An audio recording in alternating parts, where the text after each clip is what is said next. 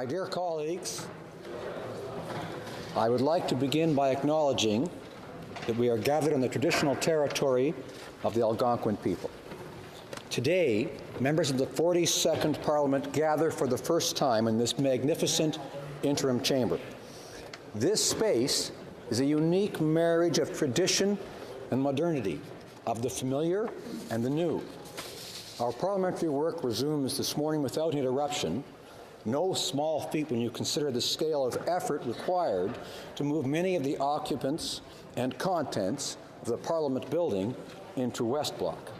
The employees of the House Administration, the Library of Parliament, the Parliamentary Protective Service, and Public Services and Procurement Canada have moved mountains, almost literally, to be ready for us today. While there will inevitably be growing pains as we settle into our new space, I know that we will soon make ourselves at home and continue the important work of representing the people of Canada. So on behalf of the exceptional team that made this restored West Block a reality, welcome to your new house. Bienvenue.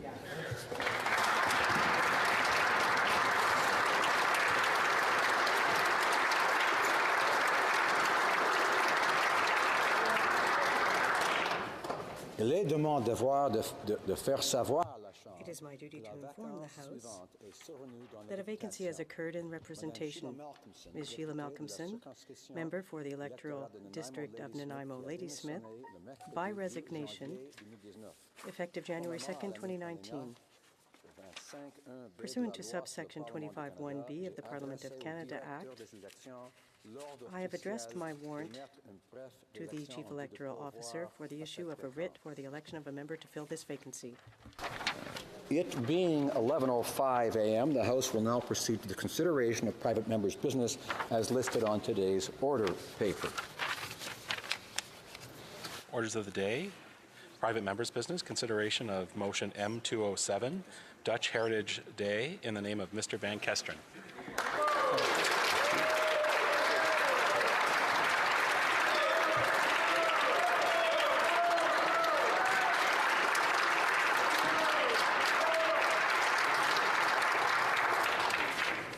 Mr. Van Kesteren, seconded by Mr. Eiking, moves that in the opinion of the House, in recognition of the sacrifices made by Canadians in the liberation of the Netherlands, as well as the contributions made to Canada by those of Dutch heritage, the government should recognize every May 5th as Dutch Heritage Day to honor this unique bond.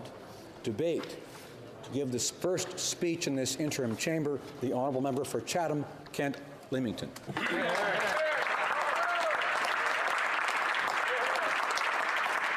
Thank you, Mr. Speaker, and I'm deeply honored to have that privilege, that rare privilege. But let me first begin my speech by saying what a privilege, what a rare privilege it has been to serve as member of the Parliament for the riding of Chatham, Kent, Leamington these past 13 years. And as I begin my final year, I would really like to thank them, as well as my family, and especially my wife, Faye, who is here this morning in the House, for the support and encouragement they have given me throughout these years.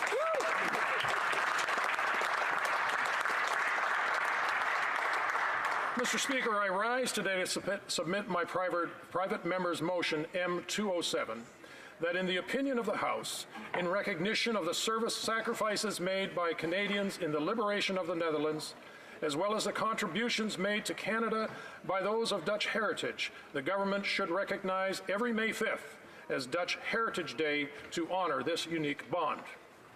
Today in Canada, Mr. Speaker, approximately 1 million people can trace their roots to the Netherlands, and they can be found right across Canada. There were three main waves of Dutch immigration that made their way to Canada from Holland. The first wave, from 1892 to 1911, saw a small group of men come across from the United States where they had first immigrated to from Holland. The lure of free land and the opportunities of the new frontier brought them to Alberta, and a few years later, approximately 100 people followed them. They joined, along with Hungarians, Icelanders, Romanians, Chinese, Ukrainians, Jews, Mennonites, Doukhobors, British, Belgians, Americans, and Poles, who were told that land was free, and if you worked hard, you would prosper. The next wave of Dutch immigrants came in the period between 1923 to 1930. Some in this group went out west, but the majority came to Ontario. It is estimated that from these two groups, approximately 25,000 Dutch immigrants entered Canada. In my riding of Chatham-Kent-Leamington, families like the Lugdegites, Brunsma, and Valinga can trace their roots to this group. The last group, or third wave, came from the Second World War, after the Second World War. This was the largest group of immigrants, numbering over 140,000 people who came between 1947 and 1960s. They settled across Canada in every province except Newfoundland. The first part of that group came mainly from the agricultural sector. Large families, like the De Brouwer family, Postmas, Hoekstras, and Vandersloos families, came to my riding and worked on farms, as well as many others who did the same thing across Ontario, the Maritime and Western provinces. The Eiking family was one of those who settled in the Maritimes, and the Frisian family is an example of those arriving out west. My wife Faye's parents were in the latter part of that group. Harm and Unsha Deacons arrived in 1952 as newlyweds and came to Orangeville, where they met their sponsor and employers, Harry and Margaret Brown. Although they were employees, they were treated like family and remained close friends throughout their lives. Like many other Dutch immigrants, Harm and Harry, as he became known, soon saw the opportunities that this country offered. He bought a farm in Acton and started work at Ontario Steelworks in Milton, Ontario, working day and night to establish himself and his young family while Anne cared for the children at home. His work ethic at the factory propelled him to the position of general foreman, but his love for farming culminated years later to establishing Harry and Anne as successful dairy farmers. Their story could be duplicated hundreds of times over, so that across Canada today, immigrants are found farming on some of the most successful farms in the country, having passed down their skills to the first, second, and even third generation of farmers. Laborers continue to arrive, working in construction and factories, as well as professionals, filling the need for thousands of occupations across Canada. And along with these immigrants, Canada also paid for the passage of nearly 2,000 Dutch war brides and their children. Dutch Catholics and Protestants of Reformed tradition all had their links to their creeds and their traditions. Today, we find a large string of Christian grade schools, high schools, and even accredited secondary schools across Canada. The rate of assimilation is almost complete with Dutch immigrants.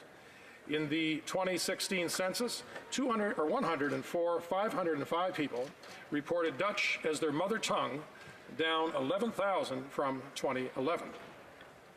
We share many things with the Dutch as a nation. We both practice the parliamentary system of government. Bilateral trade is flourishing between the two countries. The Netherlands is Canada's fifth largest trading partner. In 2016, trade in goods between the two countries was estimated at $6.5 billion, and in 2017, that climbed to $7.5 billion. Many Canadian and Dutch companies and institutions cooperate in areas such as urban planning, healthcare, agricultural, and green energy. In my riding, where you find the largest collection of greenhouses in North America, we have benefited greatly from the Dutch, who are the largest greenhouse growers in the world and leaders of greenhouse technology globally. Today in Canada, 30% of all immigrant-run greenhouses are operated by Dutch immigrants. In my riding, families like the Verbeeks, De Vries, and Gertsmas would be examples of this group. 1/4 of all immigrants run nursery operations by Dutch immigrants. My brother Charlie and his wife Colleen Van Kesteren were examples of this skilled group. The two countries enjoy visa exemptions, and as a result, Dutch citizens can travel visa-free for up to 6 months in Canada, which has become a travel destination for Dutch tourists, since 90% of Dutch citizens today can speak English. We have entered into many bilateral agreements in the past with the Dutch as well, such as the UN ban on landmines in 1996. We fought side by side together in Afghanistan. We cooperate in many foreign aid projects in third world countries. All in all, a bond of friendship that continues to grow as both countries mutually participate in a world of shared values. But our greatest bond began back in 1940 during World War II, when the Dutch royal family took refuge in Canada and lived in Ottawa during the war. The Nazis had overrun Holland, and after bombing Rotterdam to oblivion, the Dutch government surrendered, facing the threat of the same bombing of all of their cities. The future Queen Juliana gave birth to her daughter Margriet in an Ottawa hospital, where the room was designated Dutch soil, and later that day, the Dutch flag flew up on the Peace Tower, the first and last time a flag other than the Canadian flag has flown there. Then, as destiny would have it, Canadians found themselves fighting for the liberation of the Netherlands in 1944. And on May 5th, 1945, after fierce fighting, Holland was made free once again. 7,600 Canadians died in the 9-month campaign to liberate the Netherlands, a tremendous sacrifice in the cause for freedom. Battles such as the Battle of Scheldt, the liberation of Arnhem, the liberation of Randstad, where the people suffered from the horrific effect of war, and 18,000 died from starvation then, and would have been a far greater number were it not for Canadians who both collected food and provisions at home, and Canadian airmen who dropped thousands of packages in Operation Manna. In appreciation, the Dutch began to send tens of thousands of tulip bulbs every year, the Dutch national flower, followed by thousands more by the Dutch royal family. The donations became an annual tradition, resulting in the Canadian Tulip Festival here in Ottawa. Each year, Canadian veterans make a pilgrimage to the Netherlands and lay poppies at the graves of their fallen comrades. And each year, Dutch children, along with their parents, lay flowers and tend the graves of the cemeteries and memorials like Bergen op Zoom, Canadian War Cemetery, Groesbeek Memorial, Arnhem Oosterbeek Cemetery, Groesbeek Cemetery, Holton Canadian War Cemetery, Jonkervos War Cemetery, Liberation Forest, Camp Westerfork, the Man with Two Hats, Odin War Cemetery, and today, as then, Thank You Canada is heard both in the Netherlands and by the many Dutch immigrants who have made this country their home. On October 25th, Prime Minister Mark Rutte addressed the Canadian Parliament, the first Dutch Prime Minister to do so.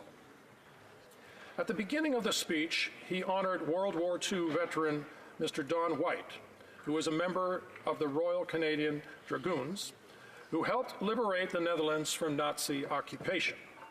The Prime Minister said, "This is what Don wrote to his parents on the 17th of May, April 1945, and I quote, 'We have liberated a number of Dutch towns, and you never saw anything like it in your life. Once the Germans have been driven out, and you enter the town, the people come out and put their royal flags and colors. They crowd around the car so badly you cannot move. Your car is just one bouquet of flowers that has been given you.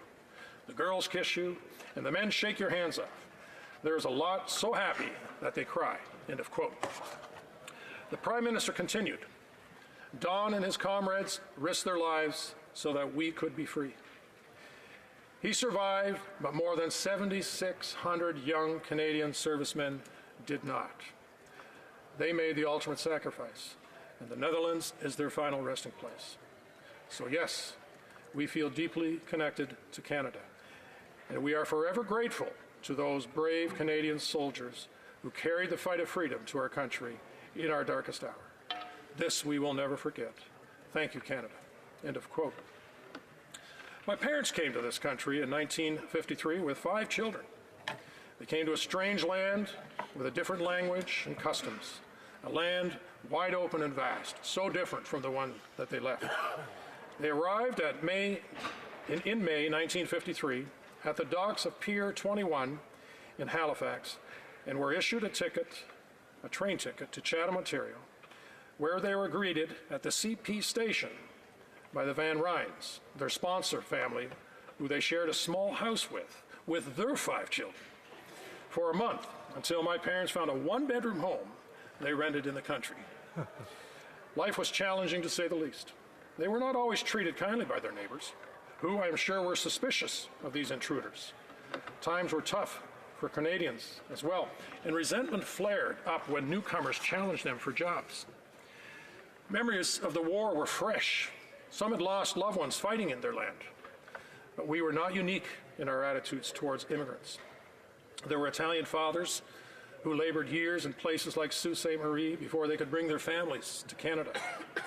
There were Polish families, Czechoslovakians, Belgians, Hungarians, Romanians, Germans, many of them refugees, and all struggling with the same customs and difficult language. This is a land of immigrants, and every group in southwestern Ontario, from the Highland Scots, the Irish, and then later the Europeans, would have to struggle and gain their place amongst the English and French, who first carved out a place in the wilderness. It is the very nature of our country. We are all immigrants, and we all owe our unique existence to this rich and diverse country. Over time and through hard work, faith, and commitment, the Dutch became Canadian. Today, the children of Dutch immigrants number amongst farmers, contractors, teachers, accountants, doctors, lawyers, business people, and yes, even members of Parliament. Each one of these considers themselves to be Canadian. Yes, of Dutch descent first, and foremost Canadian. Many times I would hear my mother proclaim, "Wat ben ik toch dankbaar dat ik in dit land mag wonen." I am so thankful that I may live in this land. I too am thankful. Thankful that my parents chose this country. Thankful that we can share in the pride of remembrance of the lives sacrificed by the men and women who fought to liberate the land of our heritage. Thankful for the bond that has grown and continues to grow between these two countries. It has been said that the Dutch are amongst those that best integrate into new societies. Of all the immigrants I grew up with, I know none that kept or bought homes in the old country. And with the exception of 1 or 2, none that returned to their former home. I remember growing up hearing, "We zijn nu in Canada." We are now in Canada. Dutch Canadians love this country and consider it their home. They came from a country that loves this country and considers it their greatest friend. On May 5th this year, and from this year on, let us celebrate this unique bond. It is my hope that in the establishment of Dutch Heritage Day, Canada recognizes the voice of a grateful nation that says, "Thank you, Canada." And in response, Canadians recognize what the Netherlands has given to us and say, "Thank you, Holland." Thank you, Mr. Speaker.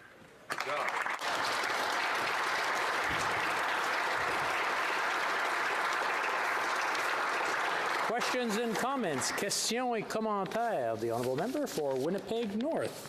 Thank you, Mr. Speaker, and I appreciate the comments from my colleague across the way.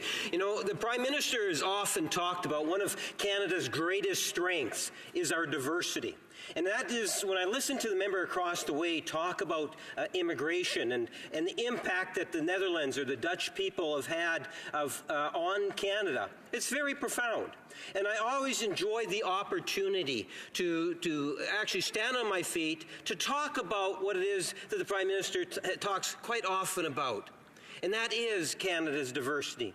And my question, I guess, is related to that, as my colleague and friend reflects in terms of his remarks.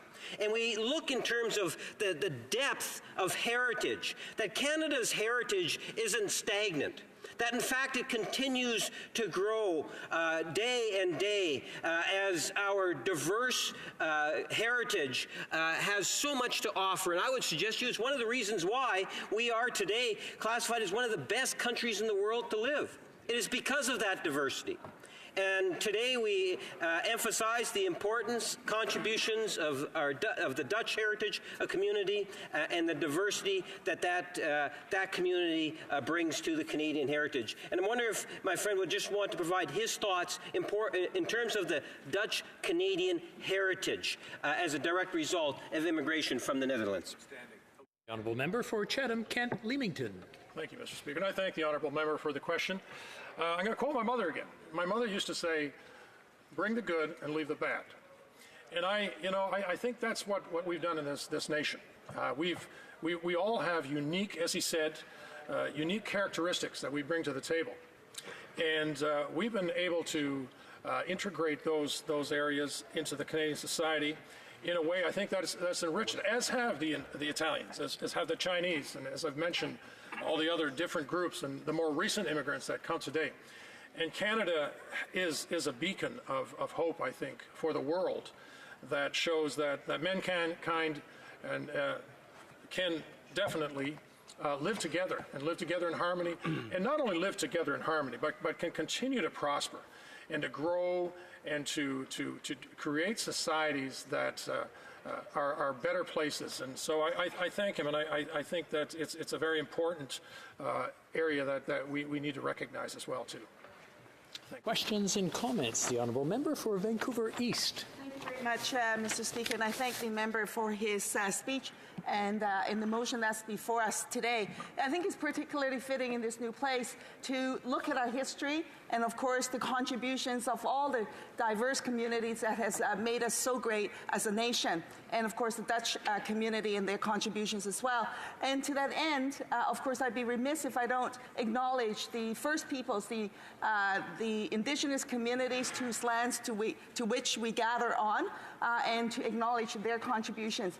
And I wonder, in that spirit, would the member support this Parliament and this government bringing in force real action towards implementing Bill C-262, which is to acknowledge the Indigenous rights and their people and under the UN Declaration?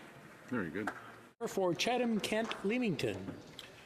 I thank the honourable member for the question, and I didn't intend at any way to not include the First Nations. I think I did say that all of us are immigrants, and of course the First Nations have a unique place here, and we're thankful for their contributions, and we're thankful for their presence too. And I believe that all of us in this House are mindful of the areas that we've filled with the First Nations groups. And I think all of us are committed as well to restoring those relationships. And I look forward to having seen what the different immigrant groups can contribute to this country, how we can contribute then also to that restoration. And I know that we will all work together to make that a reality in the future. Thank you. Resuming debate, the honourable member for Winnipeg Centre.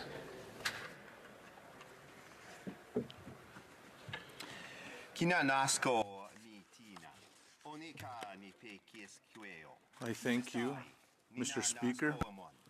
I'm very thankful to have the opportunity to speak about the tremendous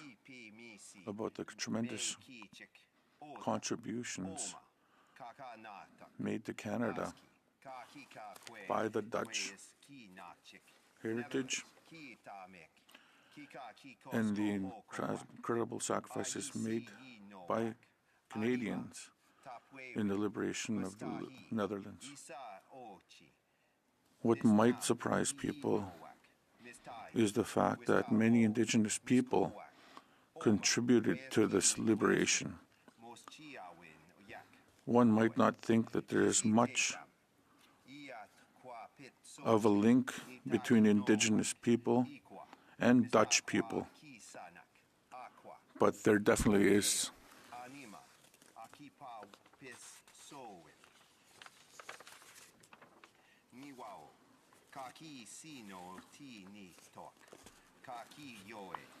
In the Second World War as a whole, there are more than 200 Indigenous soldiers lost their lives.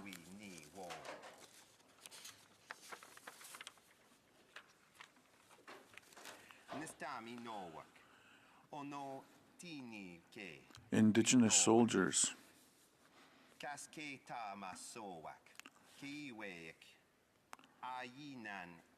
earned a minimum of 18 decorations for bravery in action.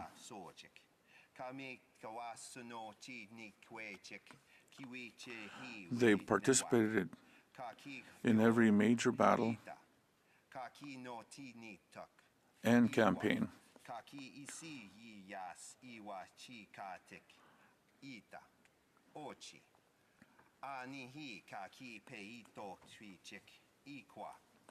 From the disastrous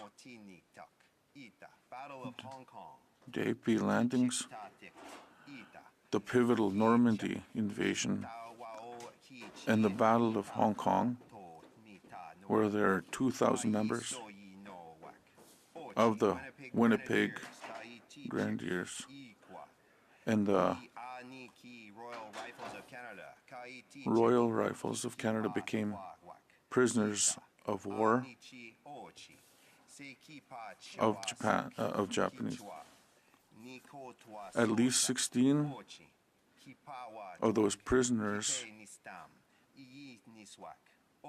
were First Nations people and Métis.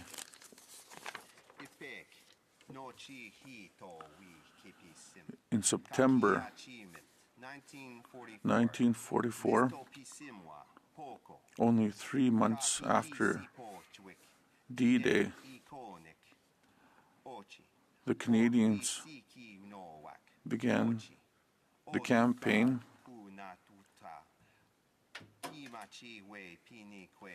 that would liberate the Netherlands from Nazi occupation.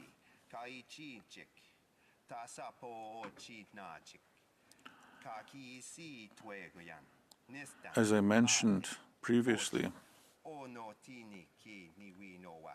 some of these brave soldiers were Indigenous and gave all for the freedom the Dutch, originally a grain farmer from Muskeg Lake Cree-Band. He began his service in Great Britain, giving advanced weaponry training to reinforcements. Served in Italy, France, Belgium, and of course the Netherlands.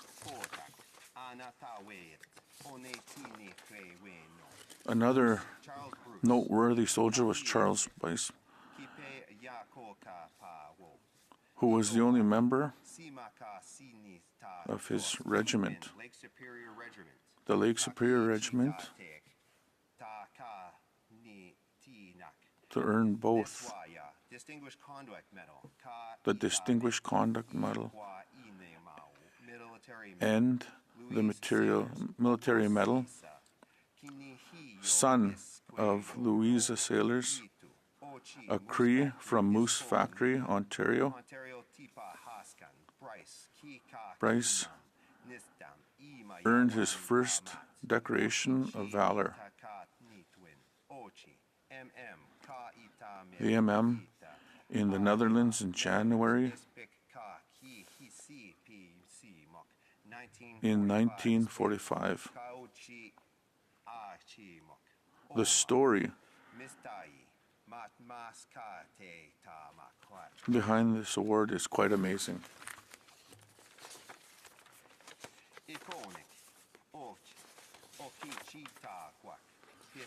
These brave men are all heroes to all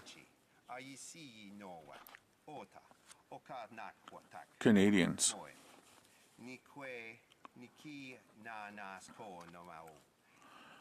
I cannot thank them enough for their hard work keeping our country safe.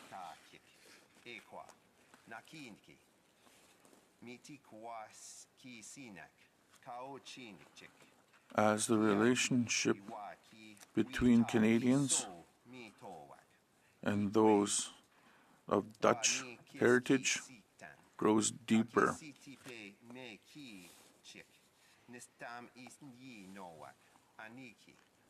Let's not forget the contributions Indigenous people made, as well as the people of the Netherlands. I am honored to speak in this House in support of recognizing every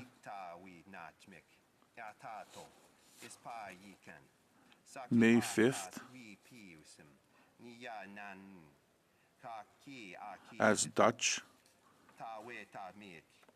Heritage Day.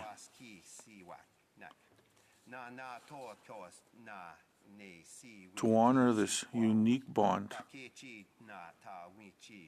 between the Dutch,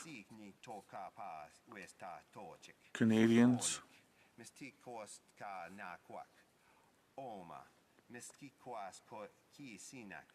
and Indigenous people. To our friends of Dutch heritage, we thank you for tremendous contributions to our country, and to our incredible soldiers who put their lives in the line for the freedom of the Dutch people and Canadians across the country.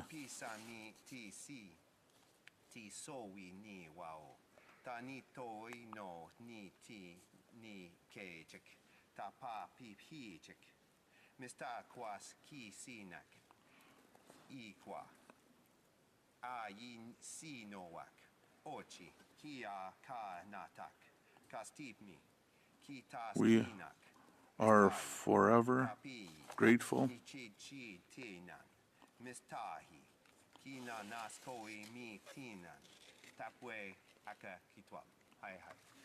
Again, I am thankful.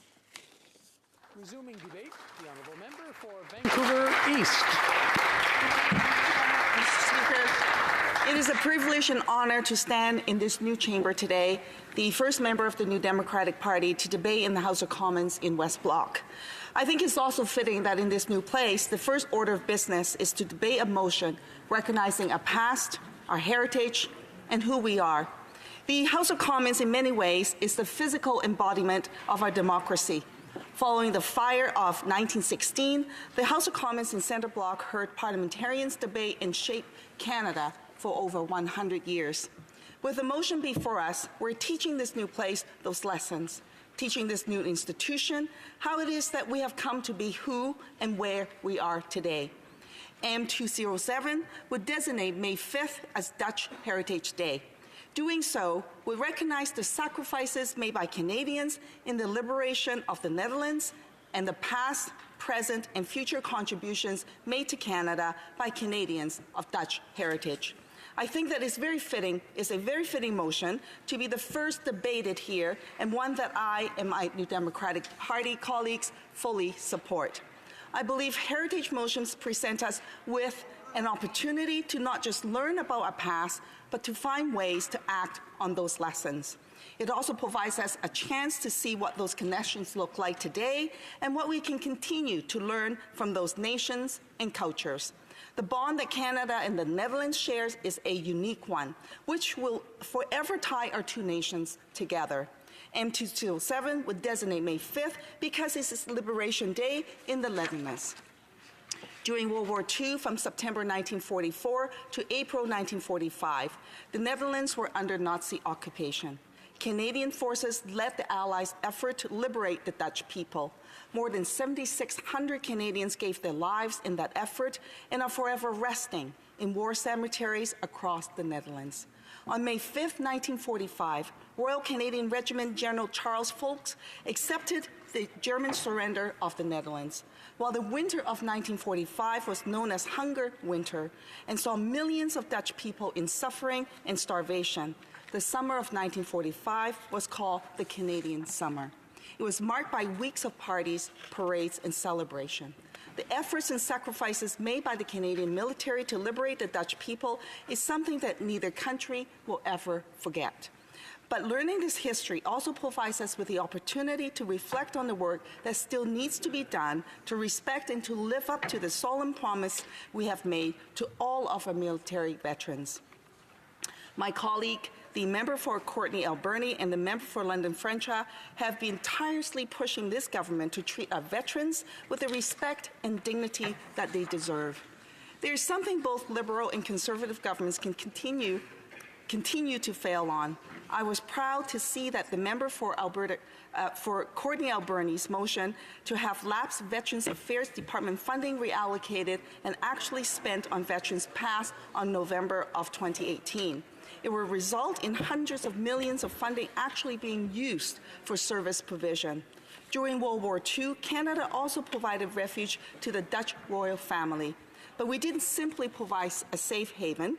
In 1943, the maternity ward of the Ottawa Civic Hospital was briefly declared to be extraterritorial by the Canadian government, allowing Crown Princess Juliana's child, Princess Marguerite, to be born only a Dutch citizen. While we could just look back on this as a diplomatic gesture to foreign royalty, I believe it shows much more and provides us with a lesson that becomes more important each passing day. Across the Western world, immigration and especially refugee resettlement has become a very divisive debate. Some people, and even in this place, seek to misinform Canadians about refugees and label them as drains on our society that will have little to offer Canada. Some even call them illegal. The Dutch royal family shows us that refugees come from all walks of life, from the poor to royalty. When your family is in immediate danger, you may have no choice but to flee and seek asylum. As we reflect on how Canada can best contribute to finding solutions to the global refugee crisis that now sees over 65 million forcibly displaced persons globally, let us all remember Canada's humanitarian legacy and the lesson the Dutch royal family can teach us. Anyone can become a refugee. Canada can and must do better, not just in providing asylum, but showing refugees the respect and dignity that they deserve by ensuring that they have access to the services needed to get on their feet to thrive here. Our cousins, as the Dutch Prime Minister considered us in his historic address to the House of Commons in the fall, continue to innovate and make contributions to the world. According to the 2016 census, over 500,000 Canadians are of Dutch ethnic origin. 2006 figures, which include full or partial ancestry, put that number as high as 1 million. Many Canadians maintain strong ties to the Netherlands. For that reason, it makes sense to look to our Dutch neighbors to see what new lessons can be learned. Despite promising that 2015 would be the last election under first past the post, our Prime Minister abandoned that promise and refused to work with MPs on electoral reform. In a bizarre excuse for his failure, the Prime Minister suggested proportional representation could give fringe views the balance of power in our democracy.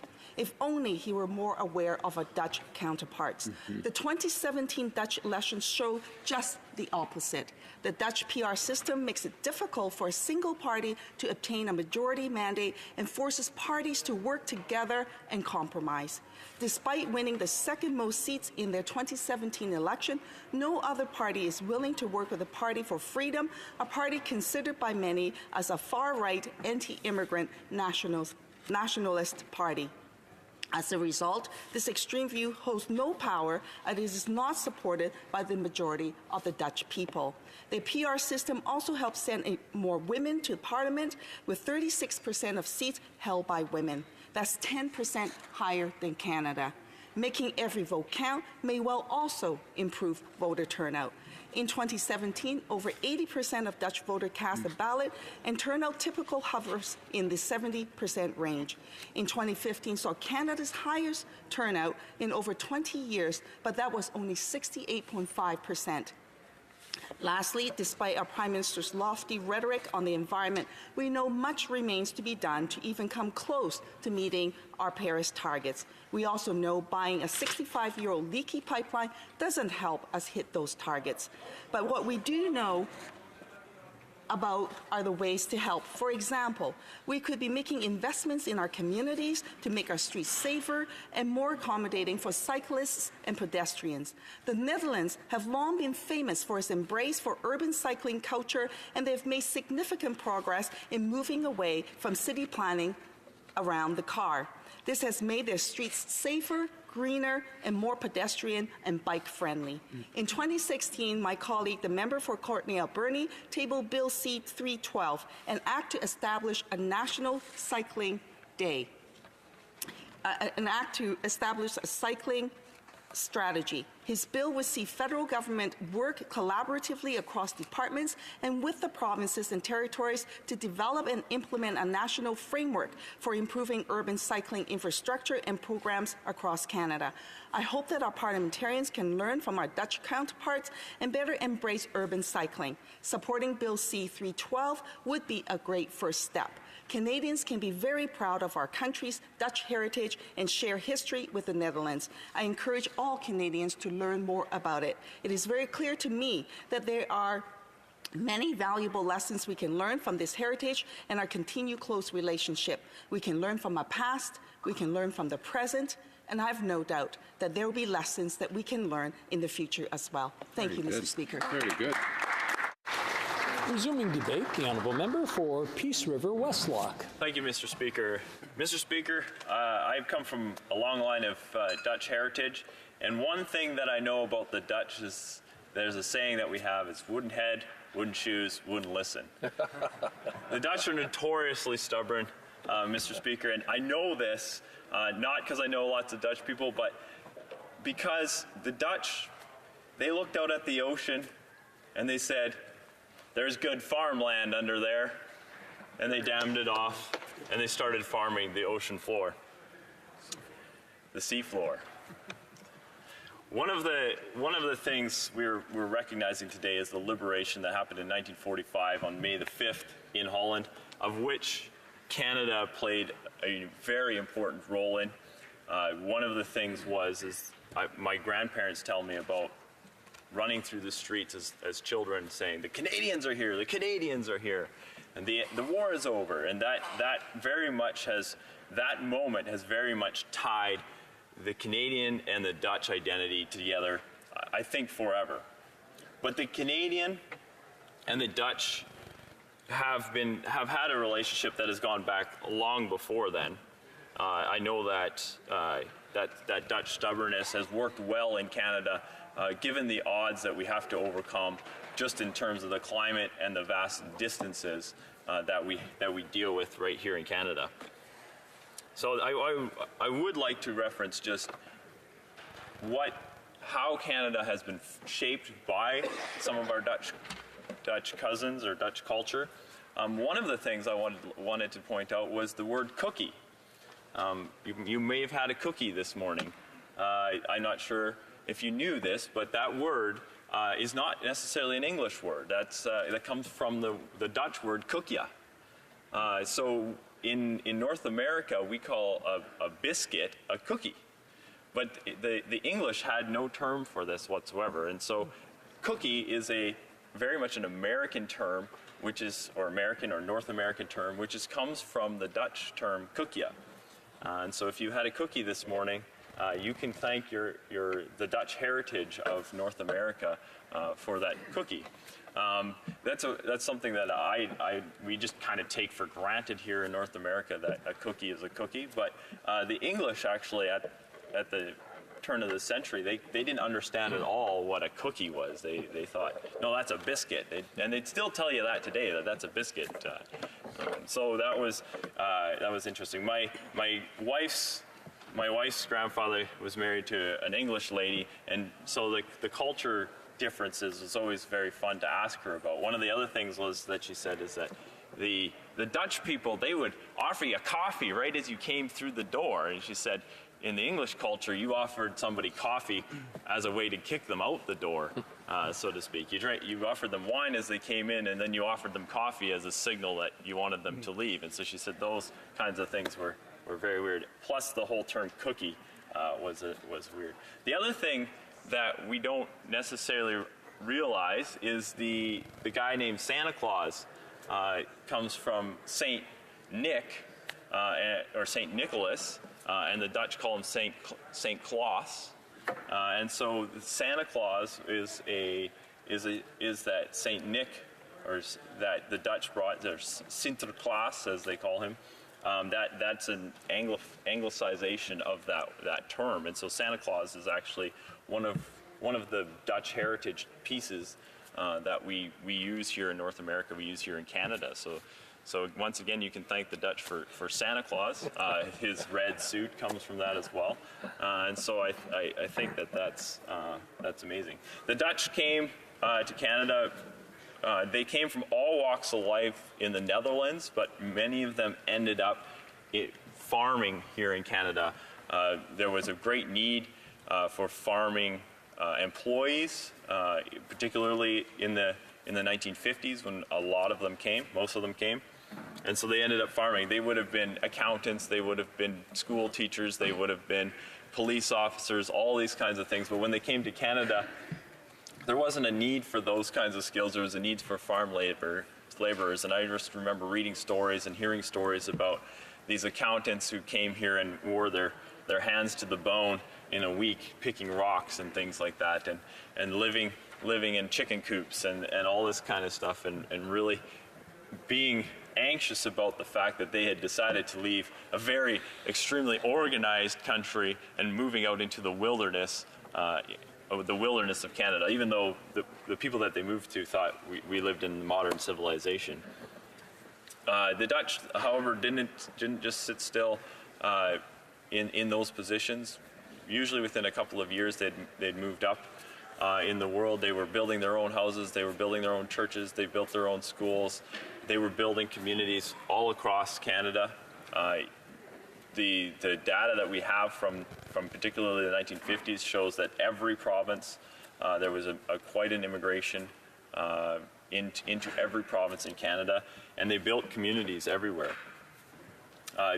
That was particularly probably the 1950s era for sure, but Dutch people were involved with the building of Canada going way back before that as well, even before the liberation that really, like, I would say, married Dutch and Canadian culture in 1945. That happened for sure. But going back, the railway, Mr. Speaker, the railway was built by Dutchmen. It was an idea of Sir John A. Macdonald, no doubt, but it had started and stopped several times, and it wasn't until a gentleman by the name of William Van Horn showed up on the scene that the Transcontinental Railway finally got completed. He started out as a 15-year-old working in the rail yards, and he ended his career as the president of CP Rail. And he was known as the president to run a locomotive. Another thing he was known for was that he never slept. He had several aides. His aides at one point in time took turns staying awake to see if he actually fell asleep, and he stayed awake for 3 days consecutively just to prove to them that he never slept. So they never ever seen him sleep. They said he played cards till 2 in the morning every day, and he was up before the crack of dawn every day as well. A man larger than life, no doubt, and a man who built the railway through this entire country. And if there is something that really binds this country together, I think it is the National Railway. It's not without its controversy, but it is something that really galvanized us as a nation. And so there was a Dutchman, a stubborn Dutchman, I'd probably say, right there in the middle of all of that. There was also a contractor, a famous contractor named Andrew Onderdonk. He was also very much involved with the BC portion of building the railway. And so these are two Dutchmen that very much were involved in the building of the railway. So, Mr. Speaker, the Dutch and Canadian culture are like dramatically intertwined, specifically around the liberation of Holland. But even right here in Canada, we've seen multiple communities across this country spring up out of Dutch heritage. And so I come from a small Dutch community up in northern Alberta called Neerlandia. Surprise, surprise, it's a Dutch community. And it's one of most of the, it was founded in 1912, long before the Second World War, but most of the people came after the Second World War for sure. They built one of the things is an interesting there, I think the Dutch people are as free market as they come. The stock exchange model was first developed in the Netherlands, and it was brought here to North America as well. But interestingly, we're not emphatic about it because the community of Neerlandia has one of the largest co-ops in the country, and all our fertilizer, our fuel, and our groceries, and all those kind of things comes through our local co-op that we've set up there. And our co-op, they say it's almost a religion there, that everybody is a member of it. So those are some of the things that the Dutch have done to contribute to building of Canada.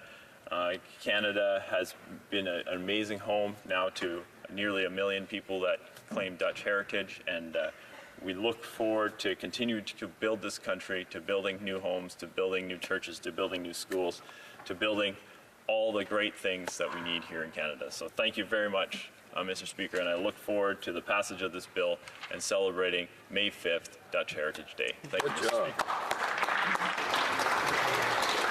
Resuming debate, the honourable member for Sydney, Victoria. Thank you, Mr. Speaker, and I rise today also in this chamber to speak about Motion 207. And I'd like to, before I go further, I'd like to commend the Speaker and the staff, and of course the contractors and people on Parliament Hill Security for doing this big endeavour to get us set up here in the time they had to do it. It was just an hour ago when we were coming in here, and they were still changing the bulbs and adjusting the microphones. And of course, it was great to be here for the opening just a couple hours ago when with the Algonquin First Nations doing the smudging and blessing the place and wishing us all well here. So yes, I'm here today to speak on a motion to establish May 5th of every year as Dutch Heritage Day. I share this heritage with my friend from Chatham, Kent, and many others I see in the chamber, and of course millions of Canadians who have Dutch roots and live across this wonderful country we have. This day will recognize the significant bond between our two countries, the Netherlands and Canada, one that was established by the sacrifices by many Canadians in the liberation of the Netherlands, as well as the contributions made in Canada by Dutch people with Dutch heritage. And being from Cape Breton, and which has one of the biggest, largest per capita enrollment in World War II, many of them are buried in Holland, and I'm very proud to represent the people of Sydney, Victoria, Cape Breton, and for them putting me here for 6 elections in almost 19 years, putting a Dutch boy to represent them is an honor, to say the least. And of course, to support my wife Pam and our children, our family, and our 6 grandchildren. They always keep wind in my sail to be up here and working for the riding. In 2013, we tried to establish the Maple Leaf and Tulip Day through Bill C-214. So I hope this motion will receive unanimous consent so that we can recognize the important relationship between our two countries. As many in this House already know, I've always been a strong backer of strengthening the bond between our two countries. My parents are both from the Netherlands. My dad was born in a town in northern Holland of Beverwijk, and my mom was down in the southern Holland in a province called Brabant. She was born in the town of Moorgestel, both from large families. And they came to Cape Breton in 1952. They immigrated, along with hundreds of others that came to our beautiful province of Nova Scotia. And I see my colleagues here today with me from Nova Scotia, and they represent many Dutch people from their riding. And so many came to Nova Scotia. They landed at Pier 21. They seen the beautiful farmland. It was hard the first few years because they had to work on a farm and get orientated. Not all of them became farmers, but a good part of them started there. And my parents started a farm of eggs and vegetables, and a small family farm in a place called Melville. There was 10 of us in the family, and my mom's not around anymore, but her legacy's still there on the farm and with the family. Our farm has over 100,000 laying hens. It has over 500 acres of crops. Of course, there's many grandchildren and great-grandchildren as we see all gathered together on Christmas Eve at the folks' house. As chair of the Canadian-Netherlands Parliamentary Friendship Group, it was a great honor to meet the Prime Minister of the Netherlands at the Ottawa airport upon his arrival last fall. The time I had spent with him, of course, and Ambassador Henk van der Swam during his visit was a great honor. It's important for us to celebrate this bond between our two countries. May 5th is significant to the Dutch community because it was on that day in 1945 that the Nazi army surrendered, and it was after a brutal, brutal winter. The Dutch people were starving, there was no food. Canadians were giving up their lives to gain inch by inch, street by street, the battle for Holland. So it was a very brutal, brutal, brutal winter, and the spring of the 5th, as many of my colleagues recognize it, was a tremendous celebration. On this day, people across the Netherlands right now, and those of Dutch heritage around the world, will pause to commemorate their country's liberation. The freedom of the Netherlands was achieved by the efforts of Canadian soldiers. Many paid the ultimate sacrifice. As was mentioned, more than 7,600 Canadians died in the campaign in the Netherlands. A tremendous sacrifice for the freedom. I had the honor of visiting many of the grave sites in the Netherlands, and I think you don't really get the grasp of it until you go row by row by row. And as my honorable colleague from Chatham recognized, so many different cemeteries. Many of those young men from rural communities, from cities, from farms, fishing wharves, from factories, they went over there and they fought. They fought for a couple of years over there. And the sad part is when you go to those grave sites, you see that they died within weeks before the end of the war. The last push to free Holland was brutal, and so many of them died in March, February, March, and April, just beforehand. But they're kept immaculately, whether they're the greenery, the flowers, and the Dutch children come and they light candles on them. So it's never forgotten, and it's never forgotten when you go over there. I was over there for the 70th anniversary of the liberation, and it was tremendous. So over 70 years later, the Dutch people continue to honor the sacrifices of these Canadian soldiers. So it was an honor not only to have the Dutch Prime Minister address this House, which was recognized, the first Dutch Prime Minister to recognize the House with both chambers, but an honor that we also had in the House that day, World War II veteran, as was mentioned, Don White, who was also here for the presence of the addresses. I had the great honor, I said before, of visiting on the anniversary of the liberation, and the whole country is moved, especially when the Canadian soldiers go through there, through the parade. I think the big ones in Apeldoorn, it's unbelievable. So, and especially when I go back to my riding and I visit the legions, and you see, in one of my in the legions, you see all the pictures of many of their colleagues that were over there in the liberation. I think one of the most visible symbols of our bond with our two countries is the tulip. In 1945, the Dutch royal family sent 100,000 tulip bulbs to Canada as a mark of gratitude for Canada providing them refuge during the occupation of their country in the Second World War. And they also, the Canadians designated a spot, I think it was in Ottawa General Hospital, so at that time a princess was born there, could be on Dutch soil, and it was a very, very, very special thing for the Canadian government to do that for the Dutch. So this tradition has continued. Each year the Dutch royal family and the Dutch government sent thousands of tulip bulbs, as we see in front and all around Ottawa, in remembrance. For this tradition of remembrance has come one of Ottawa's most celebrated tulip festivals. People from all over North America, the world, come here for that festival, and we enjoy it immensely. But we also have influences such as trade that tie the knot of friendship between Canada and the Netherlands even tighter. The Netherlands is Canada's third largest export market in Europe and 10th globally. And the Netherlands is Canada's second largest source of foreign investment after the United States. We also are very like-minded, as was previously mentioned, in our social values and our peacekeeping. So it is important for us to reflect on the tremendous contributions for Canada's Dutch communities to our society. For example, we can look at our General Romeo Dallaire. Great contribution to our society and the world. His father was Canadian, and his mom was Dutch.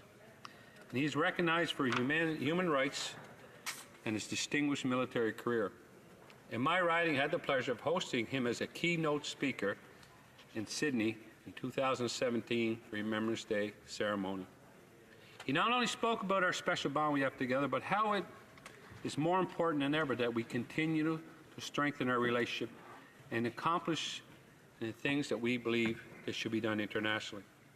Another very successful Dutch person of Dutch origin is the lady from my riding, Annette Verschuren. She grew up on a farm just like me, down the road, and she became president of Home Depot for Canada and Asia, and also was the chancellor for our university.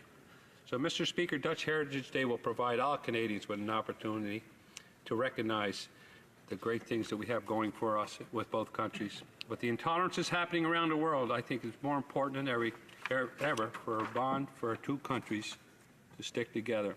And I noticed it firsthand when our Prime Minister and the Prime Minister of the Netherlands were sitting together talking about and also addressing this House in their speeches what they believed, how we can connect and help more on the world scene, help with peace, help with tolerance, and help make things better for all around the world.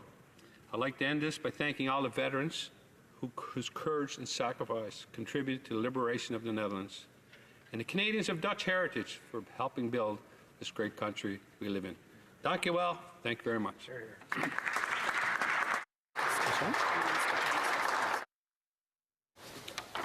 La période prévue pour l'étude des affaires émanant des députés. The time provided for the consideration of private business has now expired. Pursuant to Standing Order 93, the order is dropped to the bottom of the order of precedence. Ordre du jour, ordre amenant du gouvernement. Government orders. Government bills comments. Consideration of a motion respecting Senate amendments to Bill C-57, an act to amend the Federal Sustainable Development Act. Resuming debate, the honourable member for Sherwood Park, Fort Saskatchewan. Thank you very much, Mr. Speaker. It's a pleasure to be back in Ottawa and here in this new chamber. As a Conservative, I'm dispositionally inclined to prefer old things to new things.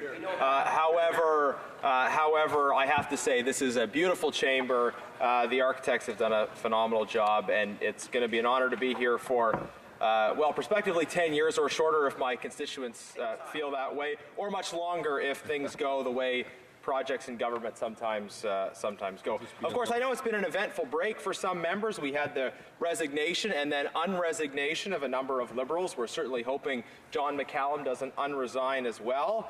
And we also hope that the Prime Minister doesn't see this important post as an opportunity to have a soft landing for yet another failing minister. In any event, there would be so many to choose from. I hope the Prime Minister didn't take any illegal vacations over the break.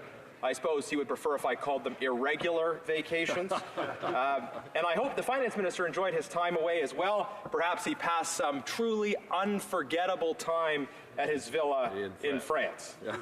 Now, I had the opportunity to meet many of my constituents over the break. Many of them are finding the government's approach hard to swallow, so I suggested they try plant-based alternatives instead. Now, if members didn't notice, 2019 is an election year, which means I'm sure we'll get a lot of great nonpartisan work done together. I know the ambulance chasers and un-Canadian Neanderthals on this side of the House sure appreciate the Prime Minister's commitment to positive politics. But none of us take the insults personally. We wish the Prime Minister very well with his upcoming transition to the private sector.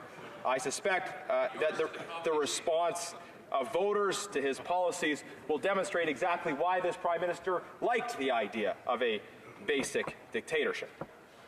Now, before I get to the substance of my remarks, Mr. Speaker, on a couple more serious notes, I had the opportunity to visit Taiwan over the break. It was a real pleasure to spend some time in Taiwan, and we've seen the increasing aggressiveness of the PRC government towards Taiwan, and I know all members should understand the importance of standing in solidarity with our democratic partners in Taiwan. Now, there are many news stories that we see from time to time here in Canada and around the world that jump out at us, probably did during the break.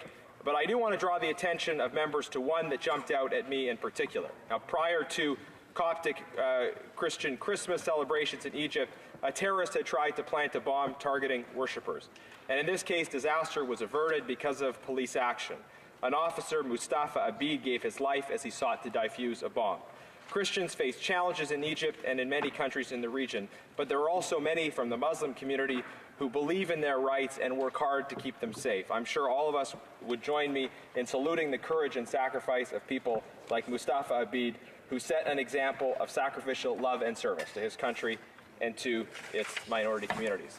And Mr. Speaker, I have the opportunity today to share a few brief remarks on Bill C-57 and proposed Senate amendments. Bill C-57 sets out a legal framework for developing and implementing a federal sustainable development strategy.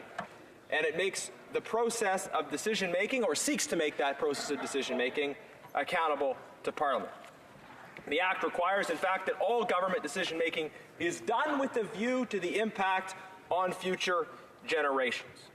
And I think, in principle, we would all agree that decisions made by government should not be made merely in terms of present considerations, but we should be thinking about the impacts down the road, not only on ourselves, but on those who come after us. It is our responsibility to try and position our country in every policy domain for success over the long term, to ensure that as much as possible the country we pass on to our children and grandchildren is even better than the one that we received from our parents and grandparents.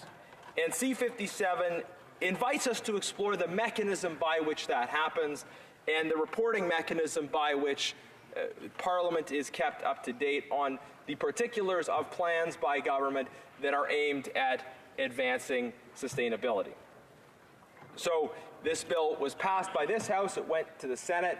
There were amendments made in the Senate, and now it is up to this House to consider the particulars of the amendments and to reply to the message from the Senate that speaks to that. The amendments consider, in particular, the strength of the mechanisms by which the government can actually enforce their commitments, allegedly what they intend to do with respect to sustainability. Now, the Senate sought, as part of their amendments, to ensure that performance-based contracts provided by the government to contractors and employees incorporate sustainability objectives. Now, this is a laudable goal and one that seems quite naturally associated with the objectives of the bill. That is the second of the amendments that we're considering as part of the message that we're considering sending back to the Senate with respect to Bill C-57. The government, unfortunately, I think, has rejected this particular proposed amendment from the Senate. They say in the message, quote, because the amendment seeks to legislate employment matters which are beyond the policy intent of the bill, whose purpose is to make decision-making related to sustainable development more transparent and accountable to Parliament. And it seems to me to be a very strange basis for rejecting the amendments, since the intent of the bill is surely to improve the quality of decision-making with respect to sustainable development. Improving transparency is part of that, but it's not the only part of that. Also, the very idea of greater accountability should involve building sustainability into the metrics used in performance-based contracts. That is the nature of the amendment from the Senate that still the government proposes to reject. The proposed rejection of this amendment raises many questions about how serious the government is in terms of its commitment to sustainability. Given the second rejection of this second amendment, we might consider how serious the government is about pursuing sustainability in general. And indeed, if we look at the actions of this government across a wide variety of different domains, we see their lack of engagement with this area of sustainability in particular. I think we have a government that's not at all interested in the substantive principles of sustainability. They might like to use it, they might see it as a buzzword that they want to go to, but it is a substantive idea that we believe in on this side of the House, and I don't think the government across the way does at all. So what is sustainability all about? What is this principle that is lacking in the approach taken by this government? Again, sustainability is about a belief that the decisions we make today should consider the impact on future generations.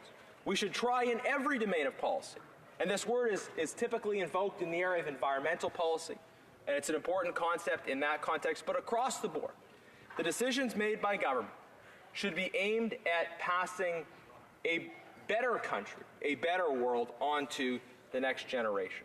That we should not be short-term in our thinking and capricious about the direction we go. Rather, we should think carefully if the steps we take today will leave our country in a better position into the future. So, what are the characteristics of this policy? Well, I've talked a little bit already about the idea of an intergenerational lens. Yes, thinking about our own children, if we have them, nephews, nieces, whatever the case may be. What is the impact of this policy on them? I think it also calls for the exercise of the virtue of prudence. That is, seeing the world, the challenges we face in the way that they are.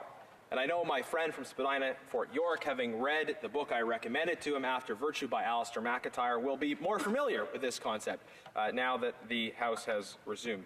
Prudence, seeing the world as it actually is, and making decisions in a judicious way, not considering simply how we might like it to be.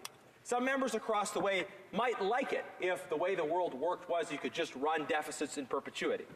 But the reality of the way the world works is that you just can't do this. As one former British Prime Minister said, it was either Thatcher or Disraeli, my friend from Calgary Shepherd will correct me, but the facts of life are conservative.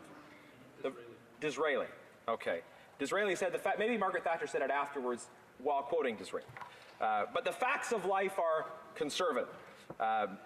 I think it was Winston Churchill who said, I thought of all these things first. I thought of all these things too, just somebody else got there before me and said it first. Now, part of a sustainable policy as well is not painting ourselves into a corner, not making decisions that limit our options and restrict our ability to move forward in a way that we would see as constructive and making a difference in the way we would like them to. Now, Mr. Speaker, if we look at the record of the government with respect to sustainability, we see them failing on every front.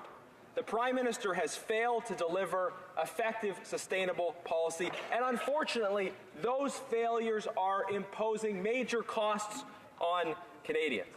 Canadians realize that they are paying for the failures of this Prime Minister. He is failing to deliver sustainable policy, and the results of his failures are going to be negative impacts for the present and the future. There are going to be future tax increases.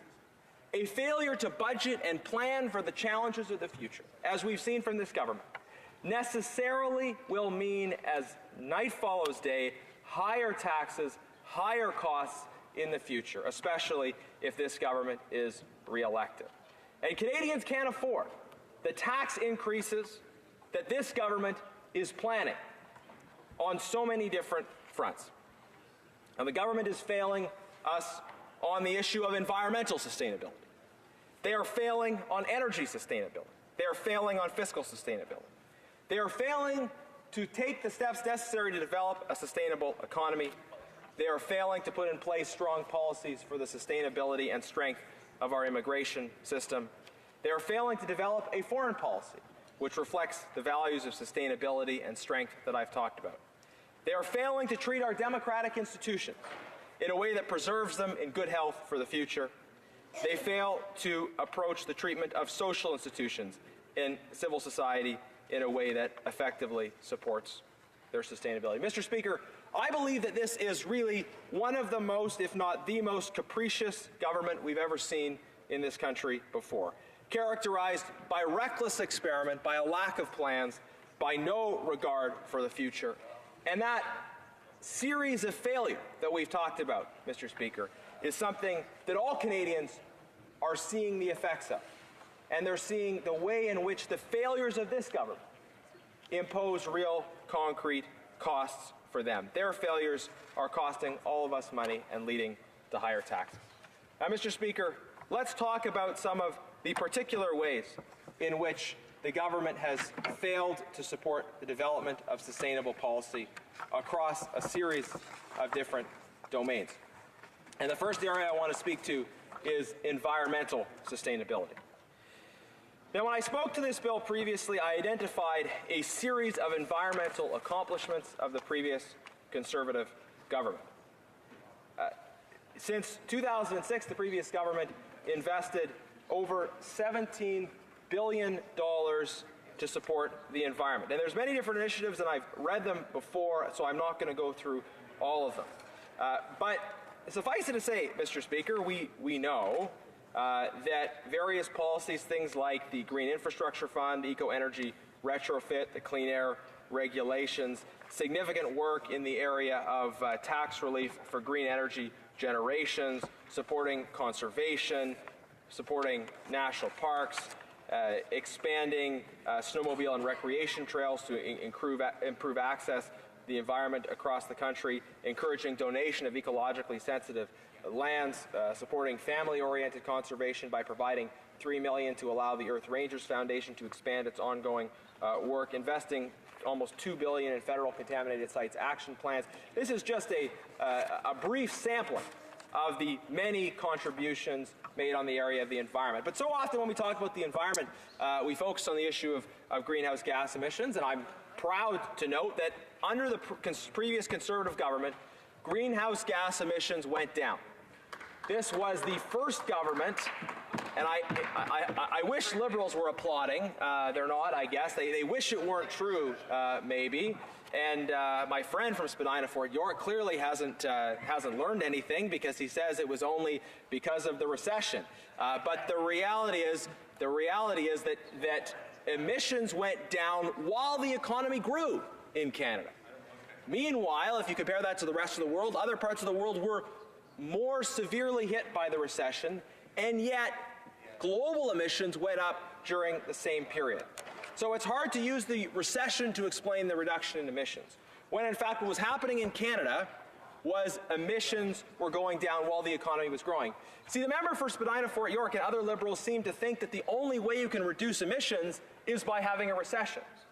And it follows that they, through their carbon tax, are trying to engineer a situation in which they think emissions will go down, and they're hurting the economy in the process.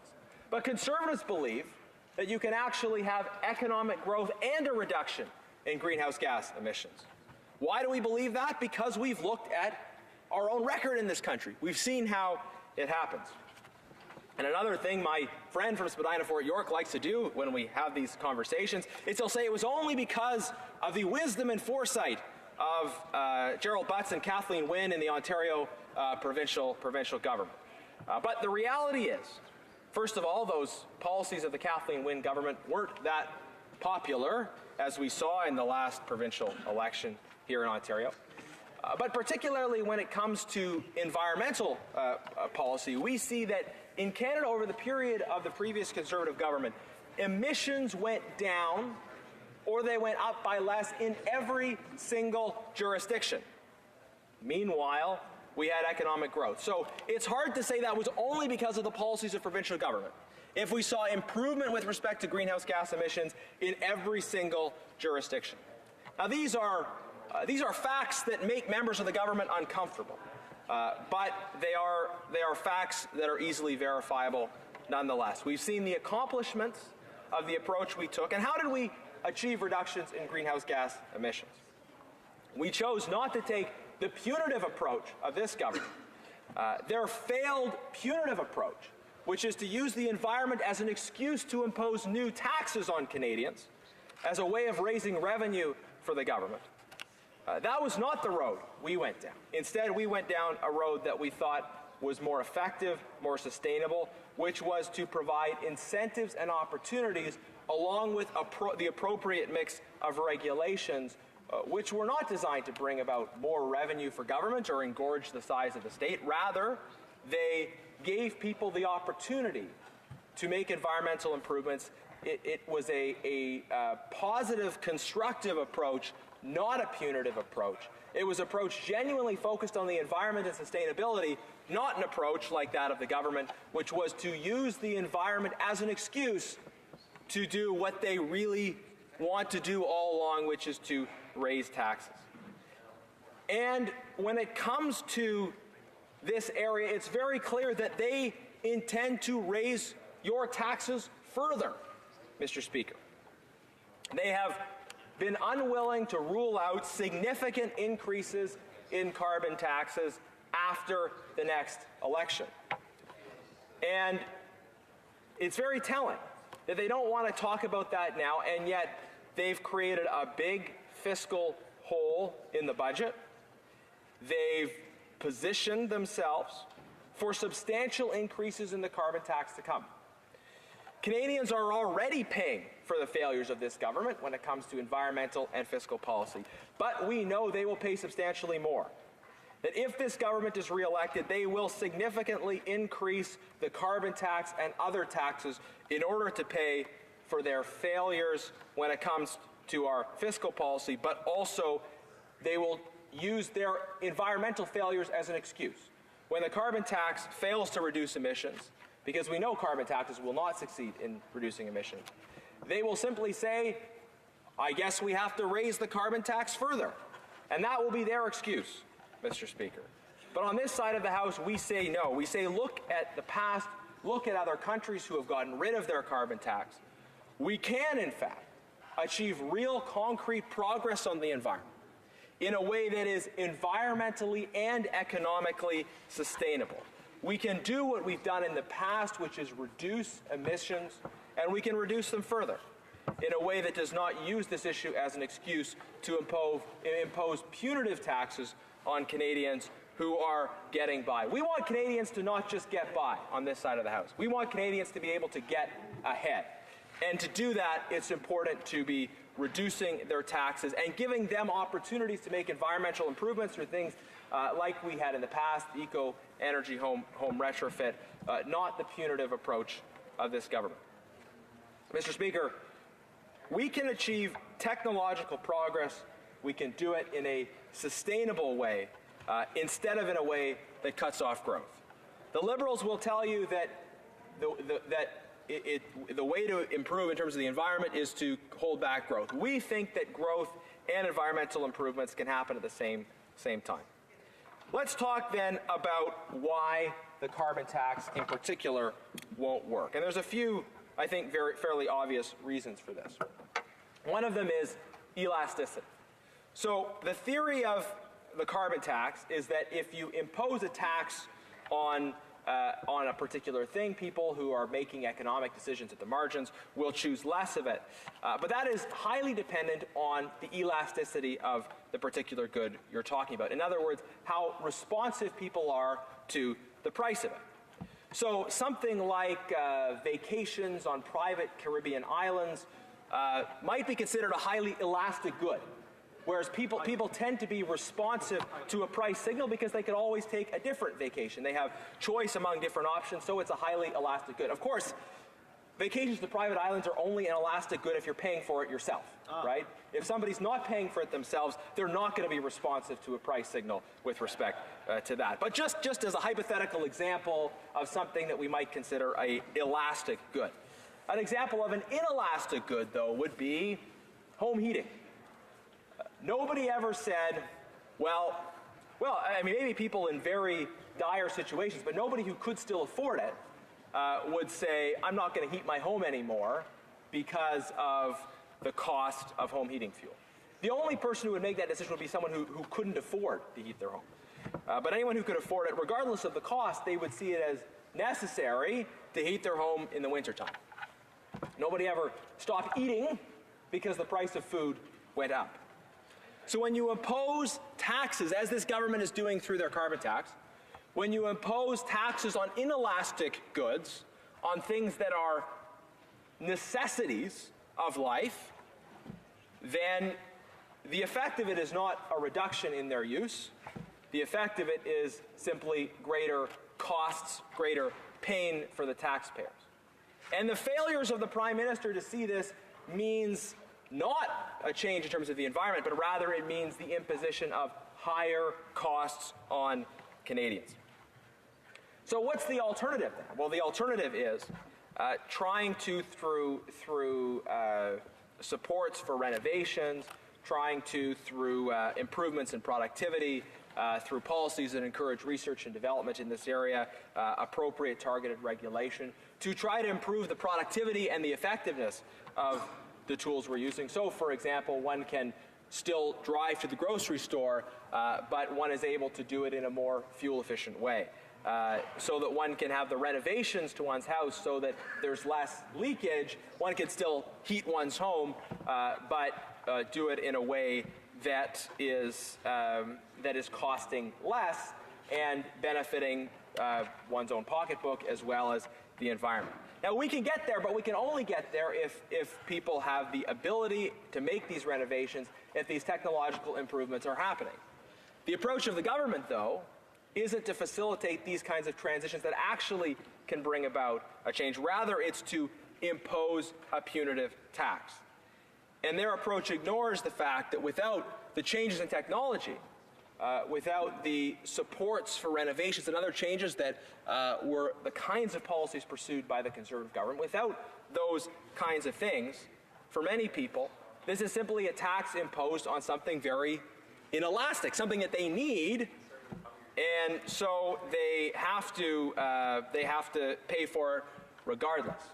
And if the member for Spadina Fort York wants to heckle, I'd encourage him to come a little closer so I can hear what he's saying and respond.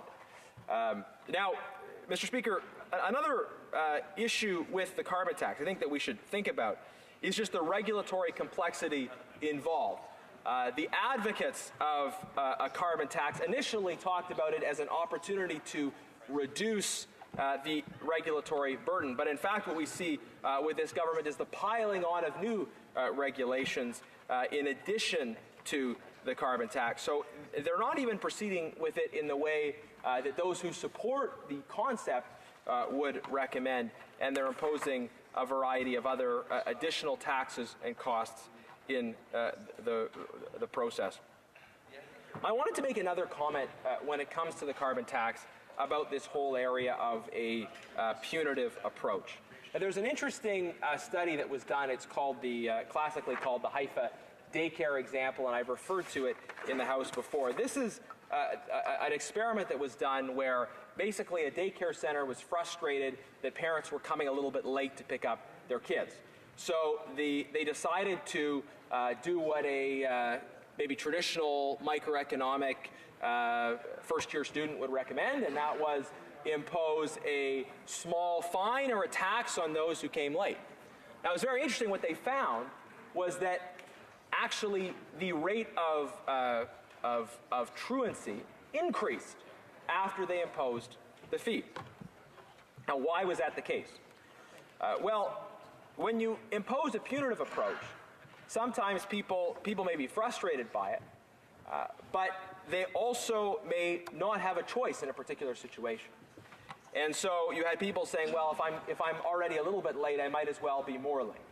And it shows the effect of failing to work collaboratively with people in response to a situation and preserve the kind of social incentives around changing behavior. When you impose a punitive tax, I think that reduces your ability to build a cooperative consent. And the government has really so little credibility on this issue that people are not responding well to it. And that's why voters in provincial elections across this country, in New Brunswick, in Ontario, and soon in Alberta, voters are rejecting the carbon tax and calling instead for a more genuinely sustainable, genuinely effective policy. What is particularly galling about this government's imposition of the carbon tax, and why I think so many everyday Canadians in my constituency are frustrated by it, is because they are not applying the carbon tax in nearly the same way or the same degree to many of Canada's largest emitters. They say that they want to have a tax on carbon. Well, they don't say that. They have other ways of saying it that don't involve the word tax. But Canadians know, I think, that this government is imposing a tax on everything that involves the use of carbon emissions, on the food you eat, driving, home heating fuel, those sorts of things. But at the same time, they're saying to Canada's largest emitters, well, we don't want to impose this tax on you because we realize that having the tax imposed on you is going to have a negative impact on your bottom line. It might hurt your ability to grow and create jobs here in Canada. Well, if they recognize that their friends, the largest emitters, the people who can afford to hire lobbyists, if they realize that the carbon tax has negative impacts on those people, how is it that they fail to realize the negative impact that the carbon tax has on everybody else? On those families in my constituency and yours, Mr. Speaker, who are just getting by, struggling to get ahead, who want to have more opportunities, who want to have more money at the end of the month left over for themselves and their kids. If they understand that the carbon tax isn't helping Canada's largest emitters, and therefore they want to give them a break, why don't they understand the same thing about those families that are trying to get ahead? Why don't they give them the same break that they've given to the largest emitters? In this caucus, we want to give all of those people a complete break. We want to make sure that those families who are struggling do have that greater amount left over at the end of the month that they're looking for, so that they can use it for whatever they want, whatever their dreams and aspirations are for their family. To put a little more in the kids' education fund, to be able to take that extra vacation, not necessarily to a private island, but maybe it's just a road trip to visit some members of the family. If Canadians did not have to pay the carbon tax, they would be so much better off. And we could achieve those environmental objectives at the same time. The government perversely understands the negative impact that the carbon tax has on some people, but they are unwilling to do what is right and necessary to help those families, Mr. Speaker, who would like to have a little bit more in their pocket at the end of the year. Now, I want to read a number of quotes that highlight the problems with the carbon tax. This is from, first of all, from Massimo Bergamini, president of the National Airlines Council of Canada. He said, "A carbon tax is probably the worst tool that you can envisage for aviation if you want to reduce emissions." Philip Cross, Monk's senior fellow with the Macdonald-Laurier Institute, said, "Our society's shift to new energy sources will be enabled by radical technological innovation, not government tinkering with the tax system. Thinking otherwise reflects a refusal to learn the lessons of how foundational change occurs in every society." This is such an important point. The change requires technological change, and it requires the capacity for businesses to innovate. But we have a government that calls our small business tax sheets that imposes punitive taxes on those who are struggling to get ahead, and at the same time gives a holiday to their largest emitters. This is not what's going to bring about a truly sustainable economy. Dennis Darby, the CEO of Canadian Manufacturers and Exporters, says Canada already has a significant problem attracting investment from both foreign and domestic sources. The carbon tax, quote, weakens our investment position. Jeff Carr, not sure if he's a relative of the minister with the same name, probably not. He's the Environment Minister in New Brunswick, says the Liberals are bullying New Brunswick over the carbon tax. We see this kind of effort to impose federal policy on provinces in so many different areas. And the federal government, make no mistake, is trying to raise revenue from this. They claim otherwise, and yet they refuse to take the GST off the carbon tax. So any provincial carbon tax that is imposed, whether willingly or not, the federal government will be collecting more on top of that. The least they could do, if they wanted to help families who are struggling to get ahead, was not to impose the GST on top of the carbon tax, but instead, for struggling families, this is a tax on tax. But we know why the government is doing this. It's because of their out-of-control deficits. We are already paying in so many different ways for the mistakes of the Prime Minister, and this will continue. I want to read a quote from Ross McKittrick, professor of economics at the University of Guelph. The federal plan involves adding even more regulations to the mix. I talked about this before, how The promise of a carbon tax allegedly was about removing regulations at the same time. They are imposing new regulations while increasing the carbon tax, with plans, we know, after the next election for further dramatic increases to the carbon tax to plug their deficit hole. The quote says, the federal plan involves adding even more regulations to the mix, then sticking a carbon tax on top. This looks nothing like what economists have recommended. In fact, the economic literature provides no evidence that this would be an efficient approach, and some evidence that it would be worse than regulations alone.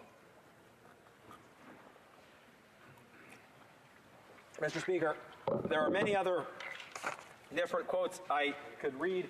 I want to read actually from this article that I found that I think is quite revealing. It is by Michael Binion, who is the president of the Quebec Oil and Gas Association and a chair. And the article is called, "I believe in global warming, and even I think carbon taxes are idiotic." It's just a quotation. Idiotic. He says, let me preface by saying that I believe the greenhouse effect is real, therefore I am for sensible policies that reduce global emissions. Sadly, carbon taxes aren't sensible if our goal is to reduce global emissions. They cost too much and do too little, so how will we go so how did we go so wrong on carbon taxes? Carbon taxation was originally based on a right-wing free market theory. The simple idea, to paraphrase Milton Friedman, is that if you tax something, you get less of it. It could elegantly allow the markets to find the most efficient way to reduce carbon without the need for government regulation. Many respectable conservative-minded people bought into this theory. Let's look at the reality in practice. Theoretically, carbon prices, he says, were supposed to reduce regulation. However, in every jurisdiction where carbon pricing has been implemented, it doesn't reduce regulation, it increases it. Carbon pricing schemes in Europe, California, and Canada are all complicated. The Canadian government just recently introduced 500 new pages of legislation and regulation. Another example, the Alberta Climate Leadership Plan has a carbon tax credit program, but acknowledges the cost of regulatory compliance is likely too high for all but the largest companies. And let me say parenthetically, Mr. Speaker, that this is an area where we see the failures of this government, which is to be sensitive to the needs of small business. And we see it with respect to the Alberta plan imposed by the NDP government there as well. That when you talk about a credit program, but the costs of compliance are too high for all but the biggest companies, then you are negatively impacting small business and creating a particular disadvantage and burden for those small businesses. And it's unsurprising when we have a government that has called small business owners tax cheats when they tried, until they got caught, to be increasing taxes on small business. And then they had to pull back to some extent from that, although we still saw many policies that had a negative impact on small business through that whole situation. The article continues, another problem is carbon leakage, which occurs when production and investment simply move to jurisdictions without a carbon tax. In this case, emissions are simply displaced, in whole or in part. Carbon leakage is worse than you think, as it can actually increase global emissions. Take the case of Canadian aluminum, which produces only 2 tons of carbon per ton, versus American aluminum at 11 tons of carbon per ton. In practice, no one should have to explain to an aluminum worker that they lost their job because, after all, we need to do our part, only to have global emissions increase 550% as a result. To generalize this example, Canada's economy is 70% reliant on trade, and 80% of our trade is with the United States, which has not imposed a carbon tax.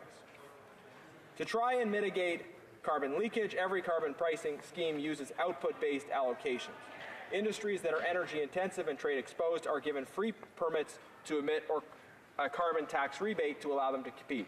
For example, we could give the aluminum industry a tax exemption for carbon taxes based on its output.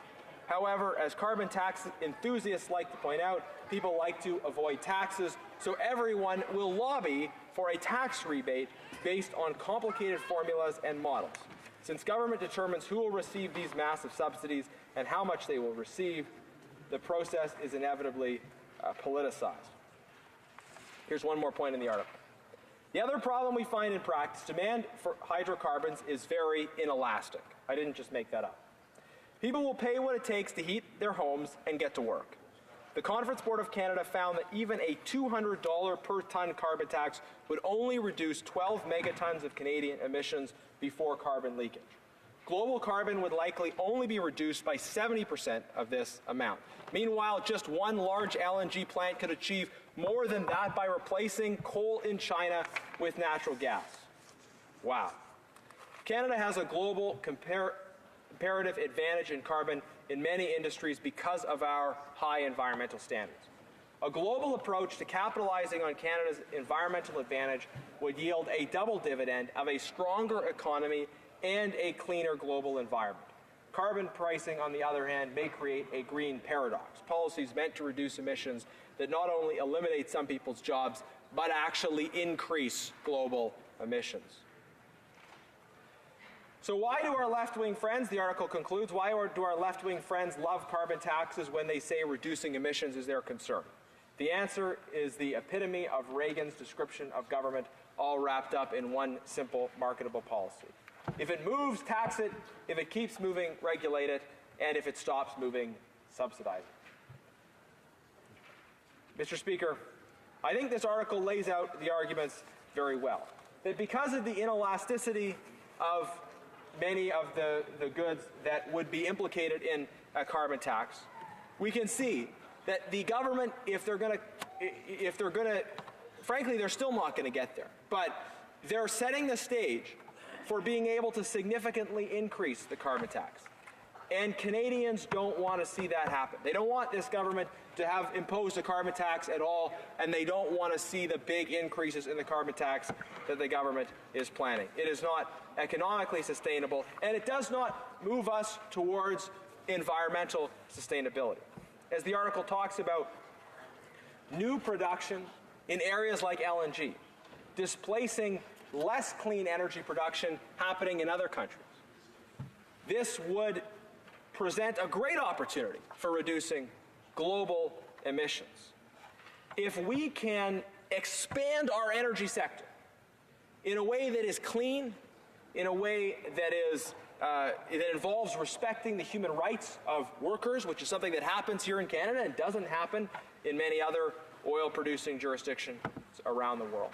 If we can do that here in Canada, then we will have done a great deal for reducing global greenhouse gas emissions. That is what a good environmental policy, a sustainable environmental policy would look like. Let's think about building things that are sustainable, building and growing for sustainability, not cutting our economy off at the knees, not taking a punitive approach, not imposing new taxes on those who can't afford it, while giving breaks to those who have high-priced lobbyists and connections. Those who, like the Prime Minister, don't have to worry about money too much. Mr. Speaker, there's more that we can do when it comes to improving our environment. Our leader just made an announcement, Mr. Speaker, about how a Conservative government, under his leadership, would work to end the practice of raw sewage being dumped into Canadian waterways. Now that seems intuitively like a pretty obvious thing, that we should be working towards not seeing raw sewage dumped into our waterways.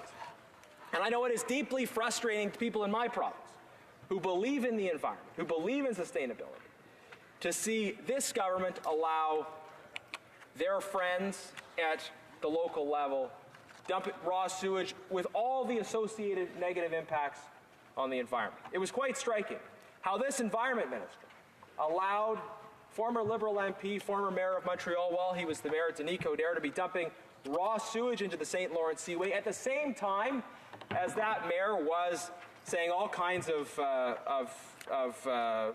terrible things about Alberta's energy sector. He was concerned that if there was a pipeline, it might involve some accidental leakage of products of our energy resources. Meanwhile, he was petitioning this government to be able to dump intentionally We're not talking about an accidental leak. We're talking about the intentional pouring of raw sewage from Montreal into the St. Lawrence Seaway.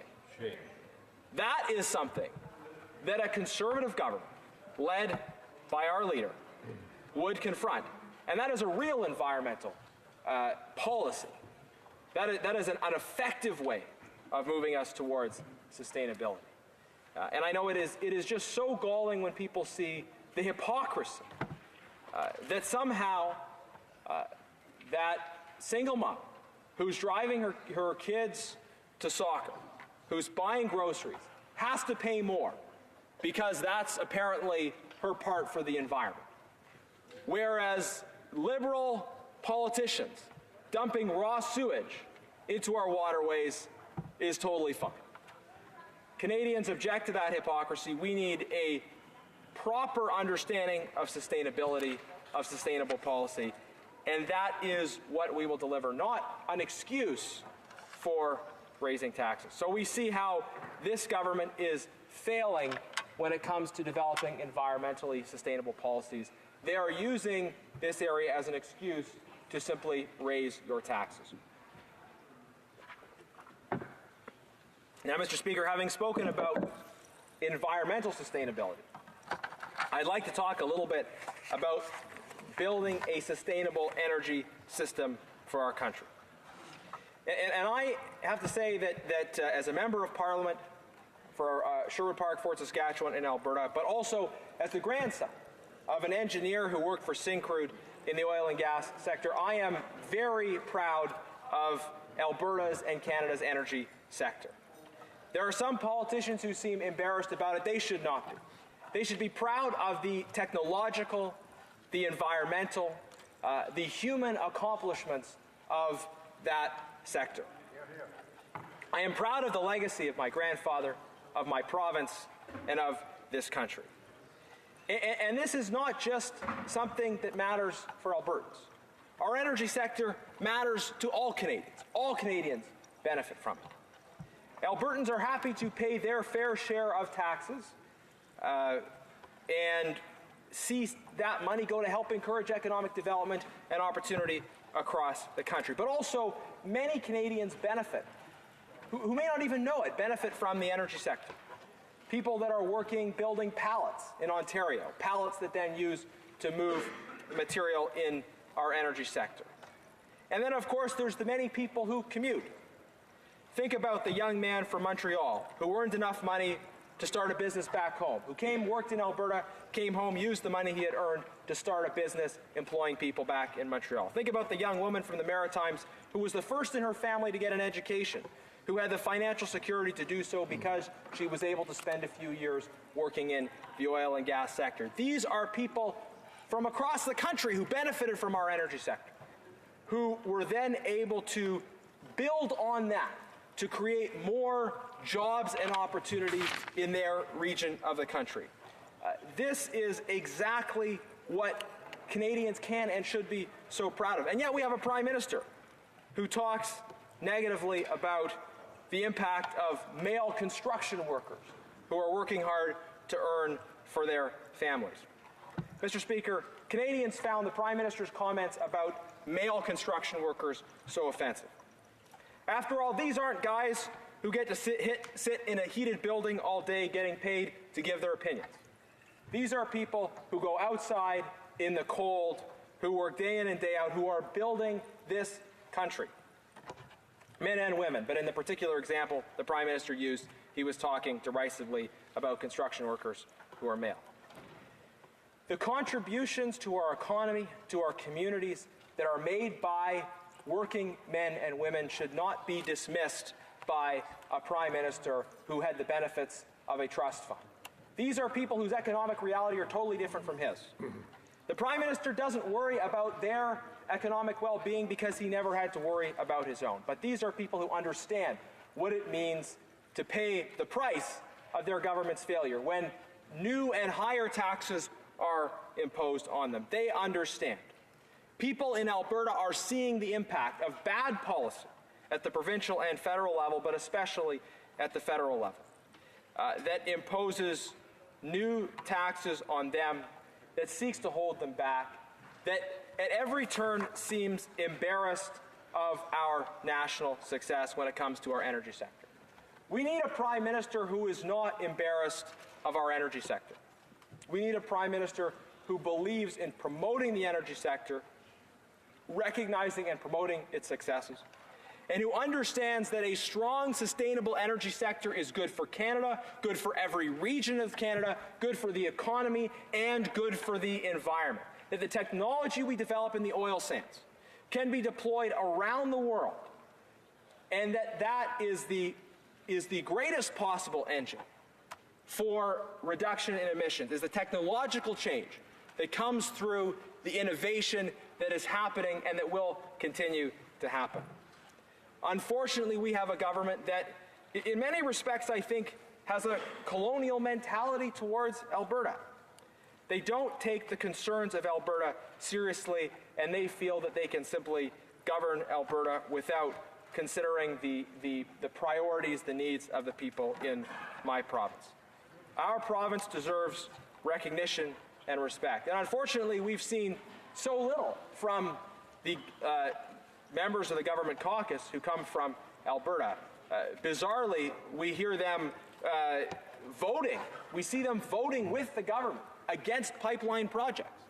There was the first opposition day that we had in this House supporting a major pipeline project, and every single member of the government caucus who was here, including members of the government caucus from Alberta, voted against that. These are people who told their constituents that they would come to Ottawa and stand up for Alberta, but they have done the exact opposite. Instead, they happily parrot the government lines with respect to our energy sector, and they are not standing up for their province. But again, it is not just Alberta that benefits from a strong energy sector. It is the opportunities that come to all regions of this country from having a strong energy sector. It is the benefits for people who come, work in Alberta, and bring the resources and the know-how and the experience back home. It is people who work in manufacturing and value-added processes that produce components for the energy sector or work in the area of value-added that happens afterwards. Now, it's interesting how the government talks about my province. They talk about saying, well, we can give a little bit of money here and a little bit of money there. And very often, these efforts at so-called financial support are paltry in terms of the sum. I can't remember exactly the budget. I think maybe it was budget 2017 that gave $30 million to Alberta, which is about as much as the executives at Bombardier were paid in bonuses at the same time they received a massive subsidy from this government. So the sums are a pretty clear demonstration of the lack of priority that the energy sector receives from this government. But the other issue, Mr. Speaker, is that what Albertans and people in the energy sector across the country are looking for is not a little bit of extra cash. What they're looking for is the opportunity to work in the energy sector again. They're looking for the kinds of policies that allow the private sector-driven energy development that we've benefited from for so long to be able to continue. Now, a lot of this discussion of how we build and strengthen our energy sector has recently come around the issue of pipelines. So let's review the record often misstated in this House when it comes to pipelines. Under the previous Conservative government, 4 pipelines were approved and built, and a 5th was approved with conditions but not yet built. The 4 pipelines built were Enbridge's Alberta Clipper, Kinder Morgan's Anchor Loop, Enbridge's Line 9 Reversal, and TransCanada's Keystone Pipeline. This is different from Keystone XL. Northern Gateway was approved, and Keystone XL was pushed hard, but rejected by the American administration through that period.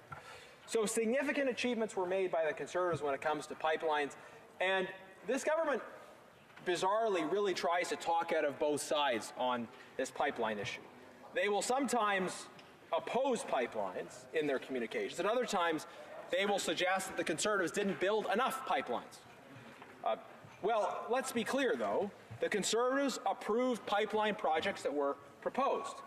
Our friends across the way would like us to stop pipeline projects that are proposed while approving pipeline projects that had not been proposed, which shows quite clearly, I think, a lack of understanding of the process. What did they do on pipelines? Well, right out of the gate, they made sure that Northern Gateway could not proceed. They killed Northern Gateway, and then they brought forward legislation, Bill C-48, that created a tanker exclusion zone, effectively saying you could not export Canada's energy resources from the Alaska border in the north to the northern tip of Vancouver Island.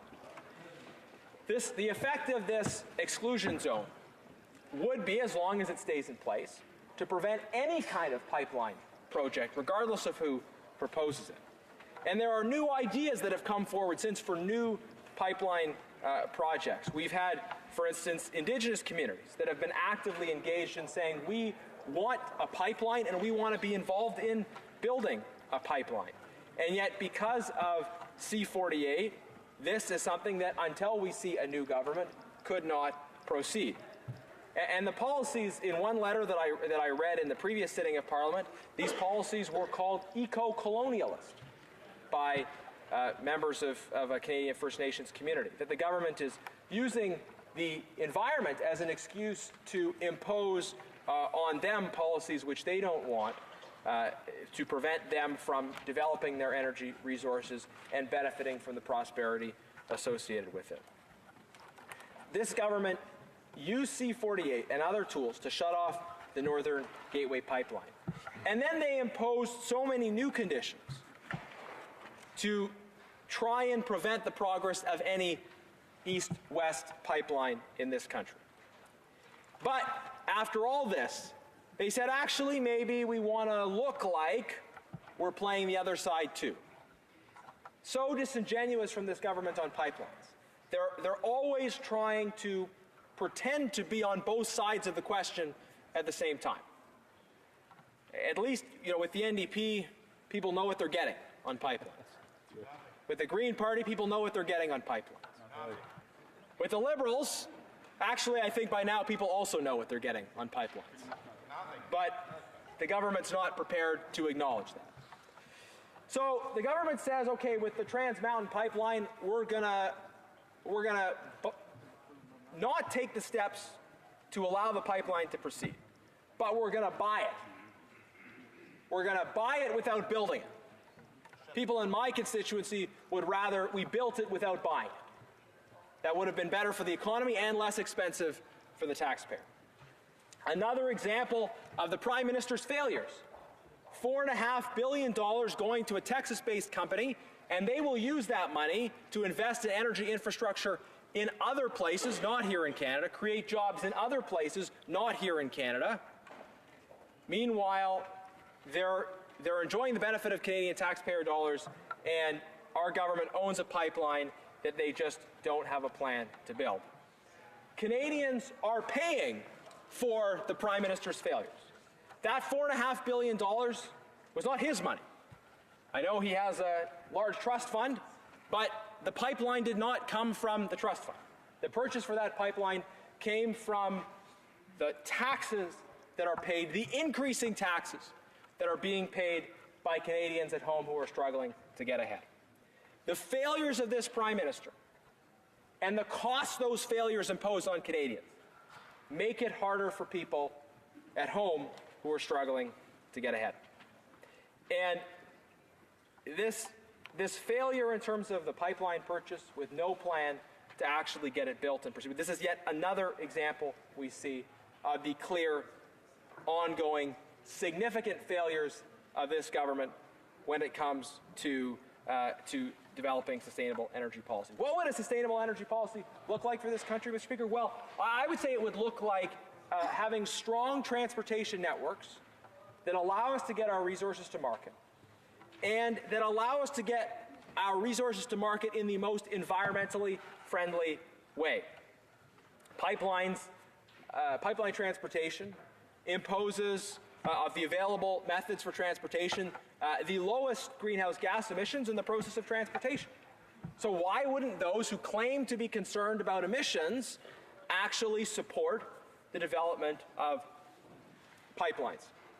But there's also an opportunity in terms of the sustainability of global security when it comes to our energy resources. It was interesting to me to read the CBC talking about the perspective of the ambassador to Canada from Japan, noting how there's a real opportunity for Canada to focus more on its relationship with Japan.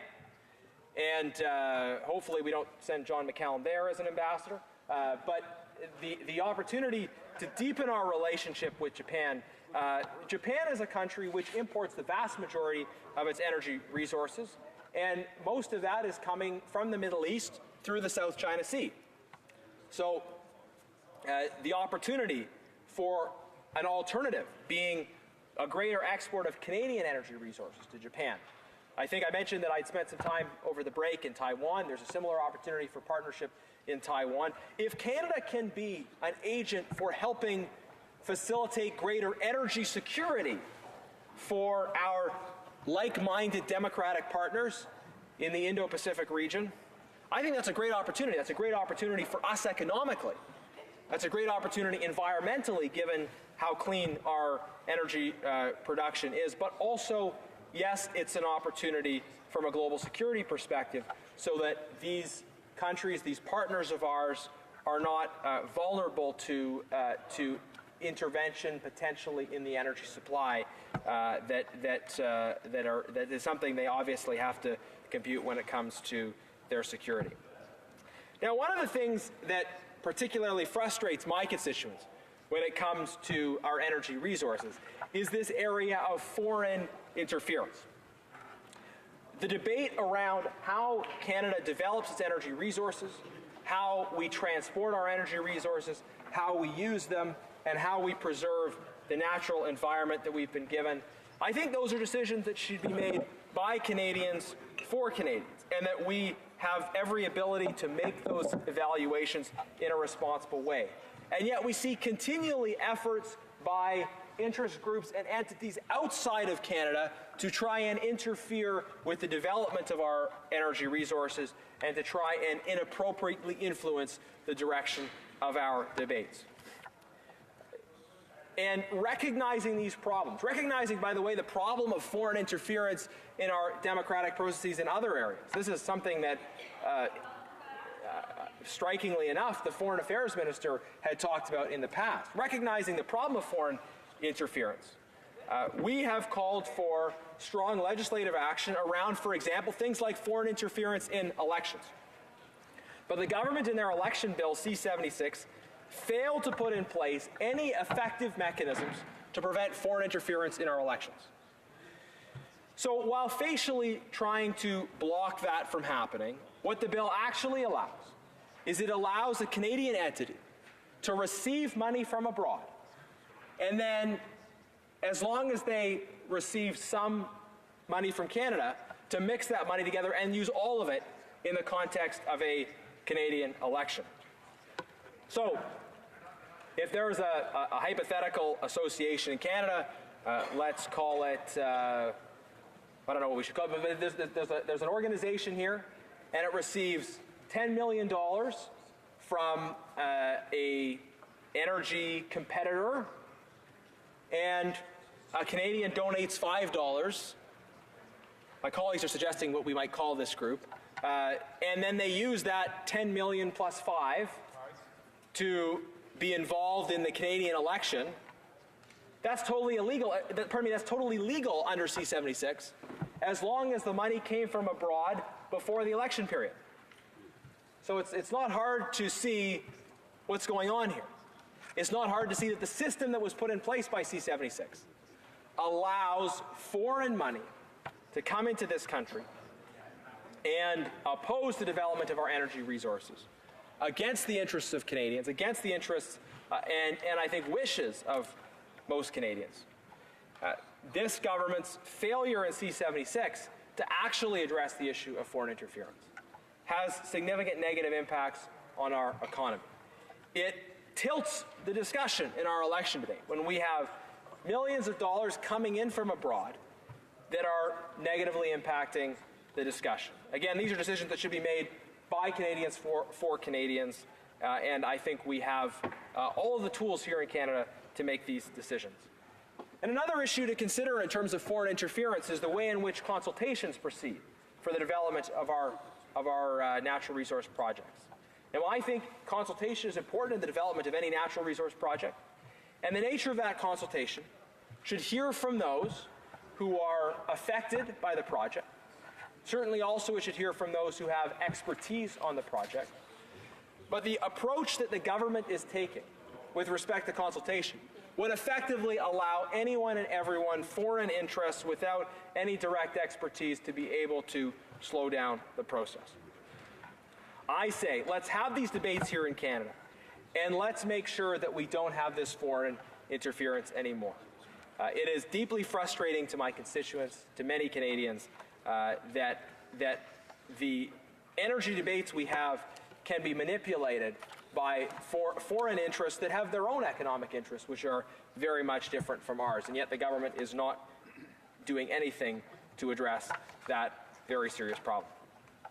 So, what does it take to build a strong, sustainable energy sector? An energy sector that allows us to pass a strong environment and economy on to the next generation? Well, I think we need to be proud of our energy sector, and we need to build on those successes, facilitate development in the energy sector while taking further steps by creating the right incentives for further improvements. And that doesn't mean imposing punitive taxes. It doesn't mean criticizing the energy sector. It doesn't mean being embarrassed by it. It means standing up for the jobs and the opportunity that are associated with that sector. And I'm proud to be part of a party that does that, that believes that Canadians can and want to get ahead. And that means having opportunities in a variety of different sectors. One of those key sectors certainly is the energy sector. Now, Mr. Speaker, the clearest way in which we see the failures of this government when it comes to sustainable policy is their failures around fiscal sustainability. This is a very clear-cut issue, that we need to have a budget plan that is sustainable in the long term, which means that we recognize that whatever we spend today, we will have to pay for, either today or tomorrow. And if we don't have to pay for it, then our children will have to pay for it. Fiscal sustainability means recognizing that reality. It means balancing the budget, or it means having a long-term plan that maybe involves deficits in some years, surpluses in other years, but in aggregate is balanced over the medium and long term. Yes, that involves the occasional deficit in cases of severe global recession, perhaps armed conflict, natural disasters, but does not, as a matter of course, believe we can just run deficits all the time. That's clearly unsustainable public policy. And the Liberals don't understand this. They are imposing significant costs on Canadians by their out-of-control deficits. Out-of-control deficits, Mr. Speaker, make no mistake, we will have to pay for these deficits. If we don't pay for them now, we'll have to pay for them later. If the Liberals receive another mandate, we know that they will increase taxes. They will increase the carbon tax. They will increase other taxes. They will increase taxes because they have to, because they have no fiscal plan, they have no capacity, no interest even in balancing the budget. We have to balance the budget. We have to ensure that we have a fiscal sustainable plan. Now, let's make a few points clear about the government with respect to fiscal sustainability. First of all, they promised during the last election that they would balance the budget this year. We're in the final year of their 4-year mandate. They very clearly promised that they would balance the budget. And they have no excuse for making one promise before and doing the opposite after the election. All of the figures were public. All of the information was there. And there hasn't been the sort of global recession that we've seen in the past. In the absence of dramatic, unforeseeable changes in the economy, and recognizing that all of the figures, all of the information was public. They should have known. They should have been able to act according to the plan they made. And if they didn't think it was good policy or realistic to balance the budget in 4 years, even though it was already balanced at the time they took office, if they didn't think it was realistic in light of their plan, then they could have said so. But no, they promised no more than $10 billion deficits for the first 3 years and a balanced budget in the fourth year. But, Mr. Speaker, they failed to deliver on that. And now Canadians realize that through higher deficits, which lead to higher taxes, people that are struggling to get ahead will have to pay for the failures of this Prime Minister when it comes to delivering on the promises he made in the last election. This was a promise made by the government they failed to deliver on. When you don't balance budgets, Mr. Speaker, what it means is that money that could have been going to social programs, to help the vulnerable, to fighting poverty, to increasing opportunity, to cutting taxes for Canadians, that money instead has to be used to pay interest on debt that was accumulated previously. The government talks about investing in Canadians, investing in programs. You can invest a lot more if you don't have to pay interest on debt. If we didn't have the debt in this country that was begun in a significant way during peacetime under the Prime Minister's father, if we didn't have that debt that has accumulated and grown dramatically under this government, then we could invest much more in a balanced budget framework. We could invest much more in my preferred tool, tax reduction, giving Canadians more of their money back so that they have more left over at the end of the month. But when you run deficits in perpetuity, when you run up massive debt and you have to pay interest on that, that in the long term means you can invest less, cut taxes less, and in fact, it means, as we've seen from this government, steady tax increases. And when you don't have a fiscal sustainable plan, and when you know that voters don't want you to increase taxes, what you see from this government is their attempts to stealthily add tax cuts everywhere. Pardon me, not tax cuts. They're not trying to do that. You see their efforts to stealthily add tax increases everywhere by removing any kind of reasonable deductions, by adding taxes onto things that previously weren't taxed before. The government had been exploring imposing taxes on the kind of benefits that employees receive. So if you're someone who works at a restaurant and you receive a lunch as part of that, you would have to pay tax on it. If you're one of the Prime Minister's favorite male construction workers and you receive some kind of a benefit, maybe a meal as part of your time on the job given to you, you would have to pay tax on that. Maybe those that get parking, that have to commute long distances for work, would suddenly have to pay tax on the parking spot. And we were able to push back against the government on that. But it is telling that in this area and so many others, they are trying to impose new taxes on Canadians. That's the product of not having fiscal sustainability. When they have no plan to balance the budget, they desperately try and increase taxes in ways that they hope people won't notice. And thankfully, we were able to call them out on that. I asked an order paper question around that time if the Prime Minister's free nanny services that he receives from the taxpayers, if he considered that to be a taxable benefit. Most Canadians don't receive 2 free nannies from their employer as a benefit of their work. I've never heard of that happening before. The Prime Minister thinks choice in childcare means getting to choose which of the 2 nannies. Mr. Speaker, the government, though, is always trying to impose new taxes on Canadians, on people who are struggling to get ahead, even while not wanting those same taxes to apply to them. We saw with the approach they took to calling small businesses tax cheats, trying to increase taxes on small businesses, that they, through that process, were protecting their own fortunes. They were not imposing new taxes on inherited trust funds, for example, but they were imposing them on small businesses. And as an opposition over the last 3 years, we've been able to catch the government in the act on a few of these attempts to raise taxes. And we've been able to work together with civil society organizations, with the public, and make sure the public are aware and working to put that pressure on the government.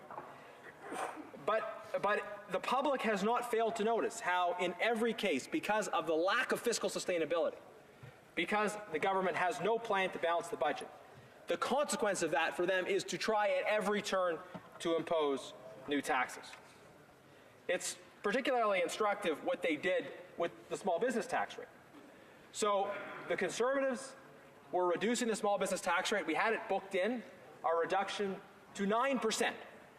And actually in the last election, all three of the major parties, Conservatives, Liberal, and NDP, agreed. They said in their platforms, yes, we'll go to that 9% small business tax rate. Well, this government reversed course. When they took power, they said, no, actually, we're not going to reduce the small business tax rate, effectively given that those plans had been booked in, increasing the tax rate on small businesses.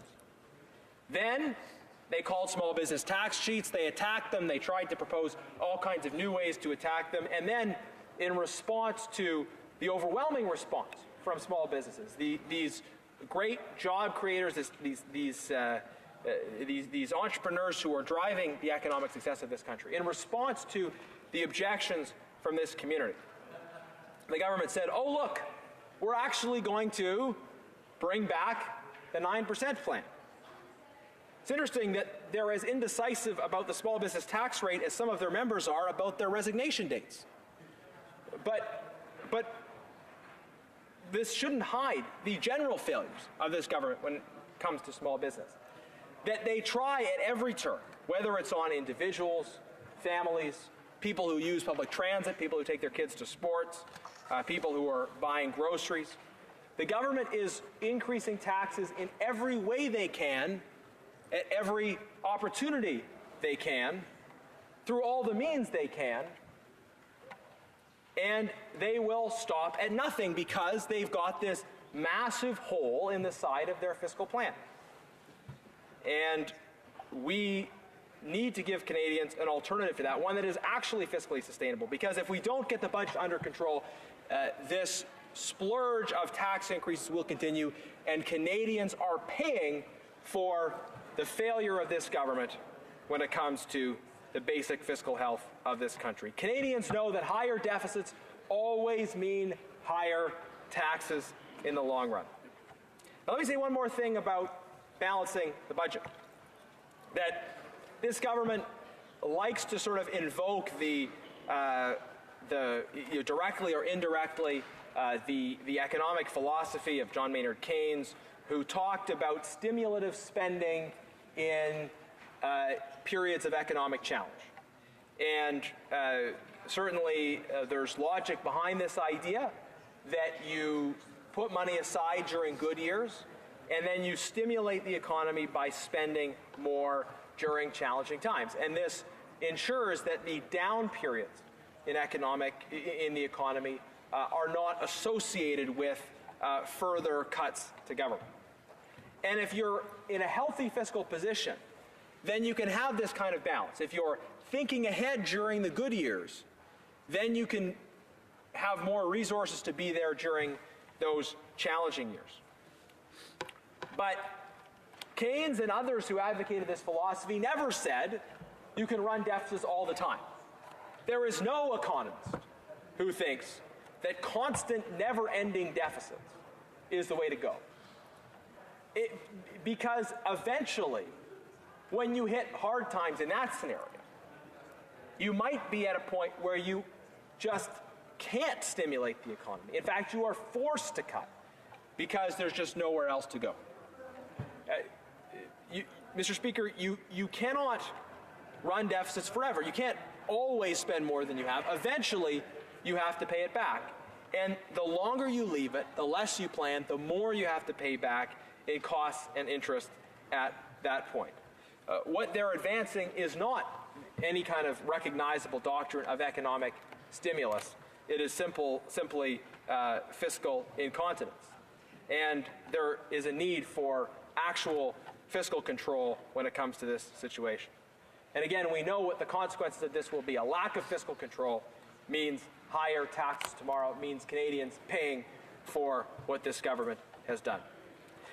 Now, so often when we have these discussions about debt and deficit, the government will tell you, well, what about our debt to GDP ratio? It's lower than other countries, and so we're fine.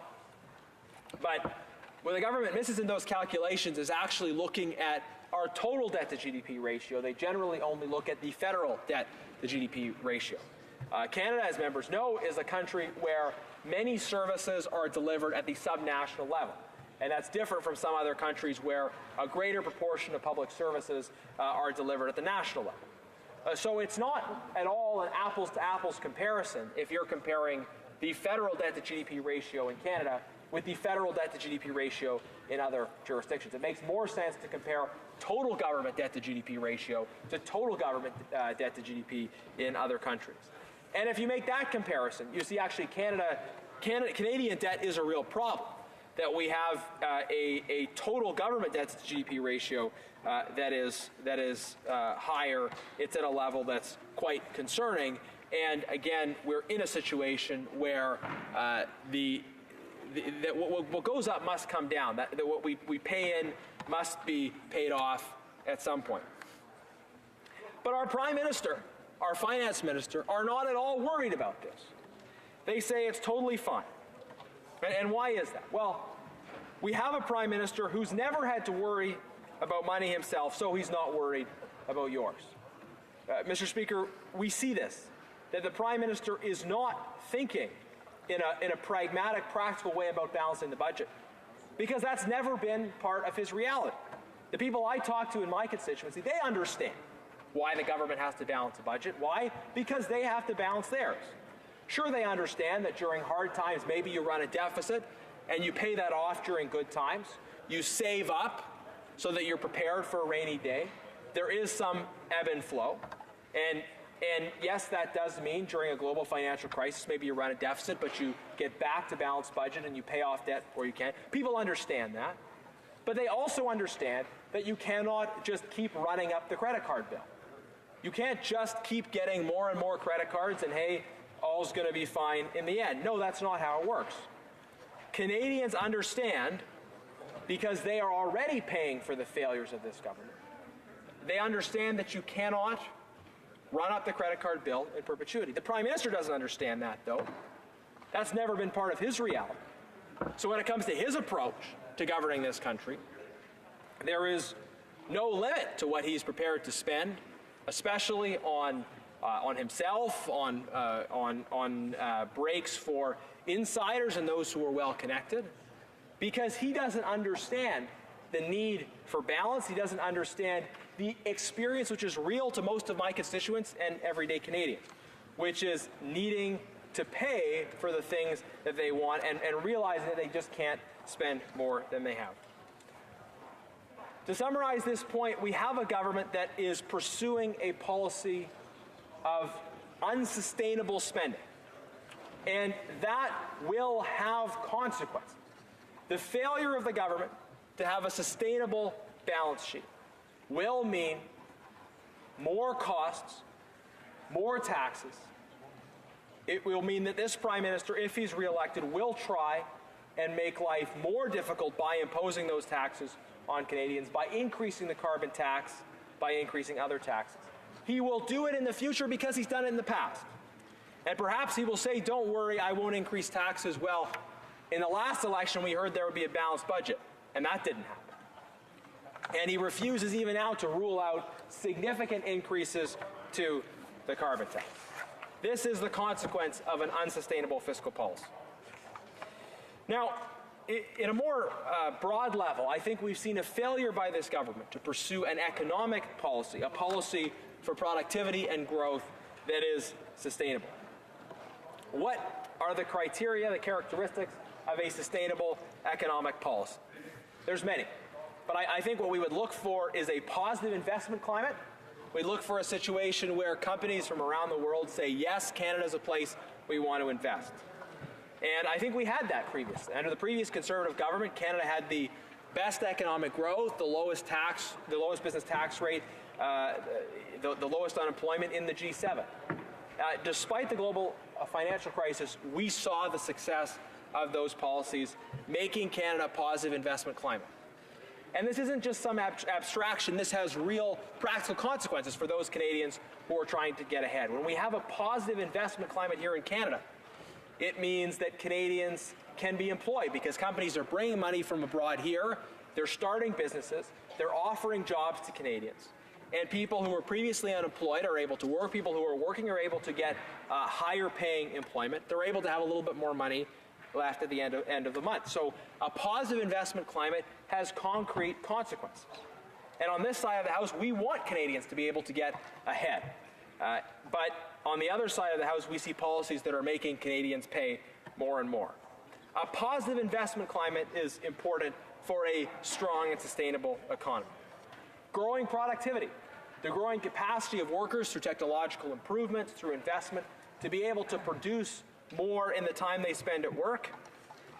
Growing productivity is key for a strong economy. And also, I believe economic sustainability also invites us to consider how well everybody's doing.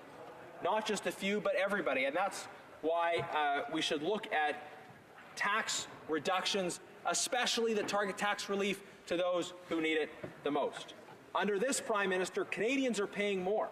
Canadians in the middle, Canadians at the bottom are paying more. They're paying more because of the carbon tax. They're paying more because of things like the elimination of the transit tax credit, the elimination of the tax credit on kids' sports, the increases in taxes we're seeing from this government, thank you, are forcing Canadians to pay more. And especially because we see this government willing to give breaks to large emitters, breaks to their friends at the top, subsidies through things like superclusters to those who are well connected. That exacerbates inequality. Our approach, targeted tax relief to those who need it the most. We lower the GST, the tax that all Canadians pay. We lowered the lowest marginal tax rate. We raised the base personal exemption. We targeted income and consumption tax reductions to those who needed those reductions the most. We worked hard to make sure that those who are working to get ahead had a little bit more in their pocket. But under this government, that can't happen because those same people have to pay more as a result of the failures of this government. So we need to take the steps we need around economic equality, around growing productivity, around creating a positive investment climate to build a strong and sustainable economy. I think a big part of that means rewards for risk takers, means facilitating strong small businesses. The government's approach when it comes to supporting businesses is to give corporate welfare to well-connected insiders and friends of the government. Our approach was to try and create an environment where anyone, regardless of their connections, could start and grow a business, recognizing the power of small business as the engine of growth in this country. And last summer, we had a very unfortunate situation. I think the tone and the policy from this government put a real chill on those looking to start investing in this country. During the most focused attack on small business from this government, I talked to business owners in my riding who were so frustrated, people who had given their lives to working in the small business sector, who said, I am not encouraging my kids to go down this same road, or I have a hard time encouraging my kids to go down this same road. I've loved what I've done, but the piling on of new taxes, of regulations, of all sorts of different tips and tricks from this government that make it harder for me to build and create jobs. The consequence of that is that I'm not sure if I would recommend this to one of my children or to somebody else who came and asked me. That is the effect of the approach of this government. And when small businesses are not as able to make investments and grow the economy, when they're called tax cheats by this government, then they choose not to make those investments, or perhaps they choose to make those investments elsewhere. And that hurts the productivity of our economy. That reduces the jobs and our opportunity that are available. when we're looking for the tools that allow Canadians who are struggling to be able to get ahead, that requires more entrepreneurs creating jobs, more opportunities for employment, more competition among employers for workers. You know, when the Alberta economy was booming, there was real competition among employers who were paying workers more and more as a result of just how energetic the economy was. And that obviously created some challenges for employers, but it created a lot of opportunities for people across the country who wanted to come and work in Alberta. But when the government is continually making life more difficult for small business, that hurts their ability to get ahead. That hurts the ability of their workers to get ahead. We recognize that the government itself doesn't create jobs, but it creates the climate in which job creation can happen or in which job creation can't happen. And right now we have a government, through its failures, that is creating a climate in which it is that much harder for small business. That has real consequences for Canadians in terms of what they have to pay. But the government's approach, they say they're supporting business, they're doing it through corporate welfare. They have super clusters, they have special deals, they have government subsidies. They even gave government money to a company who said they didn't really need it. We don't really need this money from government, but yeah, sure, it'd be a great boost of confidence. I mean, I'd love to have it. I'm sure a lot of Canadians at home were thinking, I'd love to have a little bit of extra money too. And that's money that could have gone to tax reductions for Canadians, not to just boosting the pockets of some of these well-connected companies. And in fact, the top job creators in this country, the largest companies, are not big recipients of corporate welfare for the most part. But this government is not understanding that. You know, I say this, Mr. Speaker, instead of giving corporate welfare checks to companies taking jobs and opportunity out of Canada, let's build an investment climate where people want to invest in Canada. Because we've seen this as well under this government, right? We've seen this government give big corporate welfare checks to companies, and then we see those companies moving jobs outside of this country. So if instead of giving money to companies who are moving jobs out of the country, let's create a climate in which taxes are low, regulation is streamlined, where companies want to make investments in Canada. That has positive consequences for Canadians getting ahead, unlike the failures of this government, which are imposing greater costs on those Canadians who are trying to get ahead. We believe on this side of the House that a sustainable economy is one with strong fundamentals.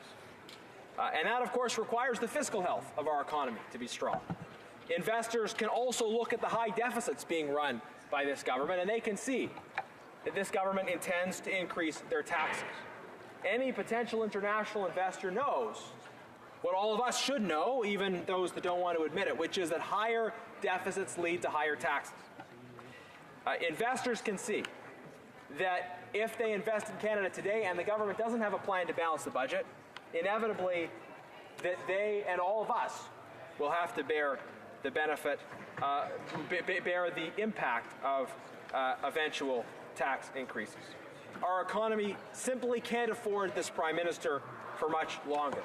Our economy cannot afford to pay for the mistakes being made by this Prime Minister.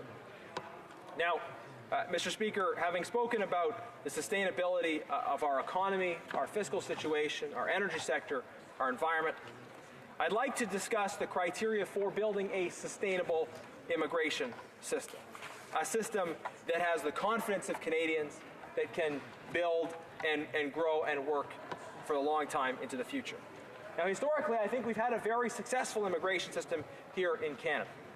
We've had a system that was orderly, compassionate, and emphasized legal immigration. I'm very proud to be part of a party that, while in government, had the highest sustained immigration levels in Canada's history up to that point. I'm also proud to be part of a family which has benefited from Canada's immigration system. My wife's parents came to Canada from Pakistan. My grandmother was a Holocaust survivor, a refugee who ended up in Canada by way of South America. So I think many of us have in our families benefited from the opportunities that come through Canada's immigration system, whether that be the humanitarian aspect, refugees, or the economic opportunities that are available to those who simply came here seeking a better life economically. We benefit from a pro-immigration consensus in this country, and Canadians want us to get it right. They want us to get the details right, so the immigration system works, so that it's sustainable, so that everybody can benefit, so that it works for those who are coming, and it works for those who are already here. We see how liberals are frankly desperate to divide people on this issue, but the fact is that honest debate and discussion about how we get it right, how we ensure our immigration system is sustainable, by being orderly, compassionate, and legal. The discussion about getting it right is particularly important.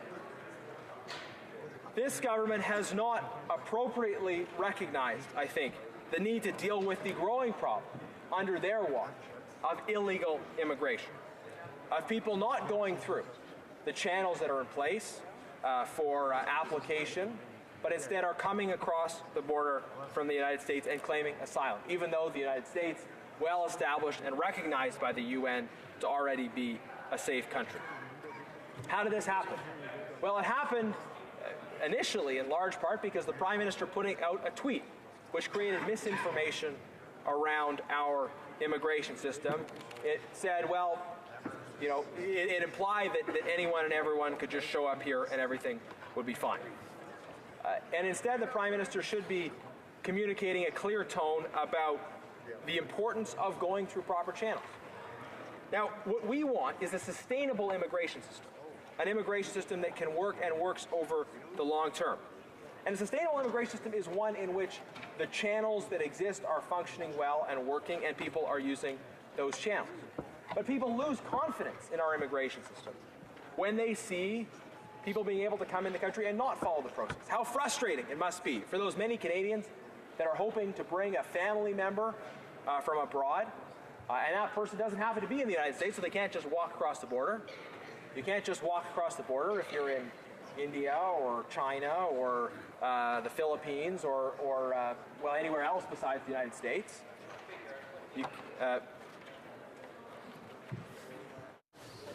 Parliamentary Secretary to the Government House Leader has a point of order.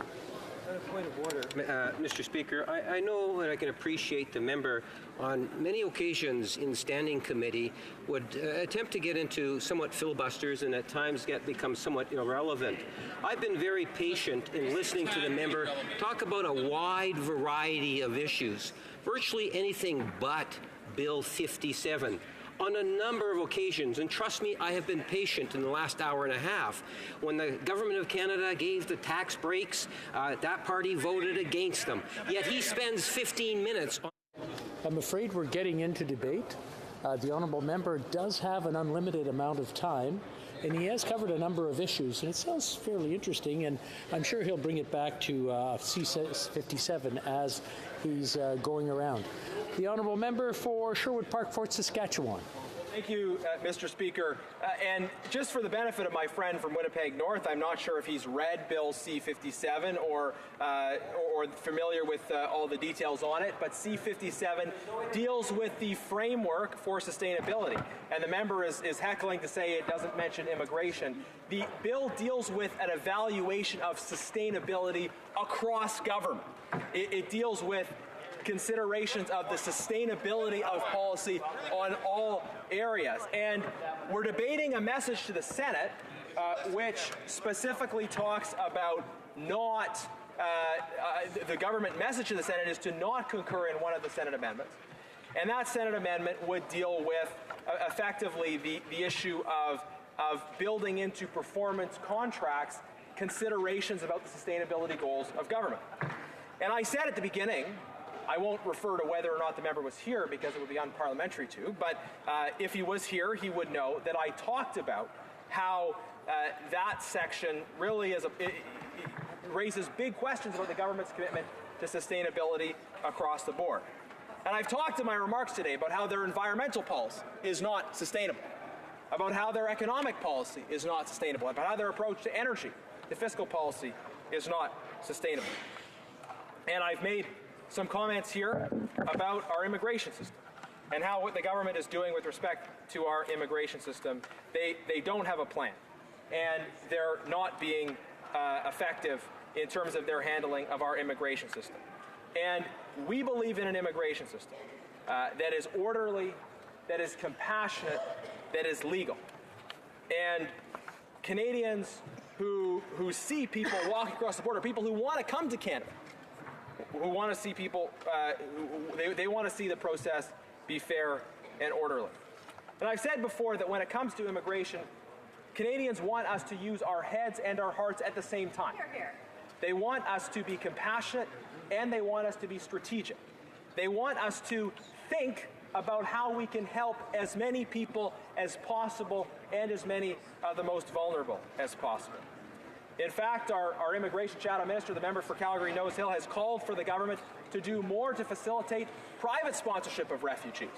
You know, when I hear talking to different groups that are involved in the issue of private sponsorship of refugees, is that they're very frustrated actually dealing with this government.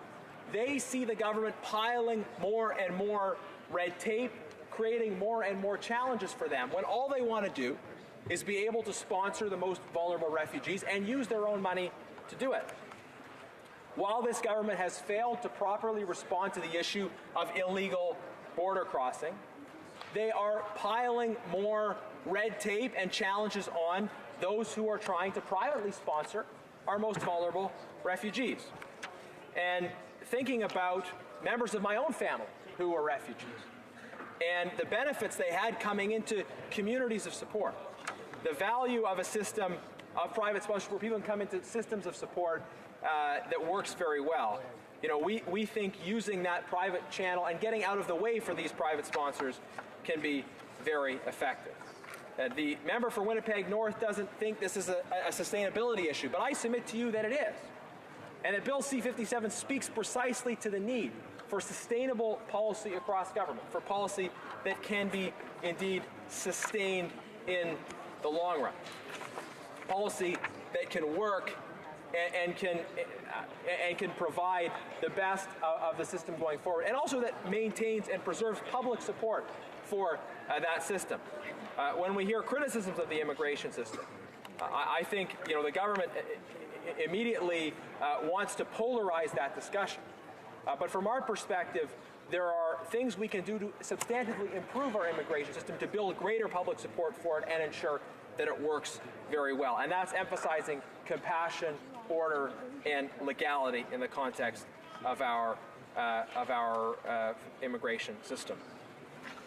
Now, Mr. Speaker, I want to talk about another failure when it comes to sustainability from this government, and that is to build a sustainable approach to Canada's voice in the world. Now, if we are to sustain a strong voice in the world, it is important for Canada to be principled and clear in its efforts to advance freedom, democracy, justice, and human rights.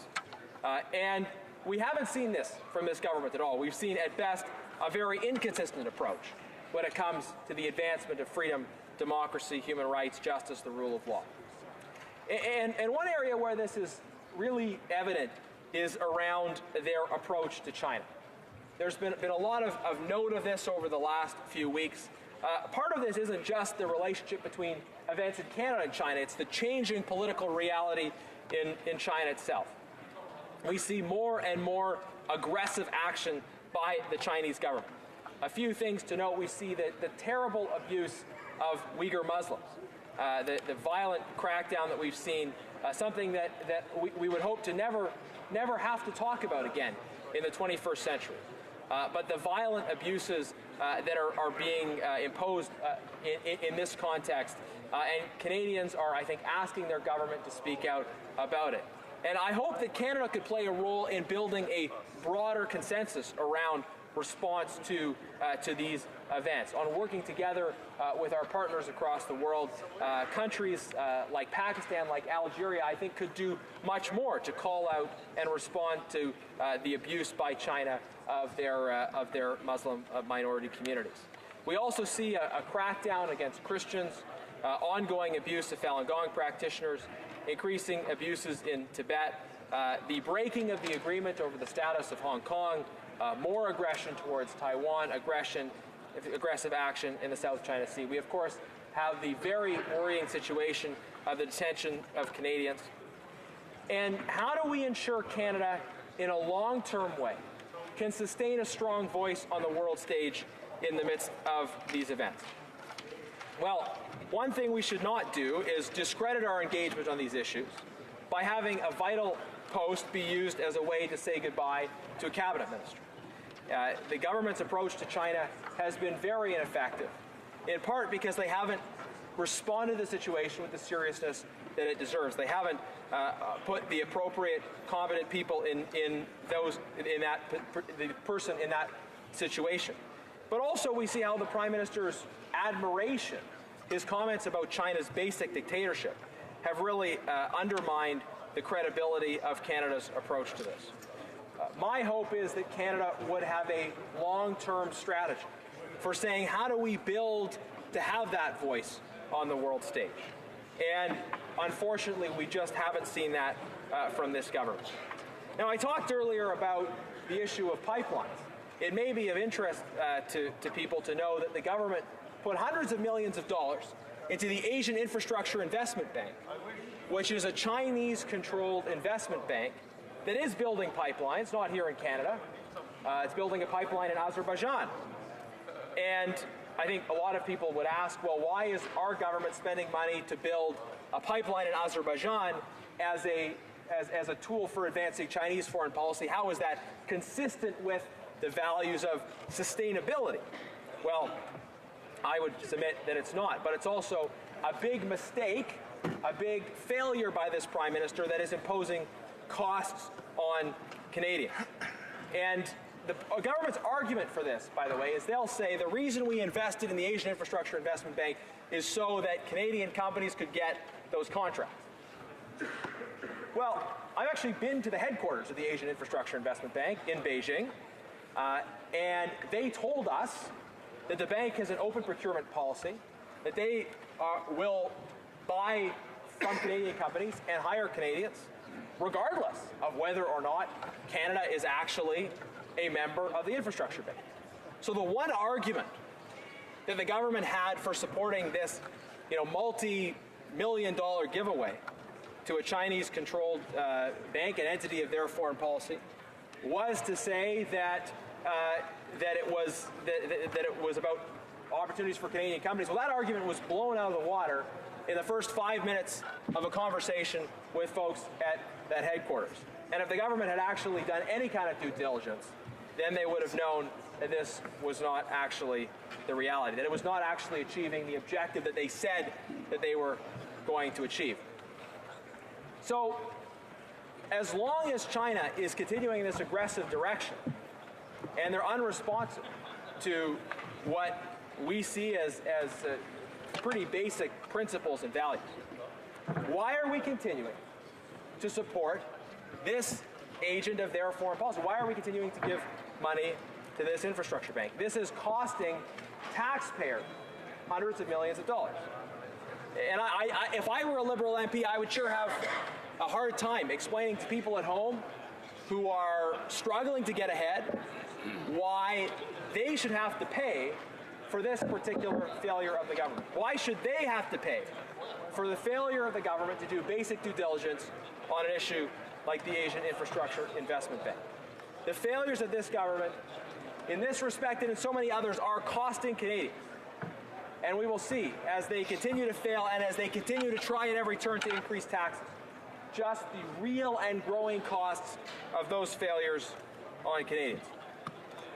A sustainable voice for Canada on the world stage should seek to advance our values, should seek to put those forward and do so in an effective way.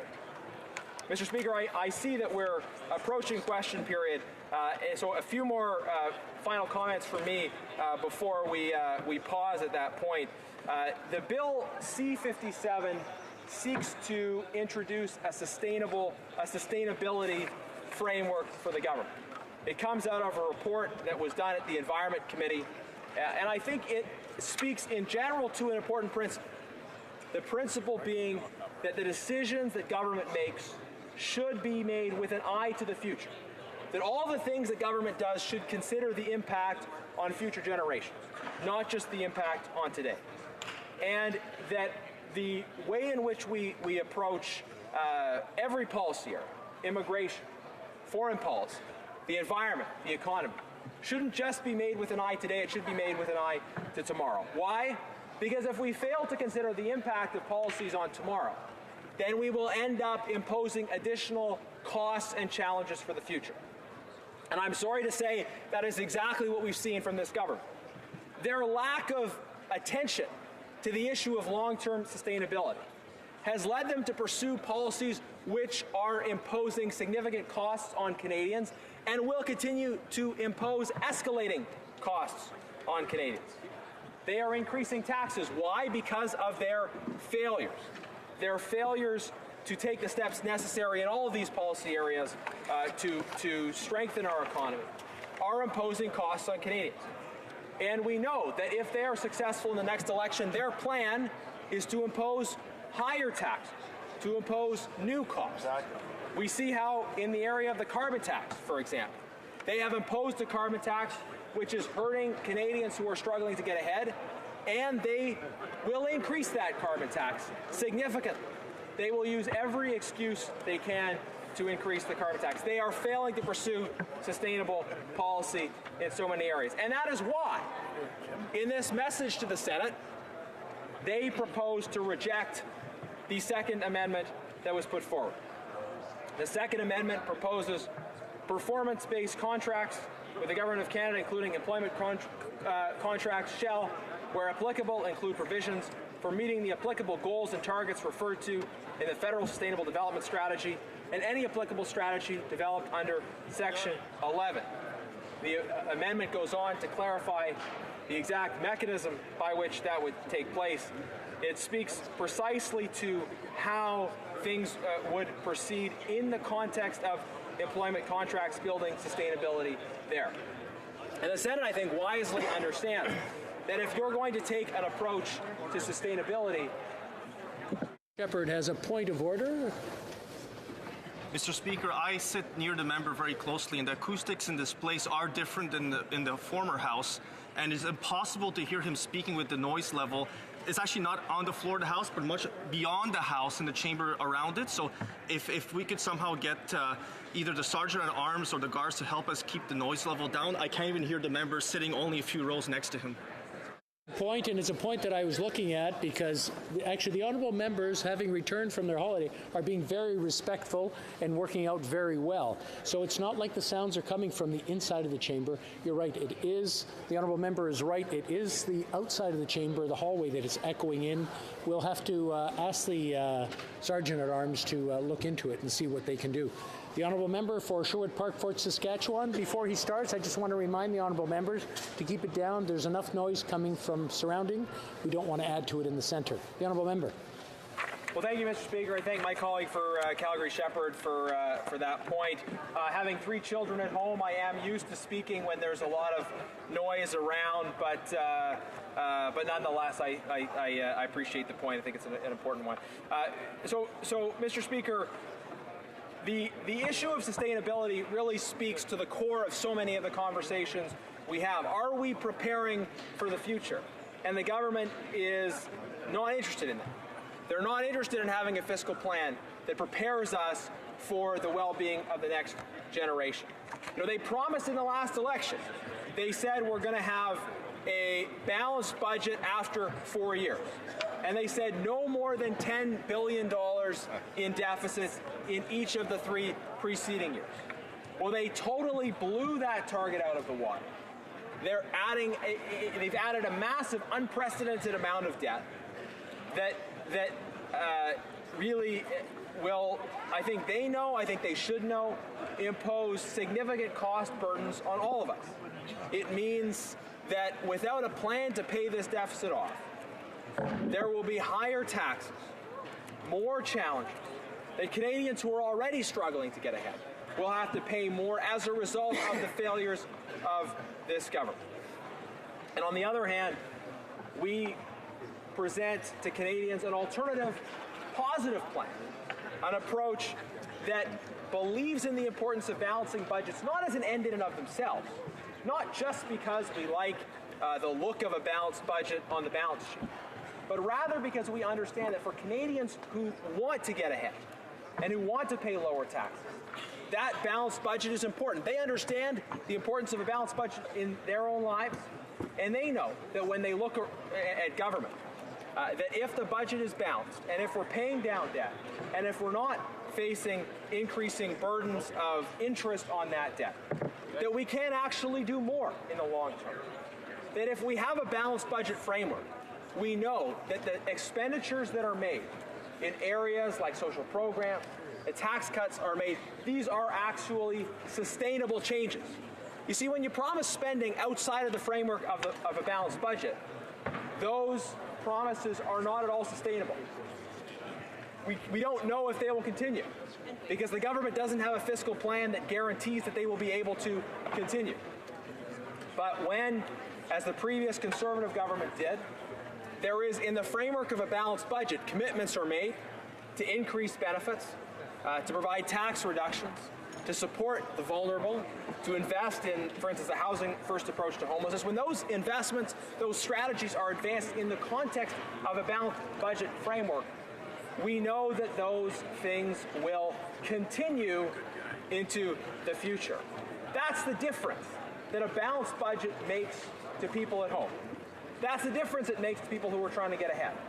When there is no balance, when there is no plan to get to balance, we all have to pay for the debt and deficit that is associated with it. When there is a plan, then people who are working hard to get ahead know that they have the predictability of a fiscal plan to rely on, that the spending that they're receiving will continue to increase into the future, that the commitments that are being made are a reality. When we don't have that fiscal plan in place, that's the kind of situation we're up against. And that's why I think it's important that the House not support the message to the Senate that the government's put in favor, that we reject a particular message coming from the Senate, pardon me, that we reject a particular message coming from the government, and instead we have an alternative message that recognizes the value of this particular amendment, which builds performance-based contracts into our understanding of sustainability, that ensures the fullest understanding of sustainability in the context of how we do it. Are we... Okay. Can resume his speech following question period.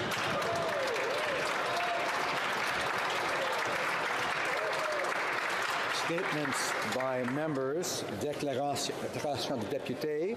The honourable member for Regina Louvain.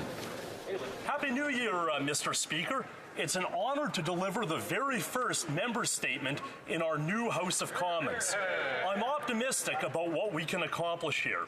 In Centre Block, MPs implemented transfers for early learning and childcare. I believe this House should support provinces in building universally accessible childcare across Canada.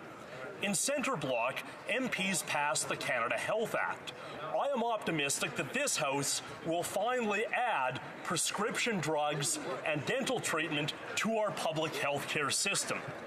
In Centre Block, MPs adopted public pensions and child benefits. I hope this House will continue to expand these social programs towards guaranteeing every Canadian a minimum level of income and a decent standard of living. Mr. Speaker, the workers who built this chamber did a great job. Now it's our job to deliver for working Canadians. L'honorable député de Hull-Elmer. The honourable member for Hull-Elmer. It is with a heavy heart that I rise in the House today to inform members of the passing of James Say, who died December 29. Jim believed in the potential of each child.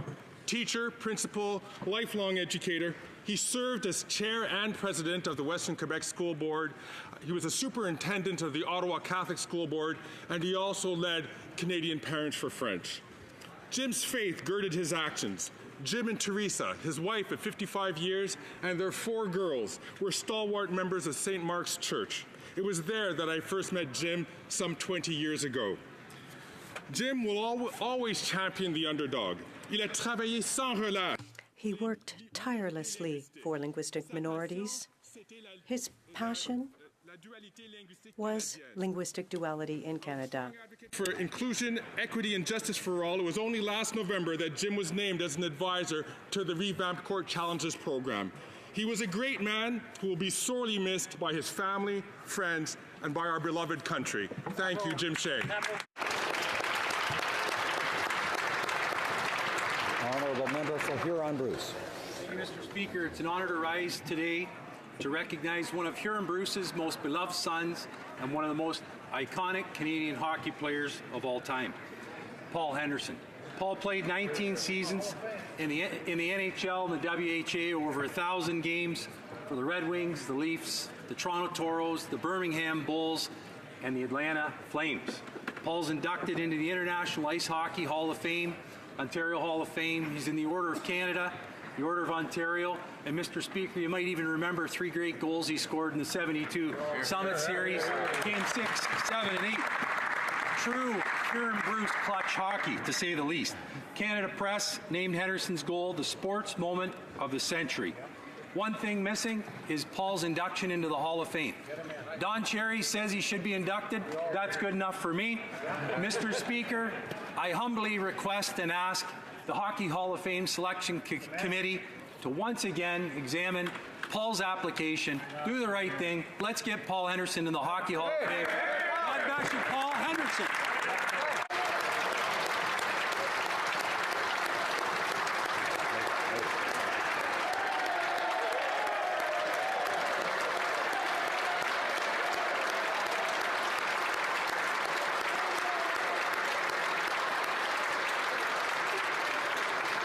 Honourable Member for Brampton South. Speaker, today I rise in the House to provide update and events that took place in my riding of Brampton South over the break. I was pleased to host an open house that saw hundreds of residents and community leaders visit my local office. It was a great chance to connect with residents and hear their feedback. And on January 15th, the BPW of Brampton hosted a meeting that featured 4 female entrepreneurs and recipients of the Brampton Board of Trade and 40 under 40 reward. Thank you, these remarkable women, for their leadership. And Mr. Speaker, I would like to thank the members of my youth council who joined me for our first meeting of 2019.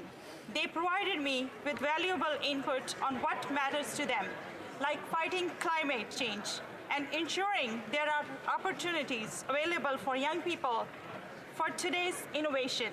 I want to thank the residents of Brampton South for their support, and I'm so humbled to continue to represent them in the House. Thank you, Mr. Member for Cowichan, Malahat, Langford.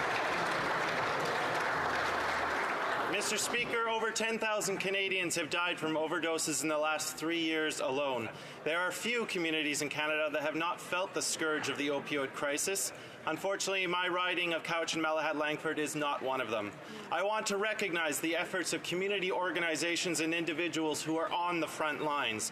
They include the West Shore AVI Health Centre in Langford, the Our Cowichan Community Health Network, and our brave first responders. They include people like Will Arnold, the owner of Experience Cycling, who is leading efforts in community cleanup, and the staff of the City of Duncan's overdose prevention site, which has reported thousands of visits with no deaths since operations began in 2017. We need a federal government with the courage to declare a national emergency and explore the decriminalization and medical regulation of substance use. Using a criminal justice approach to tackle this health crisis has been an abject failure. We must do better. We can do better. L'honorable député de La Prairie. The Honourable Member for La Prairie. Mr. Speaker, I'd like to extend wishes to all of my colleagues in this new House. 2019 is an important year for Saint-Constant. 275 years ago, in May, started life in this parish. 5 men and 5 women represented the bishop and took over land and established Saint-Constant. As traditions were at the time, a saint's name was given to the area, and he chose Saint Constant. I would like, Mr. Speaker, to invite all people to watch the local news, to take part in the activities that will take place throughout the year, and to use the slogan, which is "Our history is your history." Thank you, Mr. Speaker. Sarnia Lambton. Mr. Speaker, Canadians are tired for paying for the Prime Minister's mistakes. His failure to balance the budget, combined with his out-of-control spending, is causing life to be unaffordable for many Canadians. It was recently reported that 46% of Canadians are less than $200 away from insolvency. Yet the Prime Minister is forcing a carbon tax that will drive up the costs of everything and do nothing for the planet. Canadians know that in order to keep running deficits and tweeting out taxpayer dollars to the world, the Prime Minister will continue to reach into the pockets of seniors, soccer moms, and veterans. But there's hope, Mr. Speaker. In October, Canadians can choose our leader. He will work to make life affordable for hardworking Canadians. He will balance the budget. He will keep his promises. Right on. The next 9 months can't go fast enough for me and the rest of Canadians who are sick of paying for the Prime Minister's mistakes. Good. The honourable member for Vaughan Woodbridge. Cathedral is a place of worship, a place of prayer, and a place of hope. What happened yesterday in Jolo, Philippines is a despicable act of cowardice, and I'm sure I can speak on behalf of all my colleagues that we condemn this vicious act of terrorism.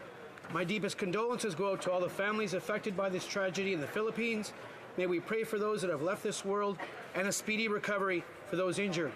Here at home, our thoughts are also with the Filipino and Catholic communities, and especially with the Filipino-Canadian Association of Vaughan.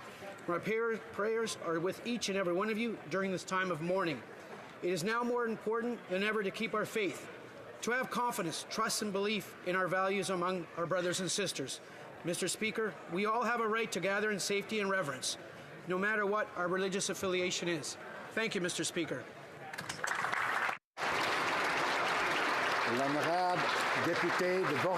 The Honourable Member for Bourassa. Ms. Speaker, today, My Bike Tells the Story, Mon Vélo Raconte, was awarded the Governor-General's History Award for Excellence in Community Programming. Two organizations in the riding of Bourassa, the Montreal North History and Genealogical Society and the Visual Artists Society of North Montreal North, distinguished themselves remarkably.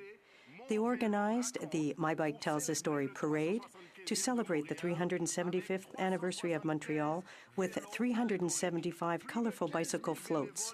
More than 15,000 volunteers and 3,000 children participated in the design of this artistic work. This award honors community organizations for their work. Their success is the success of the entire community in Montreal North. Colleagues, join me in congratulating the people behind this masterpiece, Sergio Gutierrez and Jean-Paul Girard. Thank you, Mr. Speaker. The Honourable Member for Thornhill. Mr. Speaker, yesterday the world marked Holocaust Remembrance Day on the 74th anniversary of the liberation of the notorious Nazi death camp Auschwitz-Birkenau in 1945. The Allied soldiers who entered that terrible place documented unspeakable horrors, documentation that inspired citizens and governments around the world to confront hatred, to promote human dignity, and to pledge never again. In recent years, we've seen an alarming resurgence of anti-Semitism and Holocaust denial, despite the creation of inspirational architectural tributes around the world, just like Canada's National Holocaust Monument just down the street. Which is why, Mr. Speaker, it is so important that we continue to work to ensure that this generation and all future generations address Holocaust remembrance as a moral duty to educate, to reject anti-Semitism and hate speech and hate crimes in all forms, and to re-energize the original powerful covenant, never again. Well said.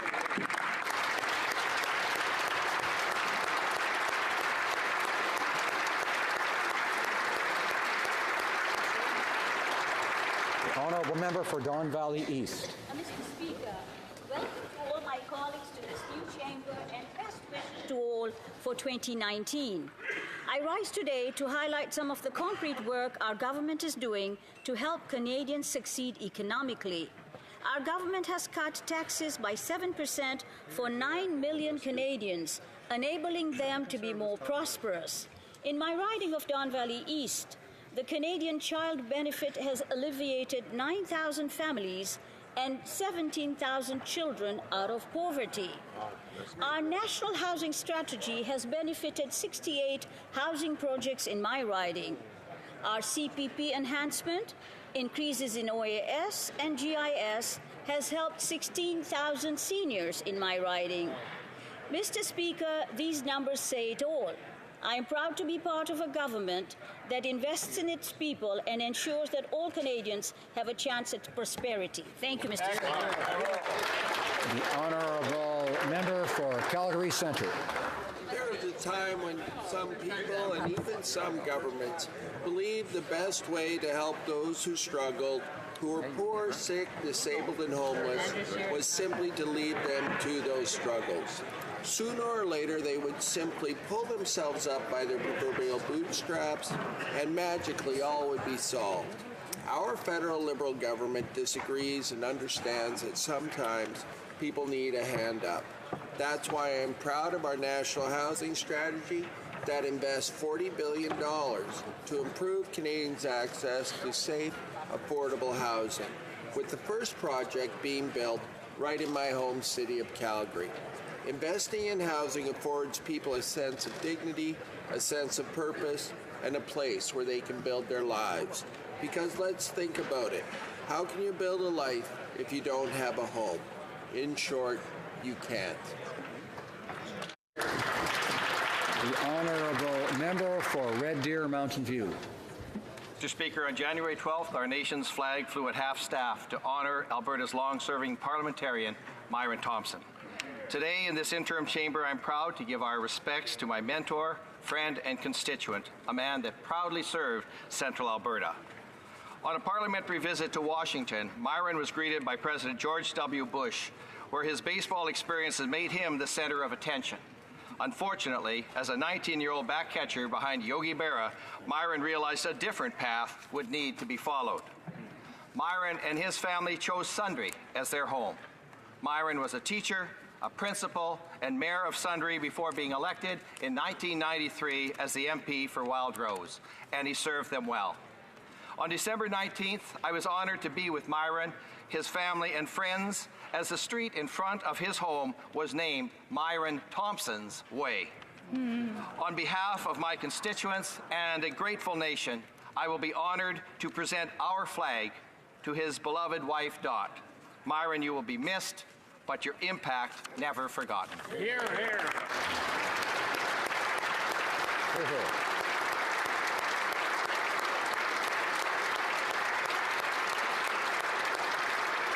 Honourable member for Orleans. Mr. Speaker, for the fourth year in a row, Canada's been named the #1 country in the world for quality of life.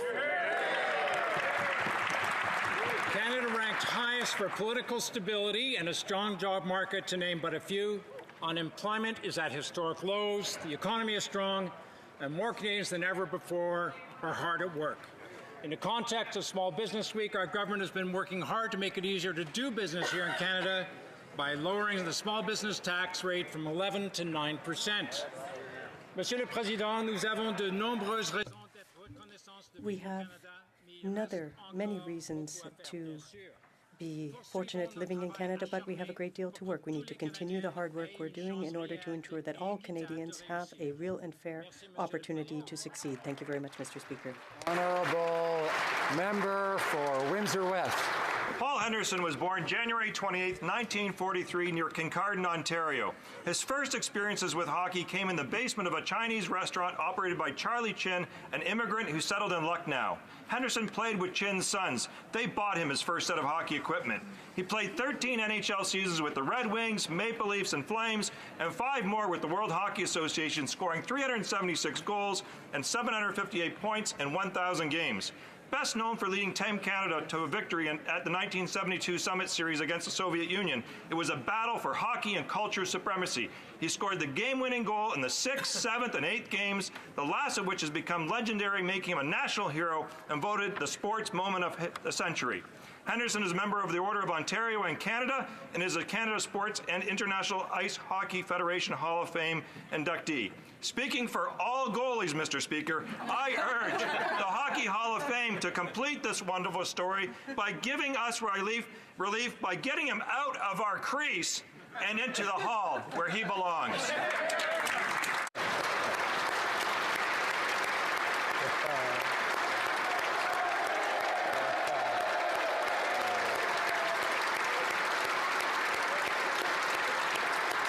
Honourable member for Portage-Lisgar.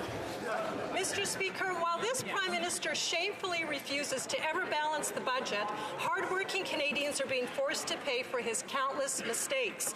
These mistakes are leading to increased debt and higher taxes for all Canadians. Be under no illusions. If this Prime Minister is re-elected, taxes on everything will go up. That's right. And while he may never have had to worry about his own personal finances, hard-working Canadians are worried about paying their bills. Yeah. Because unlike this Prime Minister, Canadians know the budgets don't balance themselves. Canadians know that you can't borrow your way out of debt. And Canadians know that you can't spend money that you don't have. Simply put, Canadians can't afford another 4 years of this Prime Minister. But thankfully, relief is just around the corner. On October 21st, only the Conservative Party will end deficits, balance the budget, and help hard-working Canadians get ahead. We'll fix the Prime Minister's mistakes, lower taxes, and finally get Canada back on track.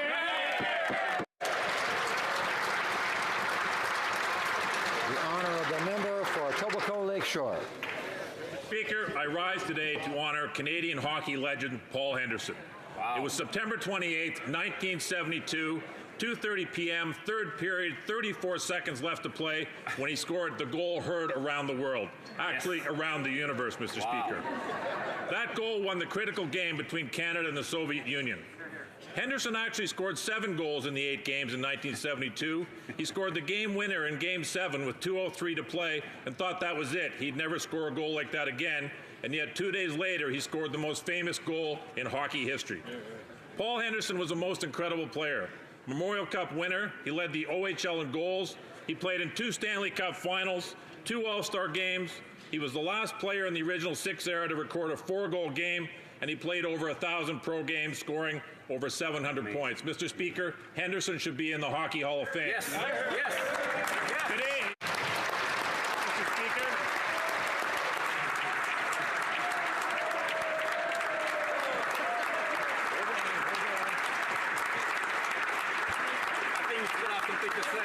Mr. Speaker, Mr. Speaker, I'm not done.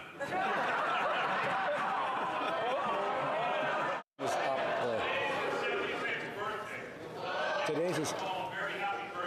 Thank you for the thrills and all the memories. Yes. Happy birthday.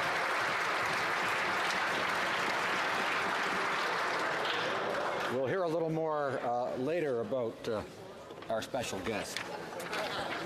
I have the honor to inform the House that the Clerk of the House has received from the Chief Electoral Officer a certificate of the election and return of Mr. Barrett, member for the Electoral District of Leeds, Grenville, Thousand Islands, and Rideau Lakes.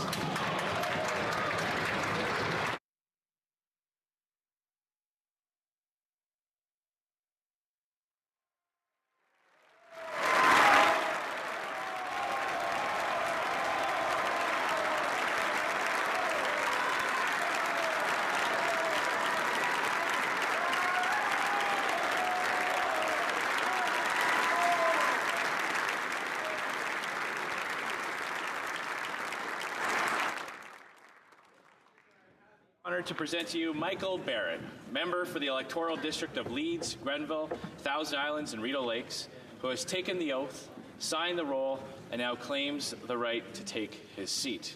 Monsieur le Président, j'ai l'honneur de vous présenter... Mr. Speaker, I have the honor to present Michael Barrett, member for the riding of Leeds, Grenville, Thousand Islands, and Rideau Lakes, who has taken the oath, signed the roll, and now stands to take his seat. Let the member take his seat for la députée Française.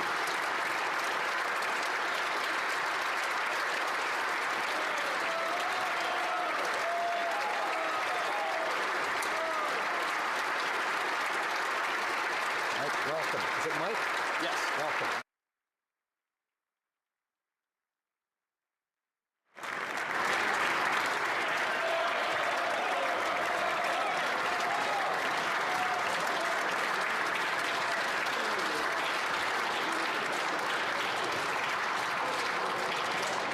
Questions orales, oral questions, the Honourable Leader of the Opposition.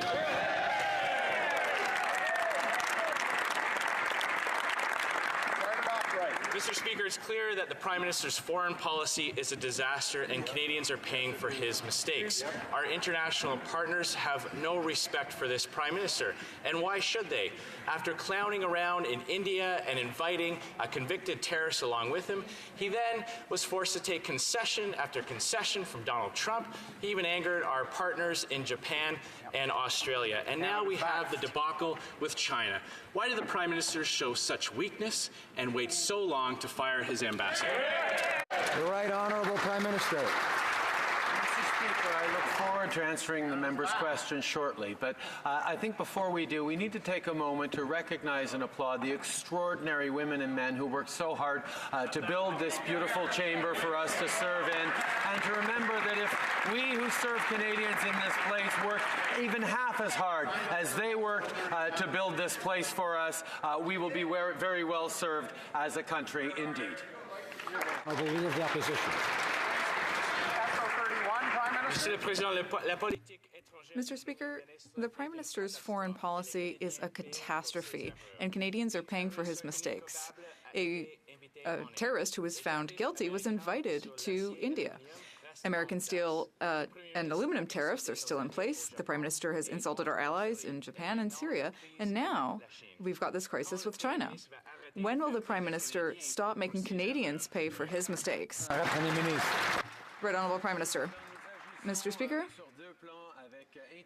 we are working with integrity and firmness to ensure Canadians' safety and to ensure the liberation of the two Canadians who were arbitrarily detained in China. We're also going to be aiming for clemency for the third person who's detained. Then we're also going to ensure that we're there and standing up for the rule of law, for the independence of our judiciary, and to speak with our allies all around the world to ensure that everyone understands that Canada will always defend the rule of law. Mr. Speaker, for the Prime Minister, money is the least of his concerns. He's never had to make a budget for himself, and so it's not surprising that he thinks the budgets balance themselves.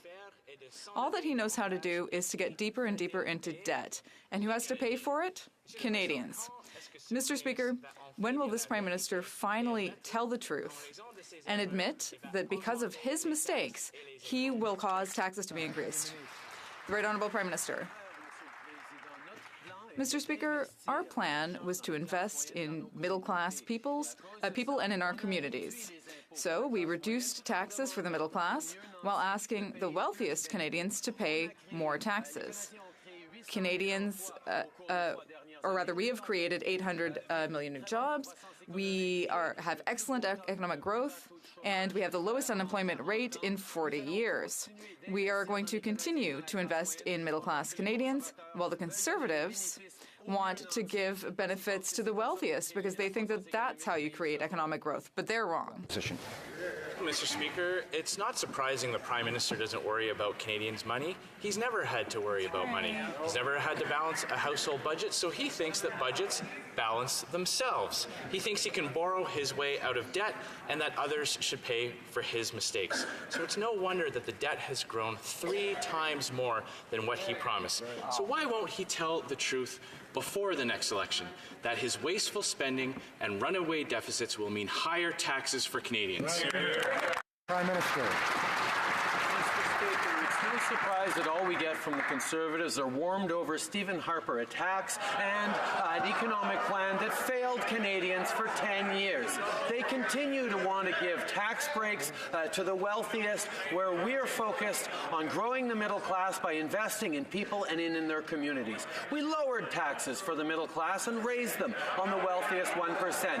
And that has led to not only stronger growth than Stephen Harper ever saw, but it's led to the creation of 800,000 jobs and the lowest unemployment rate in almost, over 40 years. Mr. Speaker, we're going to continue to invest in Canadians. The Honourable Leader of the Opposition. Mr. Speaker, everything the Prime Minister just said is false.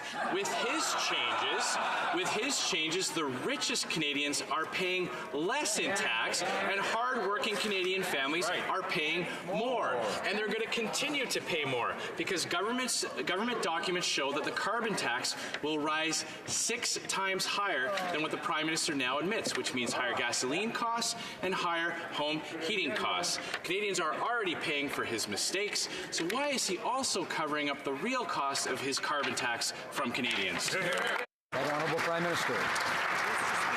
We lowered taxes for the middle class, and the only way the Conservatives make those numbers work if they completely ignore a policy they voted against, the Canada Child Benefit. The Canada Child Benefit has made more difference in the lives of hardworking Canadians than any other policy in recent history.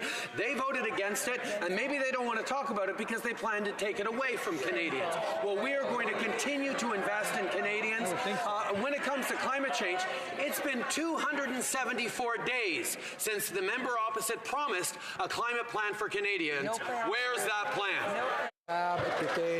The Honourable Member for Rimouski-Nejet-Témiscouata-les-Basques. Mr. Speaker, access to housing is a serious problem in Canada. It's a problem for homebuyers who are being shut out of more and more markets. And it's also a problem for low-income renters who are suffering from the shortage of affordable housing and social housing. In BC, for example, there are tent villages that are popping up in places like Maple Ridge, Nanaimo, and Victoria. And this is happening here in Canada in the 21st century. Will the next Liberal budget acknowledge that this is an urgent situation? Will there be immediate investments to alleviate this crisis? Right Honourable Prime Minister. Mr. Speaker, we recognize that Canadians need safe, affordable, and accessible housing. That's why we set up the historic national strategy on housing, which has invested unprecedented sums in housing. It has already helped over 1 million Canadians to find housing. We know there's still a lot of work to be done, and yes, we will continue to invest in Canadians to ensure that we have safe and accessible housing for everyone. The Honourable Member. Mr. Speaker, that's nice, but 90% of that funding will only be available after 2020, after the next election, and the needs are here now. Over 1.5 million Canadian households urgently need housing. We need new investments now, not in 3 or 4 years. There are solutions that exist. For example, we could stimulate investment by eliminating the federal share of sales tax on newly built affordable housing units. The Liberals should know how this works because they made that same promise in 2015 before they finally let it fall by the wayside. So once again, they will have one last chance with the next federal budget. Will they take action now? Right Honourable Prime Minister. Once again, Mr. Speaker, I'd say that the investments that we've been making over the past several years have been historic, and they've helped over 1 million Canadians find housing, affordable housing. We know that there are still investments that are needed, and there will be more solutions to be set up in the future. But let's admit that the investments that we're making now through the National Housing Strategy are making a big difference in the lives of people. For New Westminster, Burnaby. Just last week, media reports said that 46% of all Canadians are now only $200 away from financial insolvency in a month. But instead of bringing in immediate relief for people facing a housing crisis and crushing personal debt, the Liberals' priority has been to give billions of dollars in corporate giveaways. This Liberal government continues to tell Canadians to wait for real action on housing. Will the Prime Minister commit to making different choices this year? Will he make affordable housing a top priority in this year's budget?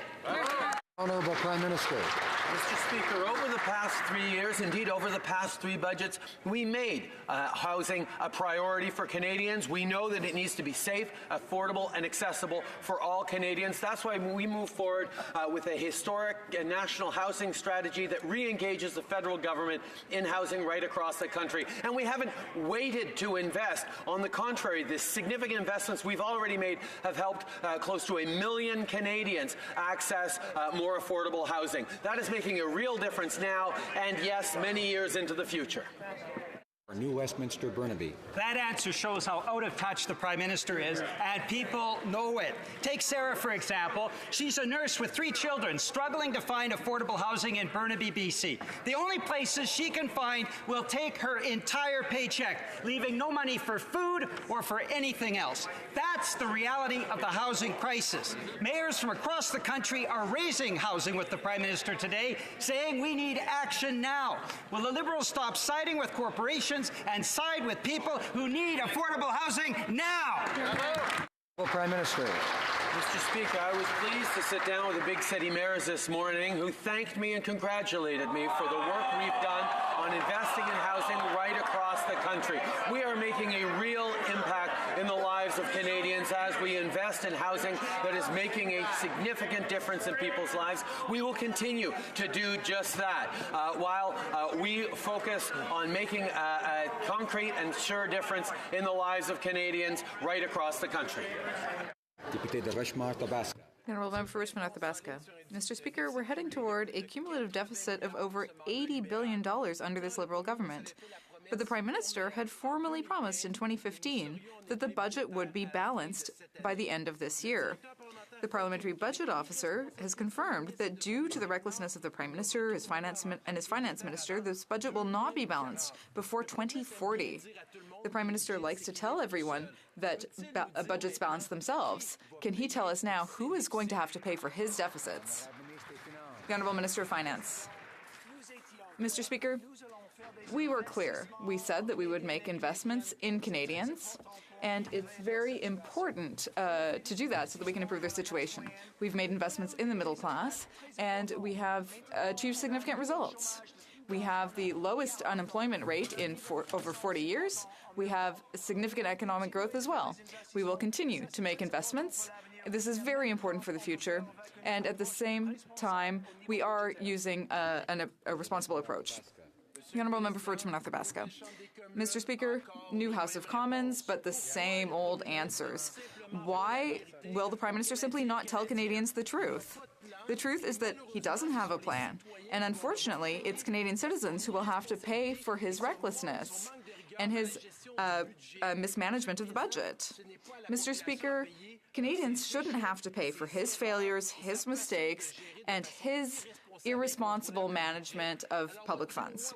So will he at least have the courage to tell Canadian workers who will have to pay for his deficits? The Honourable Minister of Finance.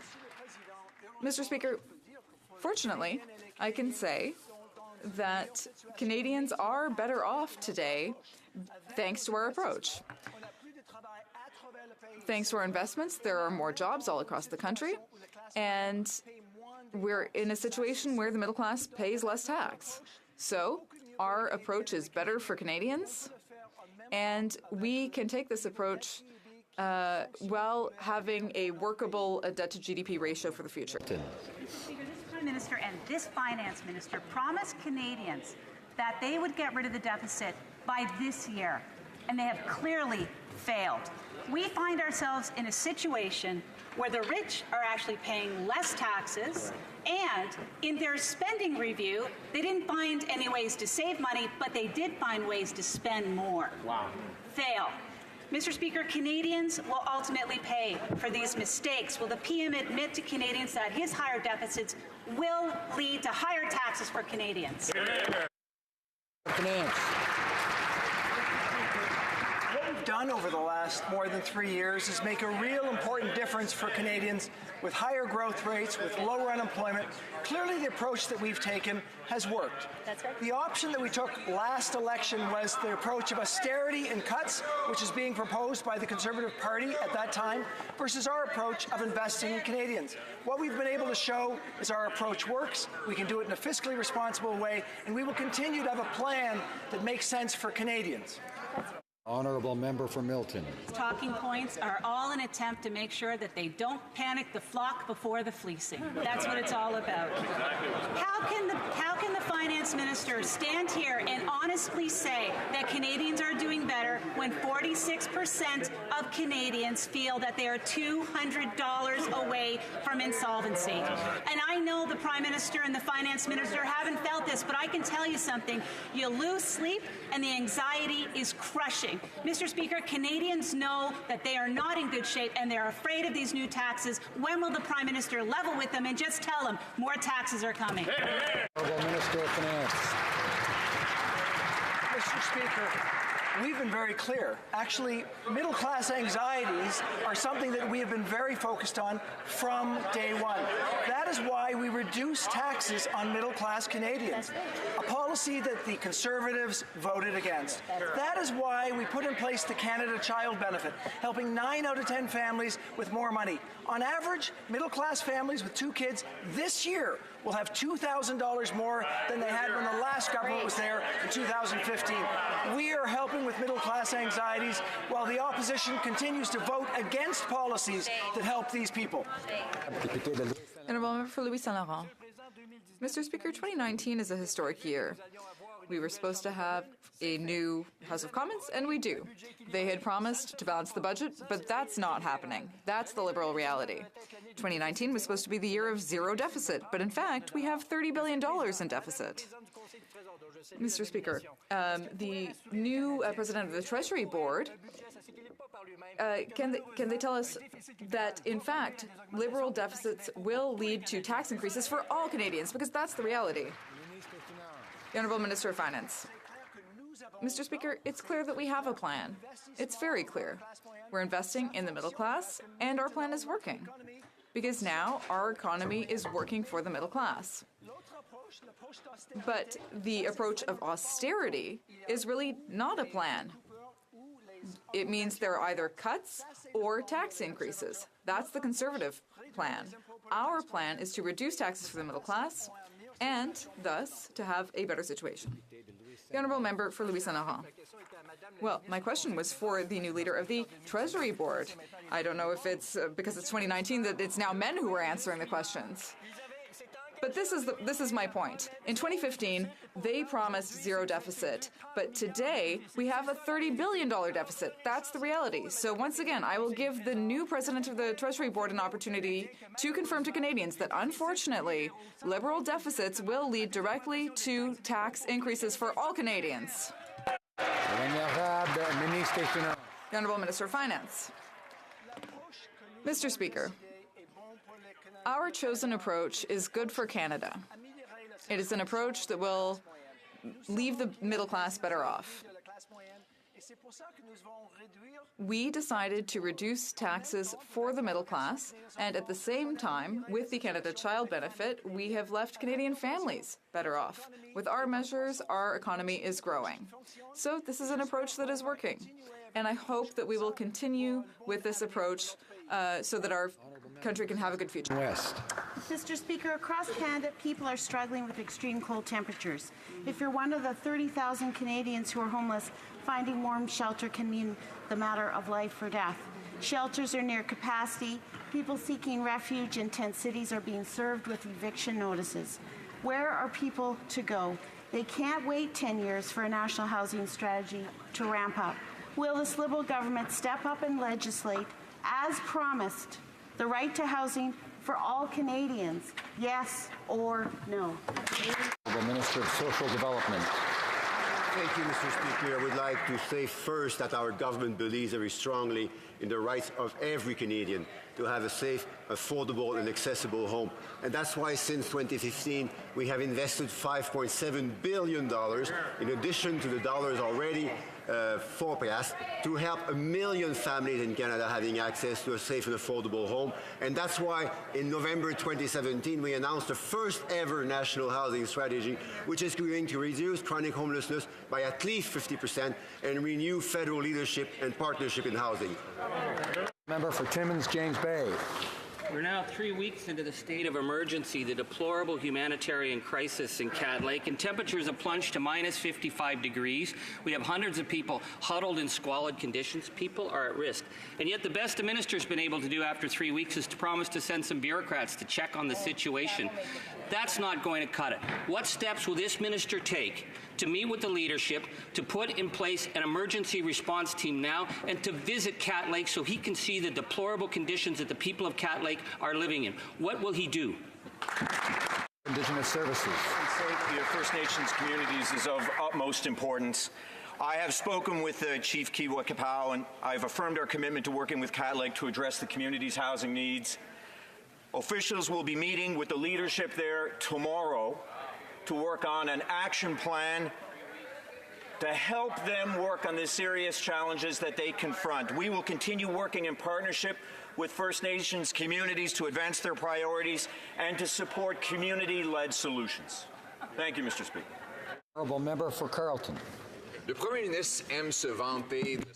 Prime Minister likes to boast about his great family fortune, but he never had to balance a family budget, and so he thinks the budgets balance themselves.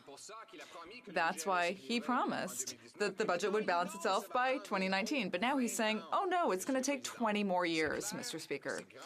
It's clear that these out-of-control deficits will lead to a tax increase. When will the Prime Minister realize that these deficits cost Canadians a lot? The Honourable Minister of Finance.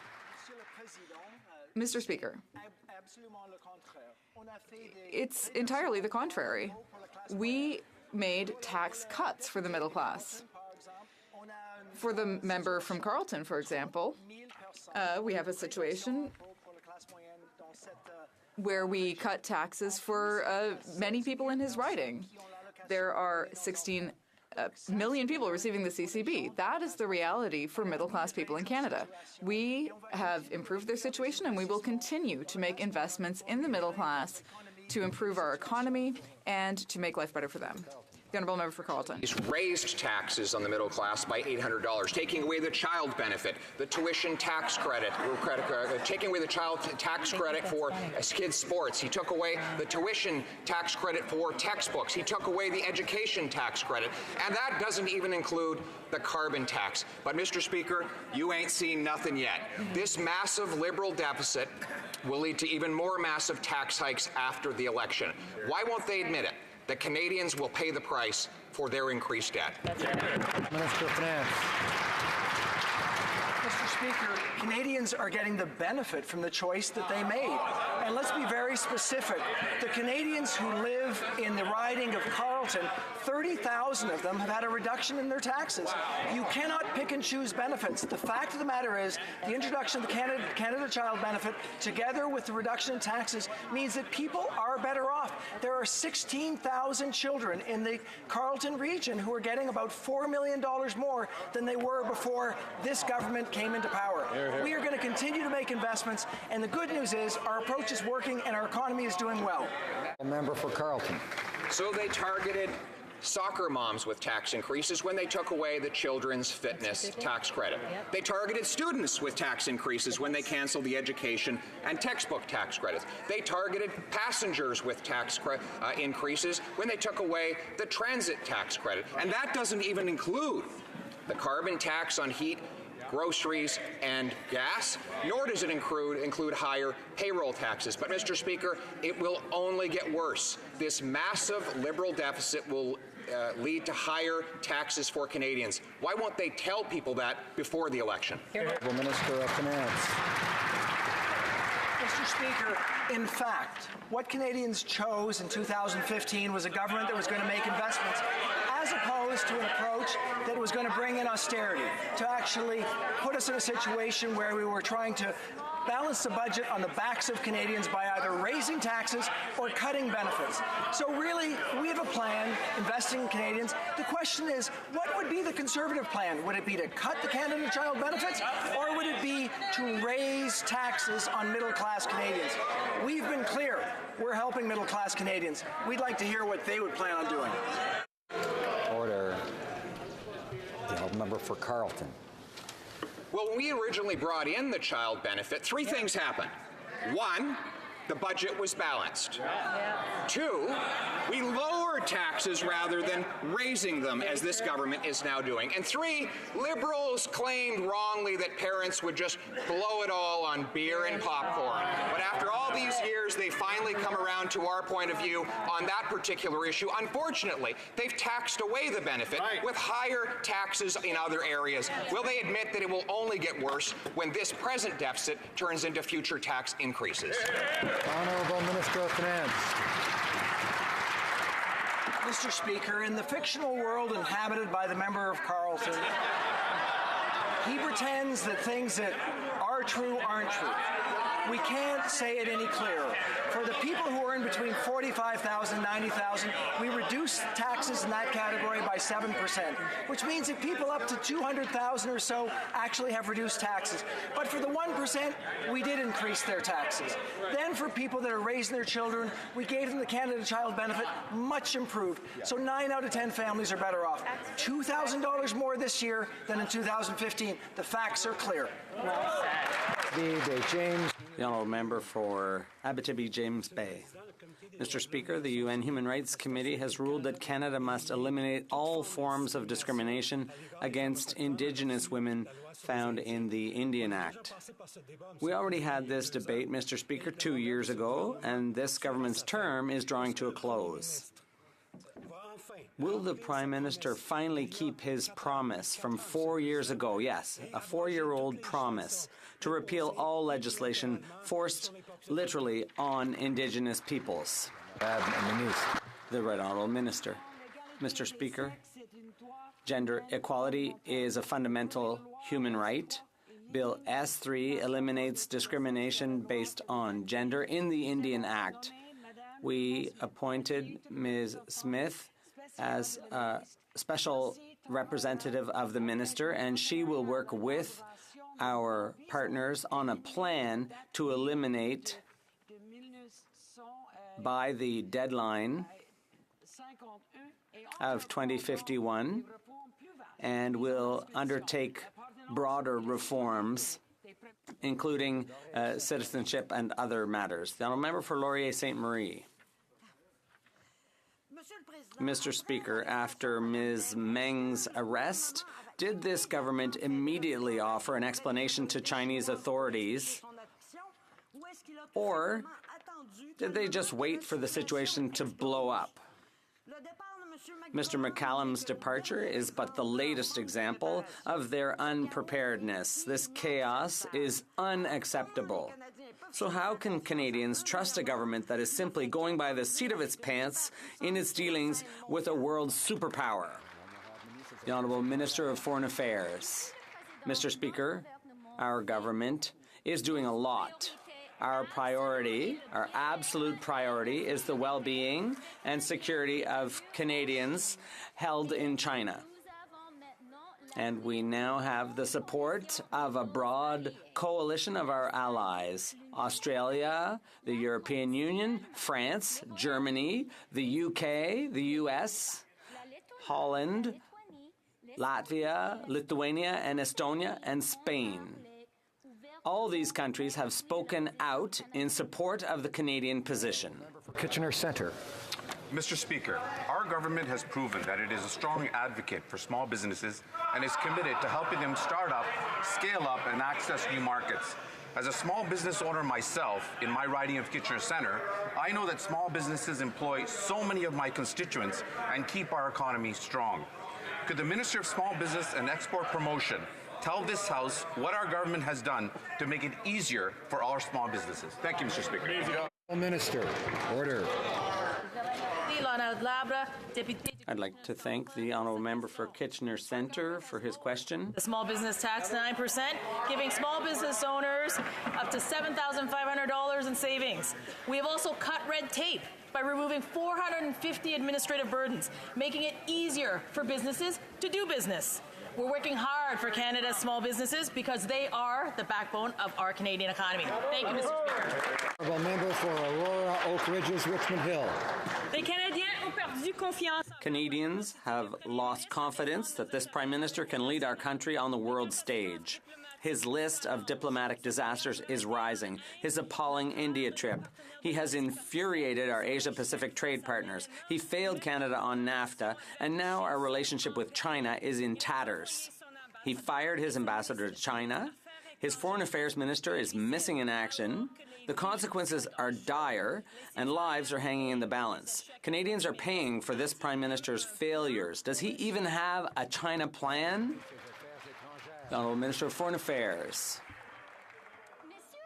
Mr. Speaker, when it comes to China, our absolute priority is the well-being and security of Canadians being held in China. That's the Prime Minister's priority, mine, and that of the entire government. These arbitrary detentions are unacceptable to Canadians and to the international community.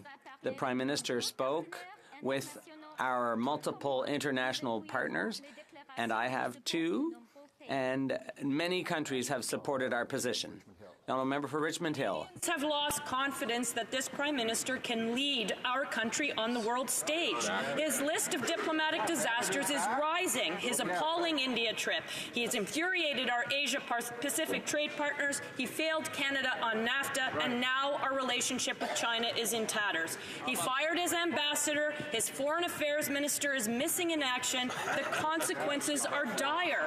Lives are hanging in the balance. Canadians are paying for the failures of this Prime Minister. Does he even have a plan for China? Honourable Minister of Foreign Affairs. You know, Mr. Speaker, there are so many false claims in that question, it's hard to even know where to start. But let me make a try. When it comes to our partners in the Asia-Pacific, Canada is proud to have signed the CPTPP, which is entering into force. In fact, we are the only G7 country with trade agreements with every other G7 country. That is a diplomatic and trade triumph. Order.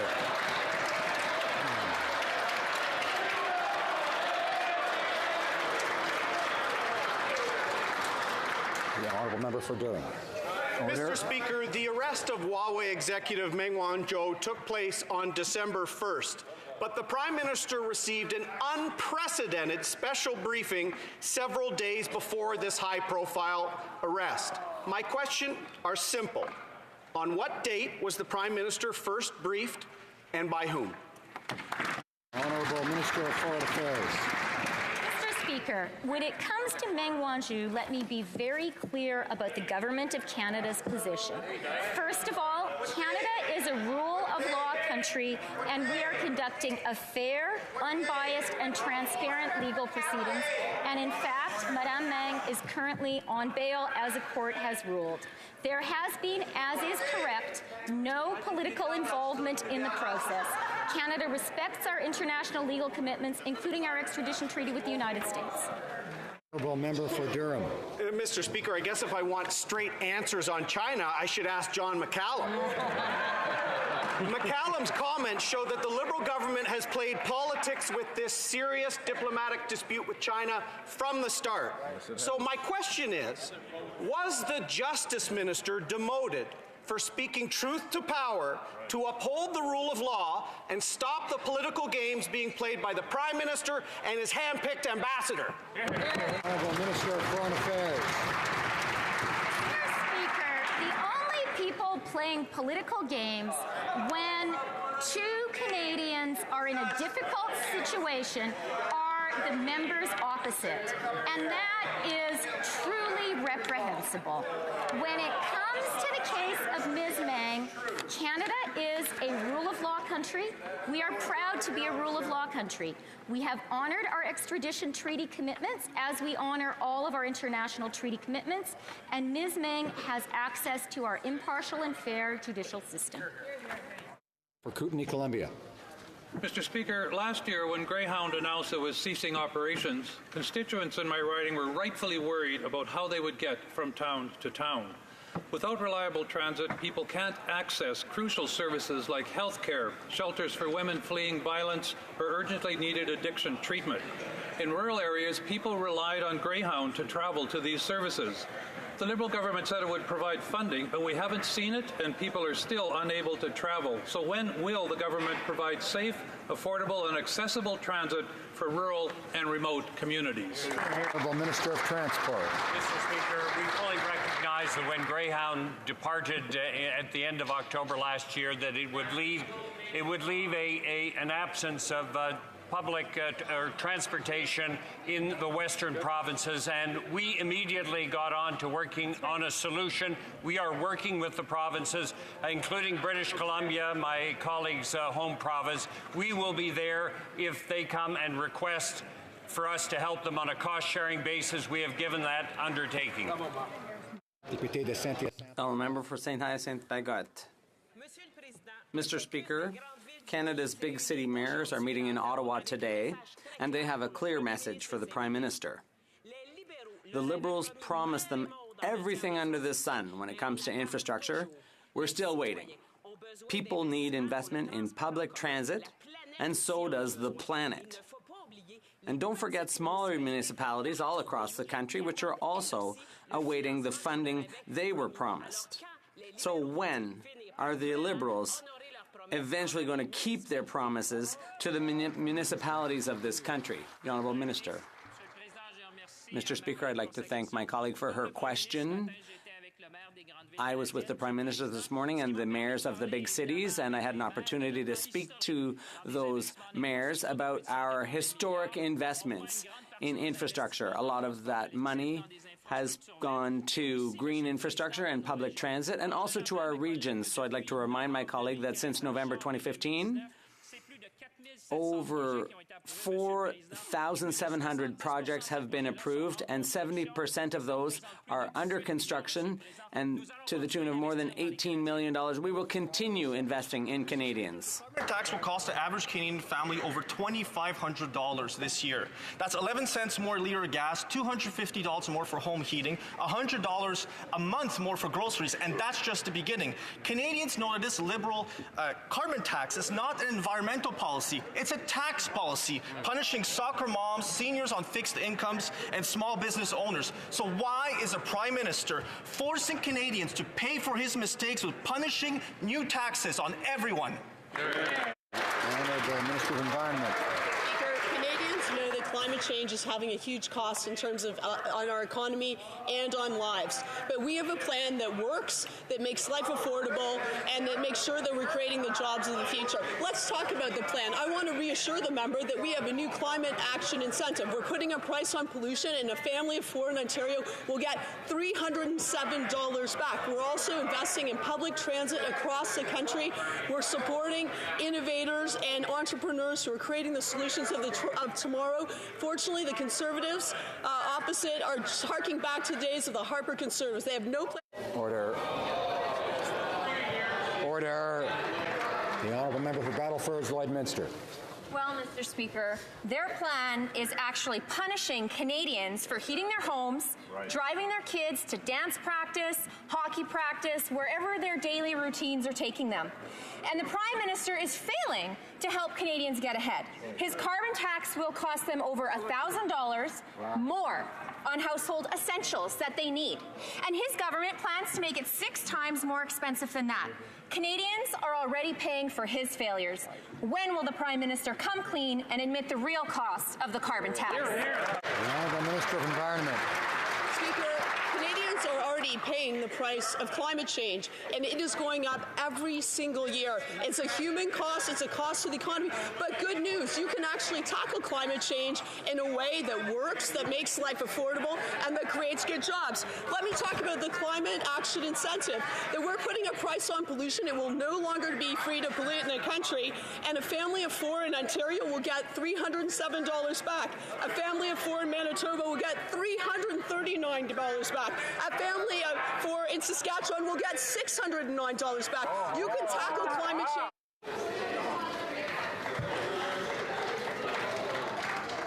The Honourable Member for Leeds, Grenville, Thousand Islands, and Rideau Lakes.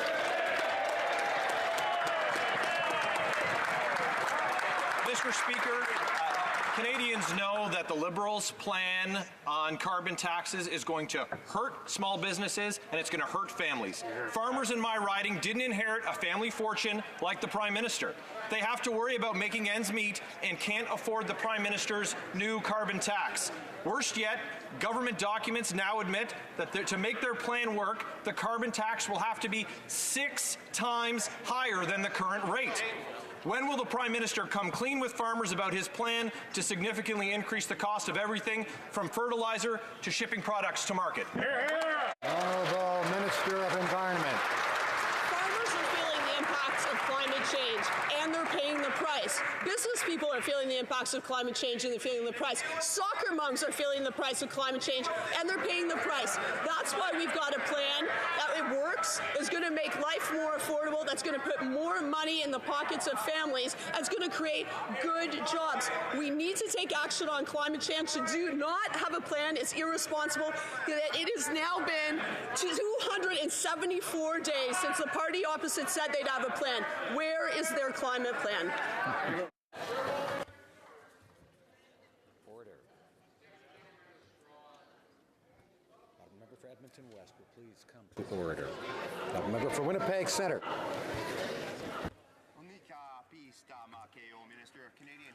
Can the Minister of Canadian Heritage and Multiculturalism please update the House on Canada's role in the initiative and the work being done to protect and revitalize Indigenous languages in Canada? I'm proud to say that the United Nations has declared 2019 the International Year of Indigenous Languages.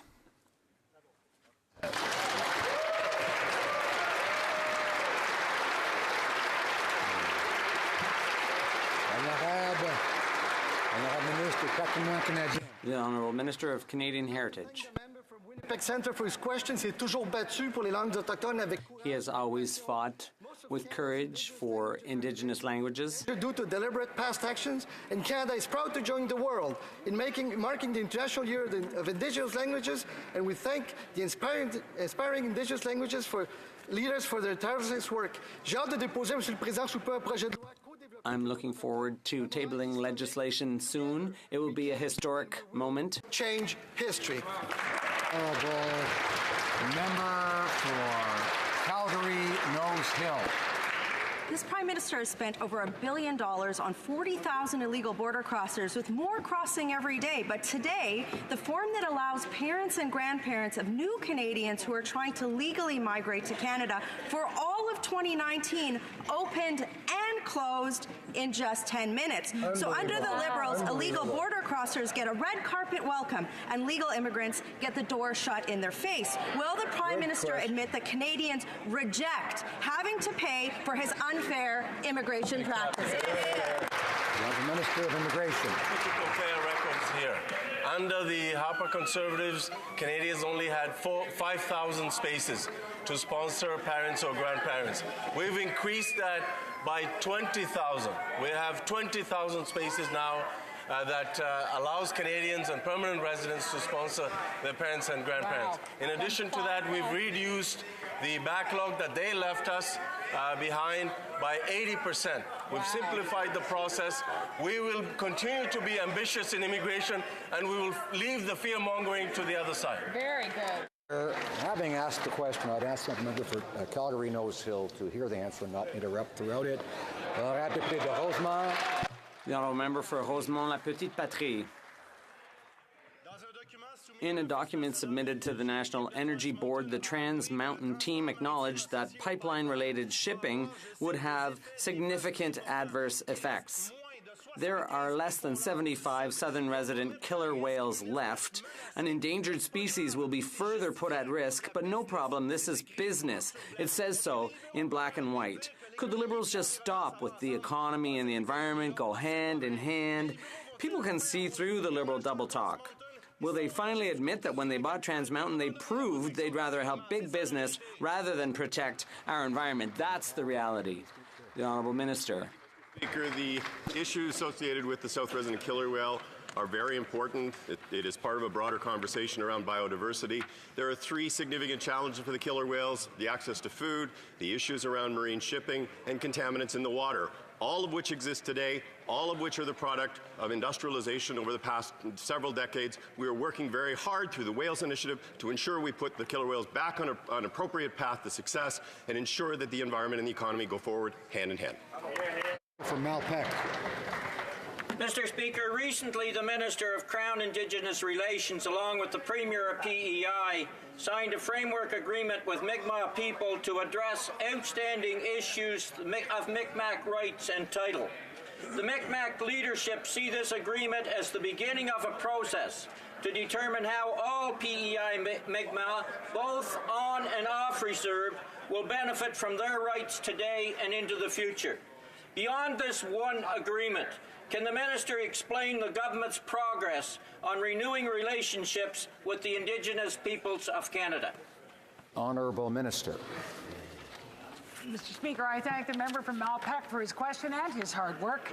This month in PEI, we did sign the framework agreement with Lennox Island and Abequit First Nations and the province to establish a path forward to the recognition and implementation of Mi'kmaq inherent and treaty rights. Chief Matilda Ramjadan said, "This agreement is an important step in rebuilding our nation and bringing socioeconomic health to our people." In PEI and coast to coast to coast, our government is advancing reconciliation by working with our partners to realize self-determination. The honourable member for Lévis. Mr. Speaker, the National Assembly passed a unanimous motion supporting the Obélix construction contract and calling for it to be awarded to Lévis shipyards. Unfortunately, the Prime Minister is ignoring Quebec and the shipyard workers. Even the Standing Committee, with its Liberal majority, pointed to a total loss of resupply capacity at sea.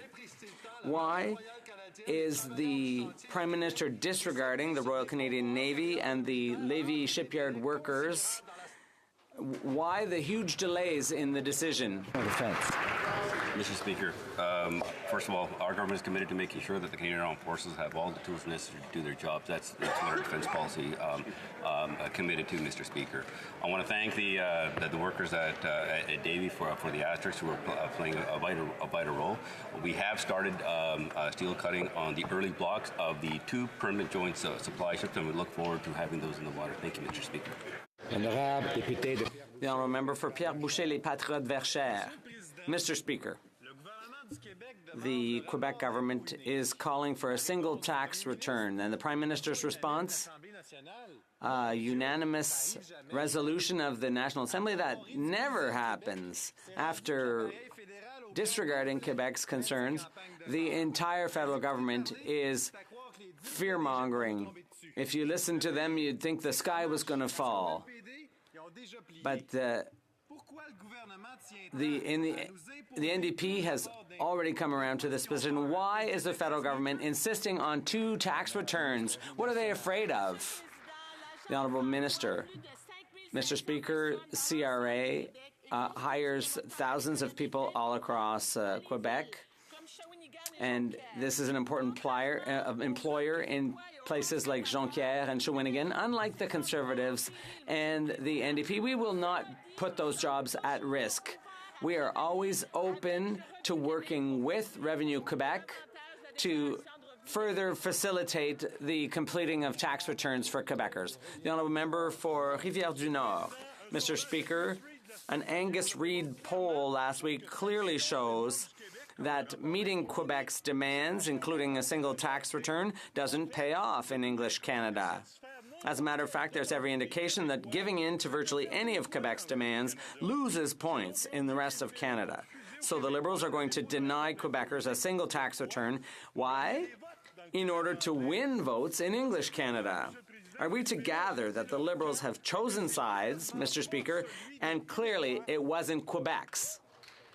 The Honourable Minister of National Revenue. Mr. Speaker, fighting tax evasion internationally is a priority for our government, as it is for Quebecers.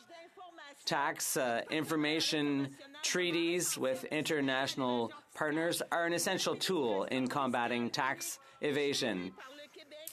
If Quebec were to manage a single tax return, that would actually hinder our ability to fulfill our international tax treaty obligations and the entering into of further tax treaties.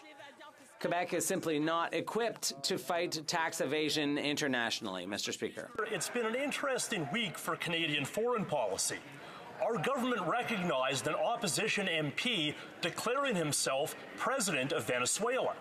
I wish I'd thought of that. I'm going to resist the temptation to declare myself Prime Minister of Canada. Unfortunately, there are many governments around the world whose democratic legitimacy is questionable. Is Canadian government policy now to endorse coups against all of them? The Honourable Minister of Foreign Affairs. Mr. Speaker, I would like to ask the member to talk to his former colleagues in the NDP. Canadians need an apology from the member for Churchill Coatigaski and from the NDP candidate in York Simcoe for their defense of a dictatorship that has killed hundreds and injured thousands of peaceful protesters. If the NDP cannot take a firm and clear stance on the fight of the people of Venezuela for democracy, I don't know what they can take a clear position on.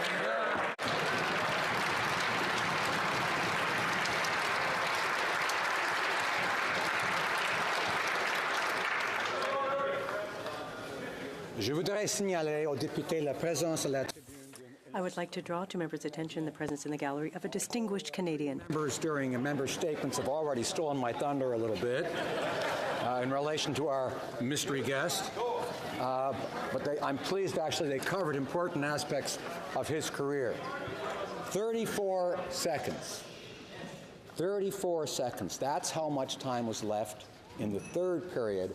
On September the 28th, 1972, schools had stopped. My class was watching television and not, well, we were learning about how to play hockey, which was good.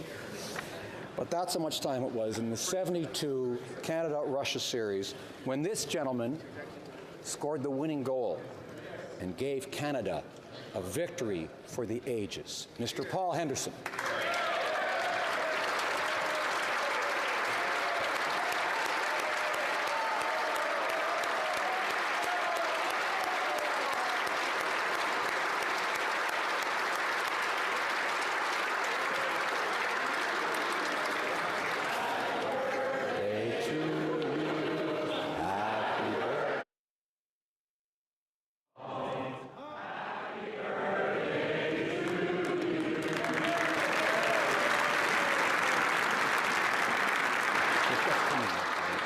I invite all members to drop into room 233S behind the chamber to meet this great Canadian. That's back behind here. I know members are getting to know the locations around here. L'honorable député de Longueuil.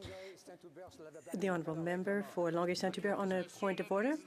Mr. Speaker, given the refusal to comply with a request from the government to stop using images from the tragedy of Lake Megantic in the Netflix, I would ask consent for the following motion, that the House urge Netflix to remove all images of Lake Megantic from its catalog, which caused the death of 47 people, and that Netflix compensate the community of Lake Megantic for having used these images for entertainment purposes without taking into account the tragedy and the effect it would have on people there. Does the Honourable Member have the unanimous consent of the House to move the motion? No. I heard a no. Etobicoke Lakeshore is rising on a point of order. Yes, thank you, Mr. Speaker. I'm almost done. Mr. Speaker, there have been discussions amongst the parties, and if you seek it, I think you will find unanimous consent for the following motion, that given the enormous cultural significance of hockey in Canada, the House encourages the Hockey Hall of Fame to induct Paul Henderson in recognition of his incredible contribution to Canadian hockey and its history. Thank you, Mr. Speaker. Does the Honourable Member have the unanimous consent of the House to move the motion? Yes. Agreed. The House has heard the terms of the motion. Is it the pleasure of the House to adopt the motion? Carried.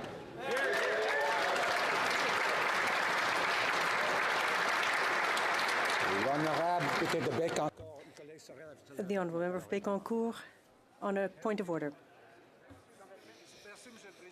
Thank you, Mr. Speaker. Mr. Speaker, this morning, at your invitation, there was an official ceremony in this chamber, a purification ceremony. It was an excellent idea. I am, however, disappointed that the ceremony took place 99% of the time in English only, and that there was not translation services offered. For 35 years, I have been a member of this House, of this place, and each time there was an important event or an official ceremony, interpretation was there to serve members. And the ceremony took place in both official languages. It seems that there are some Francophone Indigenous communities, like the Abenaki, who could have participated in the ceremony alongside the Algonquin, and it would have been done in both languages, this purification ceremony. Mr. Speaker, I hope that in the future you will take into account that there are two official languages here, and that in the history of this country, first came the Indigenous peoples, secondly, for 200 years, Francophones, followed by Anglophones who arrived. So there is room for French when there is an official ceremony in this place.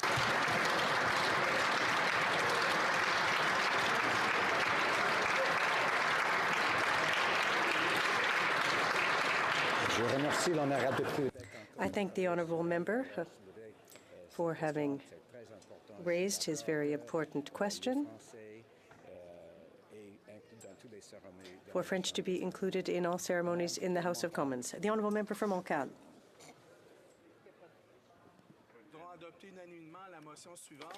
If you seek it, I find there will be unanimous consent for the following motion, that this House request that the secret vote count on Bill 421, an act amending the Citizenship Act, adequate knowledge of French in Quebec, to be held on January 29th and 30th, 2019, be disclosed at the same time as the result of the vote. Is it the pleasure of... does the honourable member have unanimous consent to move this motion? No, he does not have unanimous consent. Tabling of documents. Pursuant to Section 79.2.2 of the Parliament of Canada Act, it is my duty to present to the House two reports from the Parliamentary Budget Officer. The first is entitled PBO and Finance Canada Long-Term Projection Comparison, and the second, Costing 2018 Fall Economic Statement and Off-Cycle Measures.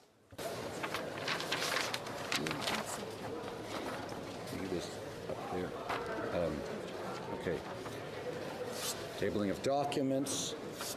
The Honourable Minister of Digital Government and President of the Treasury Board. Mr. Speaker, a message from Her Excellency, from the Governor General, including her signature.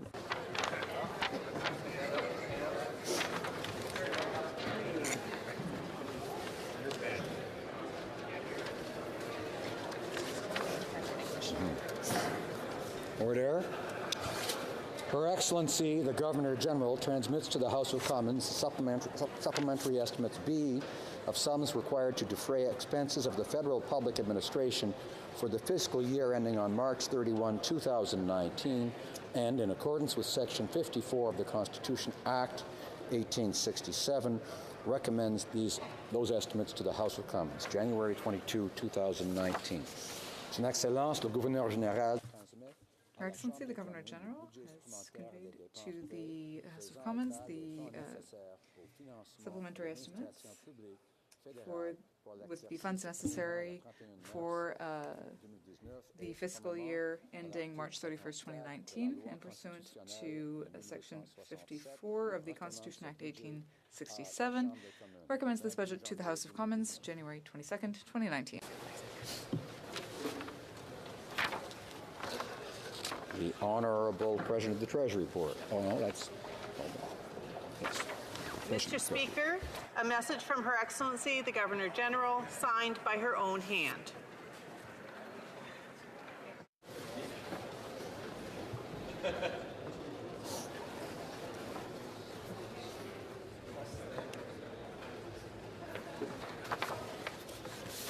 Son Excellence, le Gouverneur Général. Her Excellency, the Governor General, has transmitted to the House of Commons the interim main estimates for the funds necessary for public administration of funds for the fiscal year ending March 31st, 2020. And pursuant to Section 54 of the Constitution Act 1867, recommends this budget to the House of Commons January 22nd, 2019. See the Governor General transmit to the House of Commons the interim estimates of sums required to defray expenses of the federal public administration for the fiscal year ending on March 31, 2020, and in accordance with Sections 54 of the Constitution Act 1867, recommends those estimates to the House of Commons, January 22, 2019.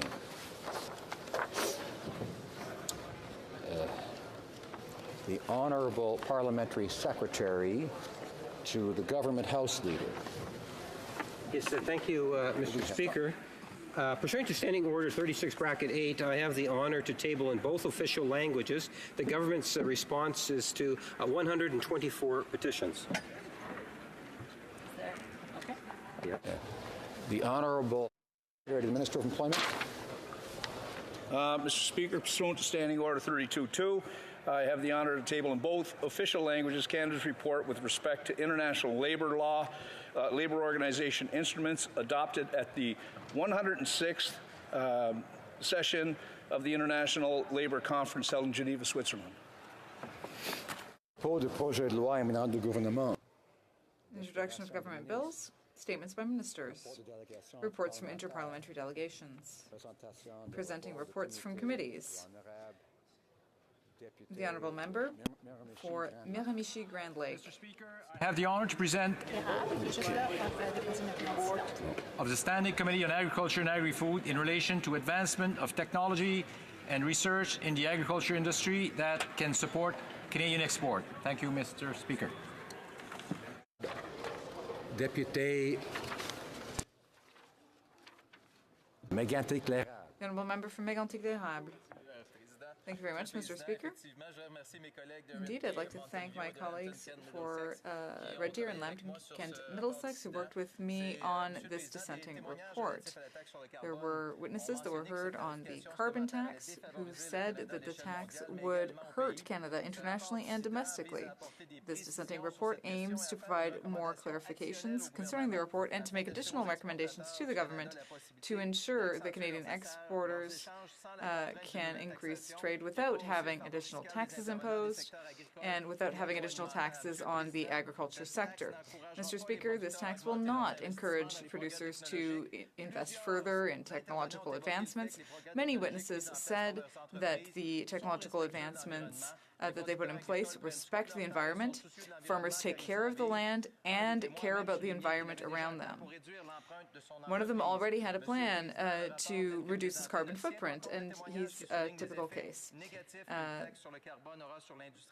The Liberals are focusing, so we are focusing on the negative impacts that this carbon tax could have, and we call on the government to end the tax, which is hurting Canada's competitivity abroad. Thank you.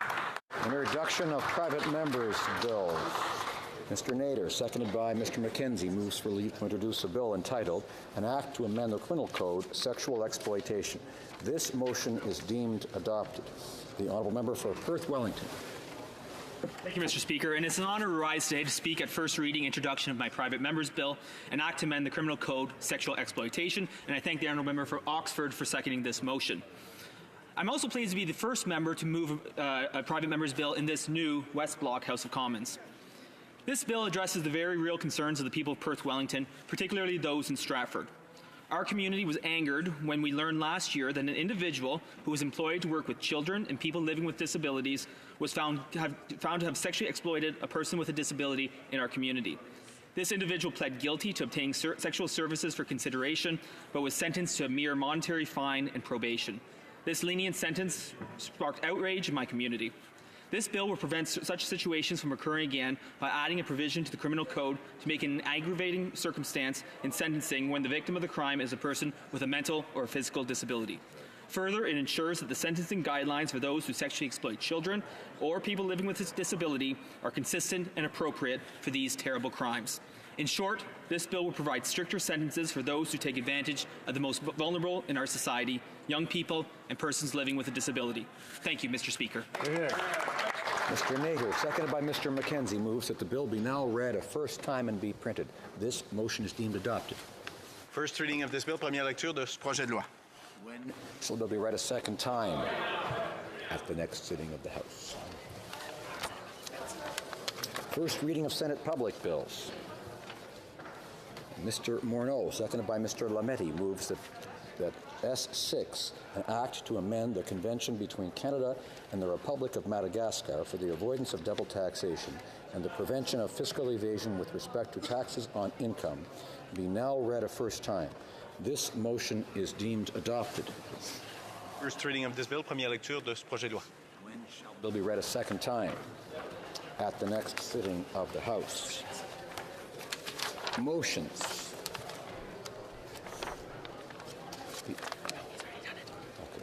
Presenting petitions. Présentation de pétitions. The honourable member for Alderman Norfolk. Mr. Speaker, on this first day in the new chamber, I'm very pleased to rise to present two petitions that I received from Canadians. The first one, Mr. Speaker, calls on the government to listen to Canadians and to abandon its recently implemented job-killing carbon tax. The second one is from Canadians who, like me, suffer from thyroid disease and need to take specific medication to regulate their thyroid. They call on the government to ensure equitable access to all thyroid drugs approved by Health Canada and for doctors to be educated on various other treatments that exist to help thyroid patients. Thank you, Mr. Speaker. The honourable member for Chatham-Kent-Leamington. Mr. Speaker, and I am tabling a petition in support of Bill S-240, which deals with organ harvesting and trafficking. It has been passed by the Senate and supported unanimously here at second reading. It is now about to be studied at the Foreign Affairs Committee. Member for South Kootenay, South Okanagan, West Kootenay, pardon me. Thank you, Mr. Speaker. It's an honor to rise here in this new and beautiful chamber to present a petition from residents of Canada who point out that feminist women's organizations have been struggling for decades to keep the lights on and doors open due to a lack of federal core operations funding, that women's organizations are the most underfunded in Canada's nonprofit sector, yet are the single most effective means to building better lives for women, and that women's organizations need reliable, long-term, stable operational funding and direct investment to help women. And therefore, these residents call on the Government of Canada to immediately provide secure, multi-year core operational funding to feminist women and women's organizations and set national standards to ensure equality of access to services and protection for all women. Member for Calgary-Shepherd. Thank you, Mr. Speaker. I had difficulty catching your eye there. I have three petitions to table today. The first one is on Bill C-399. I have nearly 100 petitioners from my riding who are writing in and asking the Government of Canada to support my private member's bill that would help persons with disabilities obtain greater access to the disability tax credit. The second petition I am tabling today, Mr. Speaker, is on Bill S-240. It's in support of it. It asks that Government of Canada do more to combat forced organ harvesting and deal with inadmissibility to Canada of those who have been involved. There are 4 bills that have been proposed in various parliaments over the last 10 years, the petitioners mentioned, and we have to start all over again every time there's a new election. And the final petition, Mr. Speaker, is 39 petitioners from my riding asking that the mortgage stress test introduced by the government be completely reviewed and changed. They're saying it's had a huge impact on people in the riding, on individual petitioners as well, and they're asking for the B20 stress test rules to be reviewed and amended. Thank you, Mr. Speaker. Member for Courtenay Alberni.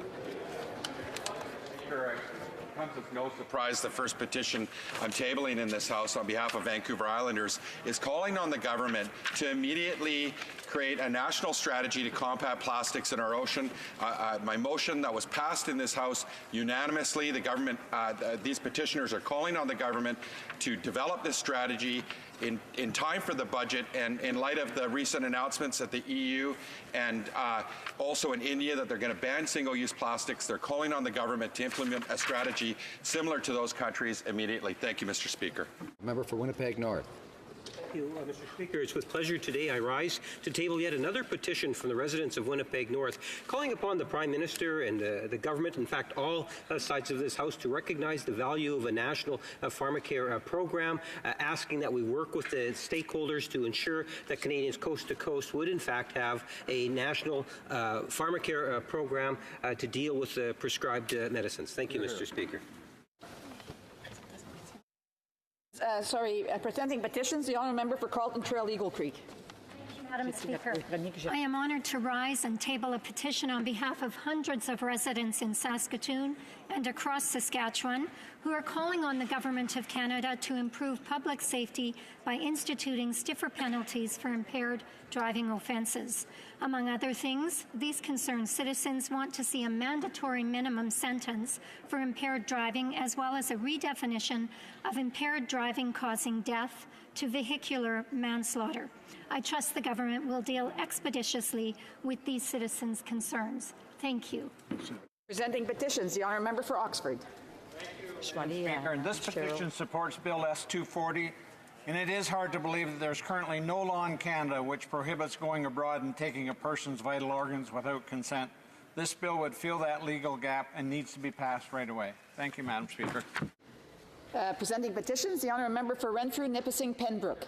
Thank you, Madam Speaker. I'm pleased to present petitions signed by Canadians from the ridings of Cloverdale, Langley City, Port Moody, Coquitlam, and Pitt Meadows, Maple Ridge. They call on the House of Commons to respect the rights of law-abiding firearms owners and reject the Prime Minister's plan to waste taxpayers' money studying a ban on guns which are already banned. Here. Presenting petitions, the honourable member for Calgary Confederation. Madam Speaker, I am pleased to table a petition in support of Bill S-240. Bill S-240 amends the criminal code to create new offences in relation to trafficking in human organs and tissues. It also amends the Immigration and Refugee Protection Act to provide that a permanent resident or foreign national is inadmissible into Canada if the Minister of Citizenship and Immigration is of the opinion that they have engaged in any activity relating to trafficking in human organs or tissues. This bill, Madam Speaker, is currently before the Foreign Affairs Committee. Petitions, the honourable member of Sherwood Park, Fort Saskatchewan. Thank you, Madam Speaker. I'm pleased to table 6 petitions in the House today. The first petition deals with the challenges faced by Pakistani asylum seekers who are currently in Thailand. It's a major priority that's been brought to my attention by the community. It notes the recent crackdown on asylum seekers in Thailand has shaken and deeply affected the Canadian Christian community of Pakistani origin. Pakistani asylum seekers fled their homes with hopes of resettling in countries where they could freely practice their religion without fear of being victimized under blasphemy laws. It urges the Government of Canada to take up this matter with the Government of Thailand and urge the proper protection of Pakistani asylum seekers who are there and that they be provided with refugee status by the UNHCR and support for resettlement. The second petition deals with the plight of Afghanistan's Sikh and Hindu minority. It calls for the Minister of Immigration to use the powers granted to him to create a special program to help persecuted minorities in Afghanistan. This is something that has not happened yet and the community has been calling for, and further urges the Minister of Foreign Affairs to raise the persecution faced by this community with her Afghan counterpart. The third petition is about the persecution of Falun Gong practitioners in China and calls on Chinese officials to immediately end the persecution of Falun Gong practitioners, calls on Parliament and the government to undertake these steps and advocate for those facing this persecution. The fourth petition is about Bill C-71. It raises concerns about that petition and supports the right of lawful firearms owners to not face punitive measures from this government. The fifth petition calls on the government to support the construction of the Trans Mountain pipeline to ensure its completion. Pleased to support that as well as my colleagues on this side of the House do. And finally, pleased to table a petition in support of Bill S-240, a bill that came to us from the Senate that I sponsored that's currently before the Foreign Affairs Committee that deal with the scourge of forced organ harvesting. It's currently before the Foreign Affairs Committee, and it's important that we pass that bill as soon as possible so we don't have to start again after the next election. Thank you very much. Présentation de pétition. Presenting petitions, the Honourable Member for Louis Saint Laurent. Thank you, Madam Speaker. I'm pleased to present a petition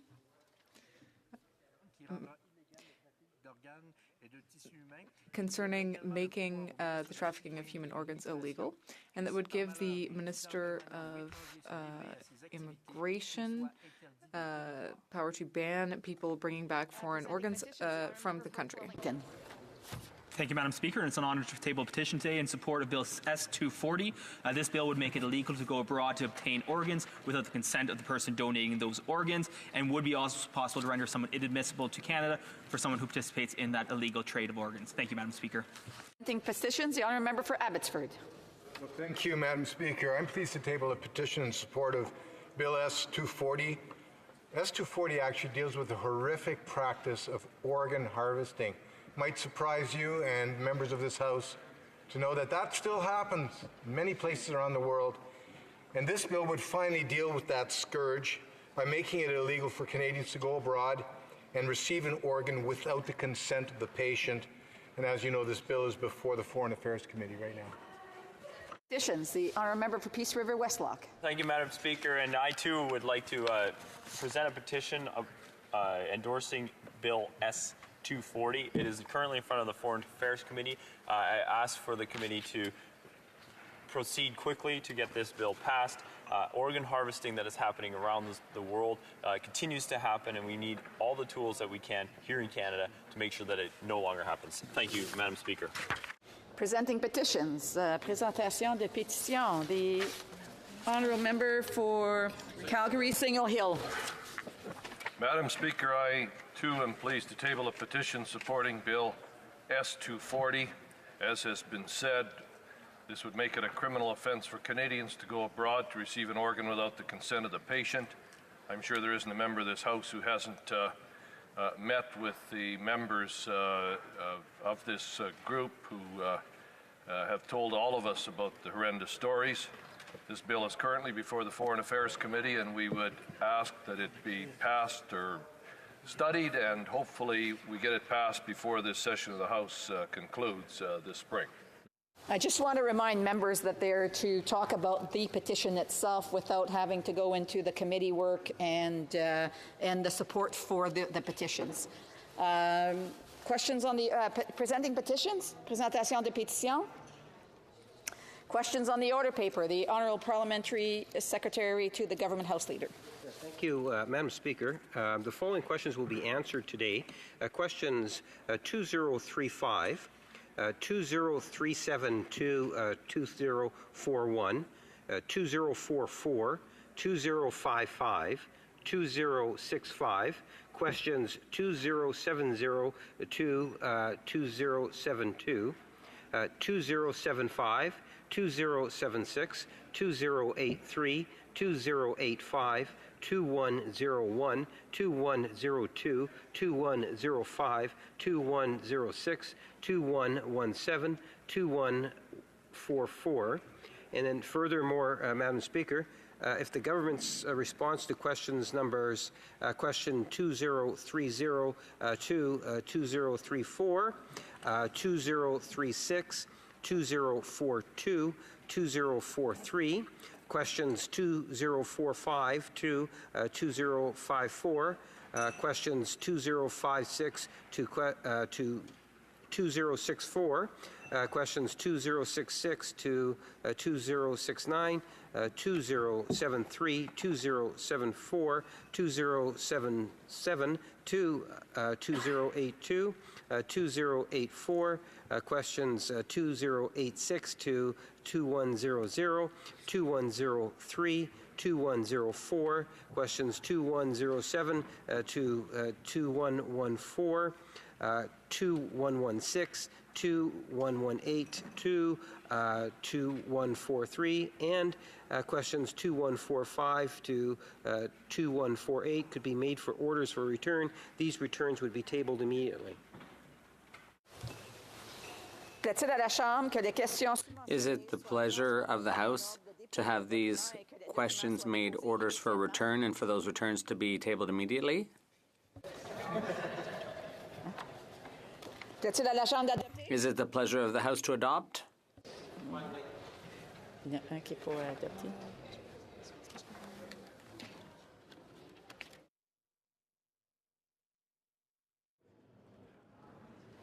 The Honourable Parliamentary Secretary. Finally, Madam Speaker, I would ask that all remaining questions be allowed to stand at this time, please.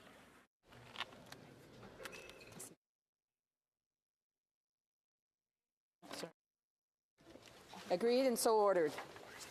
Orders of the day, ordre du jour. Government orders, government bills, commons, resuming debate on the consideration of a motion respecting Senate amendments to Bill C-57, the Federal Sustainable Development Act. Resuming debate. Reprise de débat.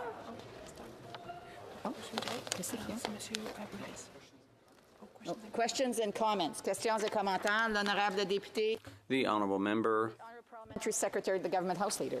Just let it pass right now. Yes, thank you, Madam Speaker. Like many of our colleagues, I listened to my friend across the way for a few hours.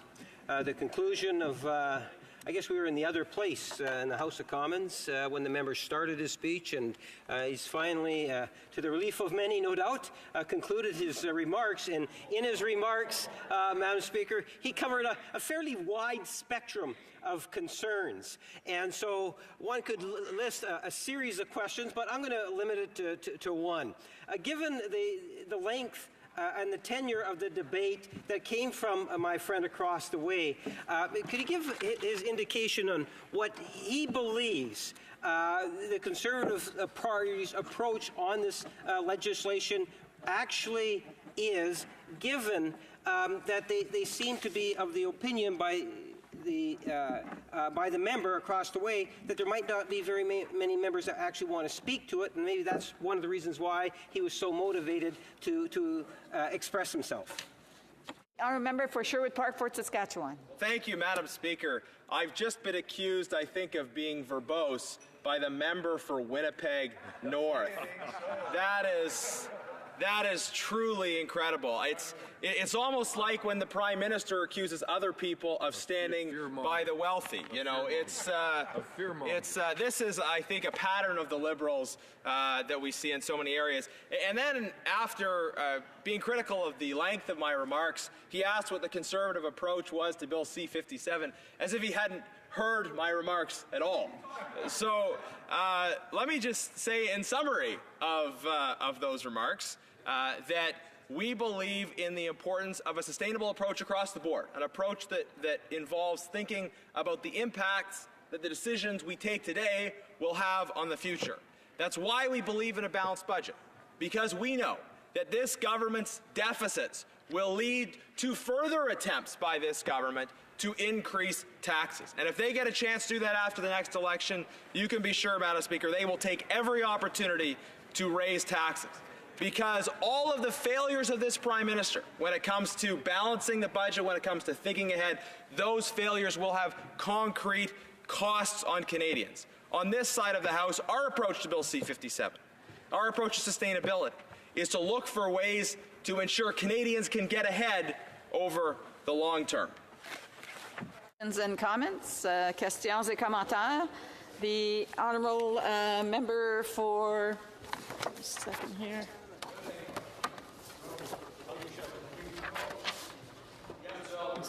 Prince Albert. Thank you, Madam Speaker. It's great to stand here today.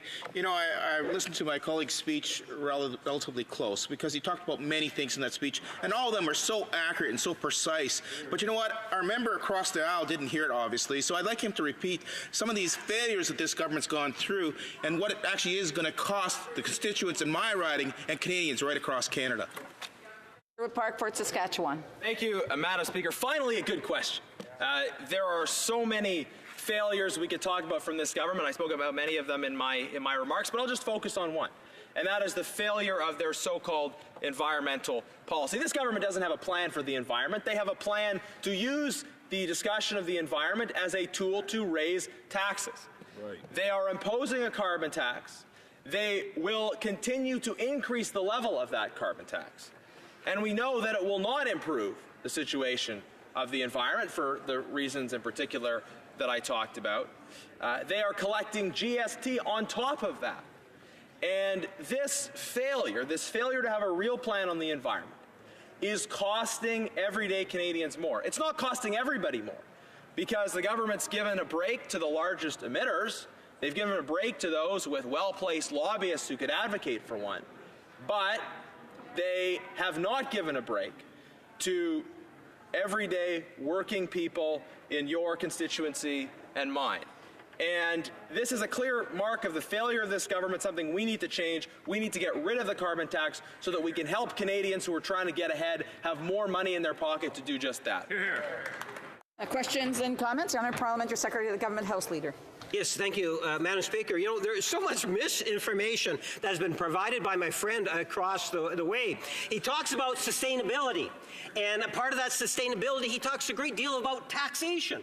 And yet when it really came down to it, when it came down to the government of the day putting a special tax on Canada's wealthiest, the Conservatives voted against that. Wow. When it came time for a tax break for Canada's middle class, the Conservatives voted against that too, Madam Speaker. When we talk about sustainability of the family and trying to ensure that the families get the prosperity, take a look at the Canada Child Benefit. Again, it was enhanced by this government and opposed by the Conservatives. So on the one hand, they tried to fool Canadians by saying that they're standing up for the middle class, when in reality, there's only one party that's standing up for Canada's middle class. It's this Prime Minister, and it's the Liberal Party of Canada. I'm wondering if the member opposite can explain the hypocrisy that seems to be amongst the Conservative Party when it comes to taxation policy. I just want to remind the member from Prince Albert that I'm sure that his colleague, who's going to have the floor in a couple of minutes, is very well able to answer the questions that the parliamentary secretary just asked. So I would ask him to hold back on any comments or questions he may have during that time. The honourable member from Sherwood Park, Fort Saskatchewan. Madam Speaker, I can tell you I truly have missed the member for Winnipeg North over this long break. His interventions are such a source of amusement. Let me just say, so he talks about the Canada Child Care Benefit. The Liberals changed the name of the Universal Child Care Benefit. Wow.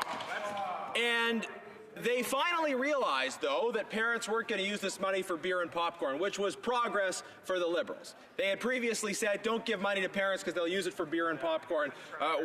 On this issue, at least, they to some extent came around to our way of thinking, but they've got a lot further to go to come around to our way of thinking. What they did at the beginning is they put forward a proposal which made various changes to tax rates. It also, in the same measure, reduced the amount that Canadians could put aside in the tax-free savings account, which we know statistically is the preferred savings vehicle for Canadians who are in the middle class, and yes, for those working hard to join it. Canadians are struggling to get ahead. They want to get ahead, and yet they face more and higher taxes from this government. But you can tell in the rhetoric from that member that they don't want to admit it. So every time they try and increase your taxes, they try to do it in a way that's as surreptitious as possible.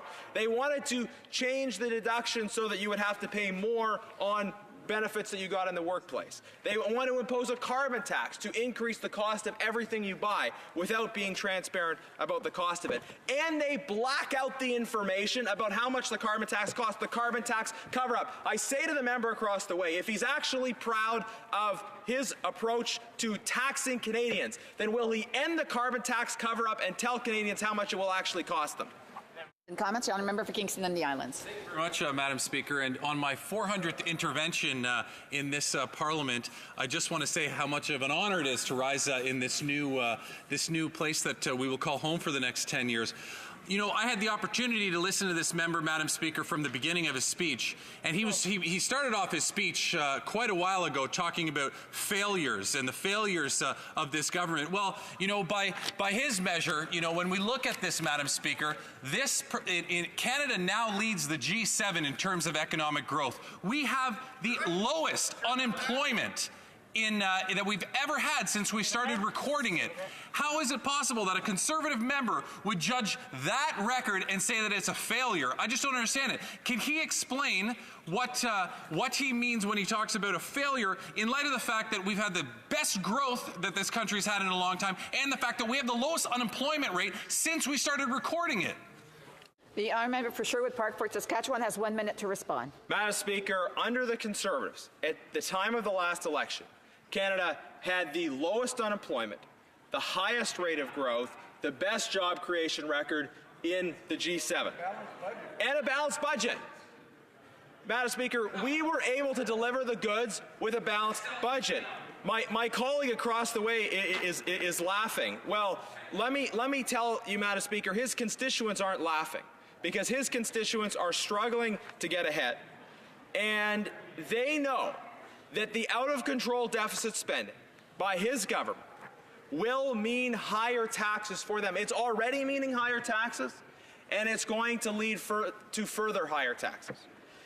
And if that member cares about how much his constituents pay, I wonder if he will commit that his government won't raise the carbon tax after the next election, because we know if they have a chance to raise the carbon tax, they certainly will do so, and we have to stop them. Resuming debate.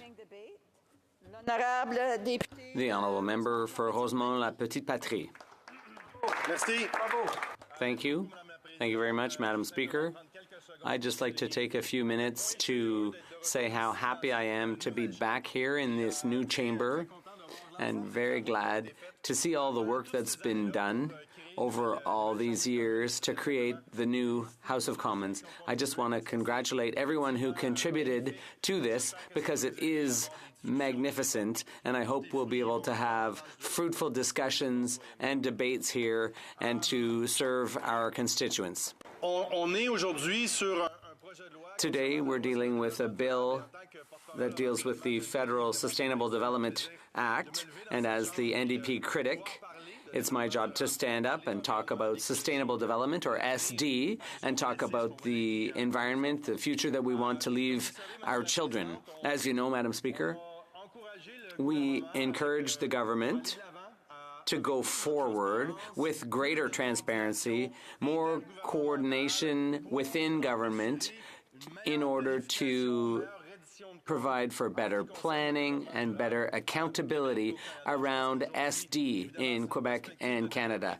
I think that there's a consensus around this type of economic development. I think everybody wanted to see this bill go a bit further in some respects, but at every step of the way, the NDP supported the broad thrust of the government in this area. And Bill C-57 does make some progress. Further strides could have been taken. We would have liked to see, bless you, we would have preferred to see the 17 UN SD objectives incorporated into this bill. I think that would have strengthened the federal government's commitment to the goal, and the fact that those were left out of the bill, to our view, it would have been a plus to include those, and I think it's unfortunate that the government rejected those 17 UN SD goals. So today we're called upon to vote on the government's response to the 3 amendments that the Senate came up with. There were 3 amendments and the government accepted numbers 1 and 3, but rejected amendment number 2 that the Senate was recommending. That's the sticking point here, and we're having a bit of trouble on the NDP understanding the federal government's reticence to accept amendment number 2. At 8.5, the amendment would add contracts, performance-based contracts with the Government of Canada. So contracts for work would have to include clauses pertaining to the SD strategy of the federal government. And what the Senate was proposing was that when the federal government awards contracts to contractors, the contract itself should include provisions relating to the federal Sustainable Development Strategy. Madam Speaker, this doesn't perhaps happen very often. It hasn't. But this time, I actually agree with the Senate. That was an excellent suggestion coming from the upper chamber, and I don't understand. We in the NDP don't understand why the government is rejecting amendment number 2 from the Senate. Why is the Liberal government trying to avoid having contracts include provisions that would incorporate the federal development strategy? How is this going to help us build a greener country, a more respectful country, respectful of future generations and of our environment? I don't think it would have been all that hard to include that, to incorporate the Senate's amendment. It seems to me that that would be fully consistent with the federal strategy. Contracts with contractors should certainly be consistent with the federal government's Sustainable Development Strategy. Why would they be excluded from the federal strategy? It's almost like an exemption or a gray area where, well, we're just not going to be able to do what we want to do when it comes to contracts. We're going to have to ignore the Sustainable Development Objectives when it comes to contracting. And that's why we disagree with the government's position, because they've rejected this amendment from the Senate, which appears to us to be totally reasonable, totally consistent, totally in keeping with the overall vision and the overall Sustainable Development Strategy. But, Madam Speaker, the reason I talk about vision and consistency and an ambitious vision when it comes to the environment, well, there's a lot that we could say about the Liberal government. There's a lot to be said because, once again, we're dealing with an issue that's so important to people all across the country, to our children and our grandchildren. And once again, we're dealing with a Liberal government that says one thing and does the opposite. It's a kind of hypocrisy or doublespeak, like a split personality. It's shocking. They're talking out of both sides of their mouth. Last year in Poland, there was a big meeting of the United Nations dealing with the Paris Agreement. There were a whole bunch of conferences and panels. The Environment Minister was there. She made a speech to the plenary session in Kečkovič, where we were. There were 145 countries, a lot of members of civil society, NGOs, environmental groups, you name it. And the Environment Minister made an outstanding speech. I was there. I applauded along with everyone else. Her speech was excellent. The content was really visionary, and it was a vision that we NDP members share. And if I'd had the opportunity, I would have signed on right away. But after that, the Liberal government's decisions have absolutely nothing to do with that speech. So clearly there's a lot of show on the international stage, lots of buzzwords, lots of big talk, but then there's all kinds of other things that are going on behind the scenes that aren't being talked about. So the Liberals are talking out of both sides of their mouth. They're saying one thing and doing the opposite. And evidence of that, Madam Speaker, and I've got a lot of examples, is that during COP24, the report was tabled, and they assessed the performance of over 60 countries, the most industrialized countries. Canada was on that list of 60, to look at performance when it comes to greenhouse gas emission reductions. Now, we often boast about our performance in Canada, generally speaking, on a number of issues.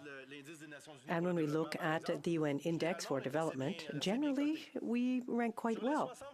Of the 60 countries evaluated or assessed, guess where Canada ranked when it comes to fighting greenhouse gas emissions?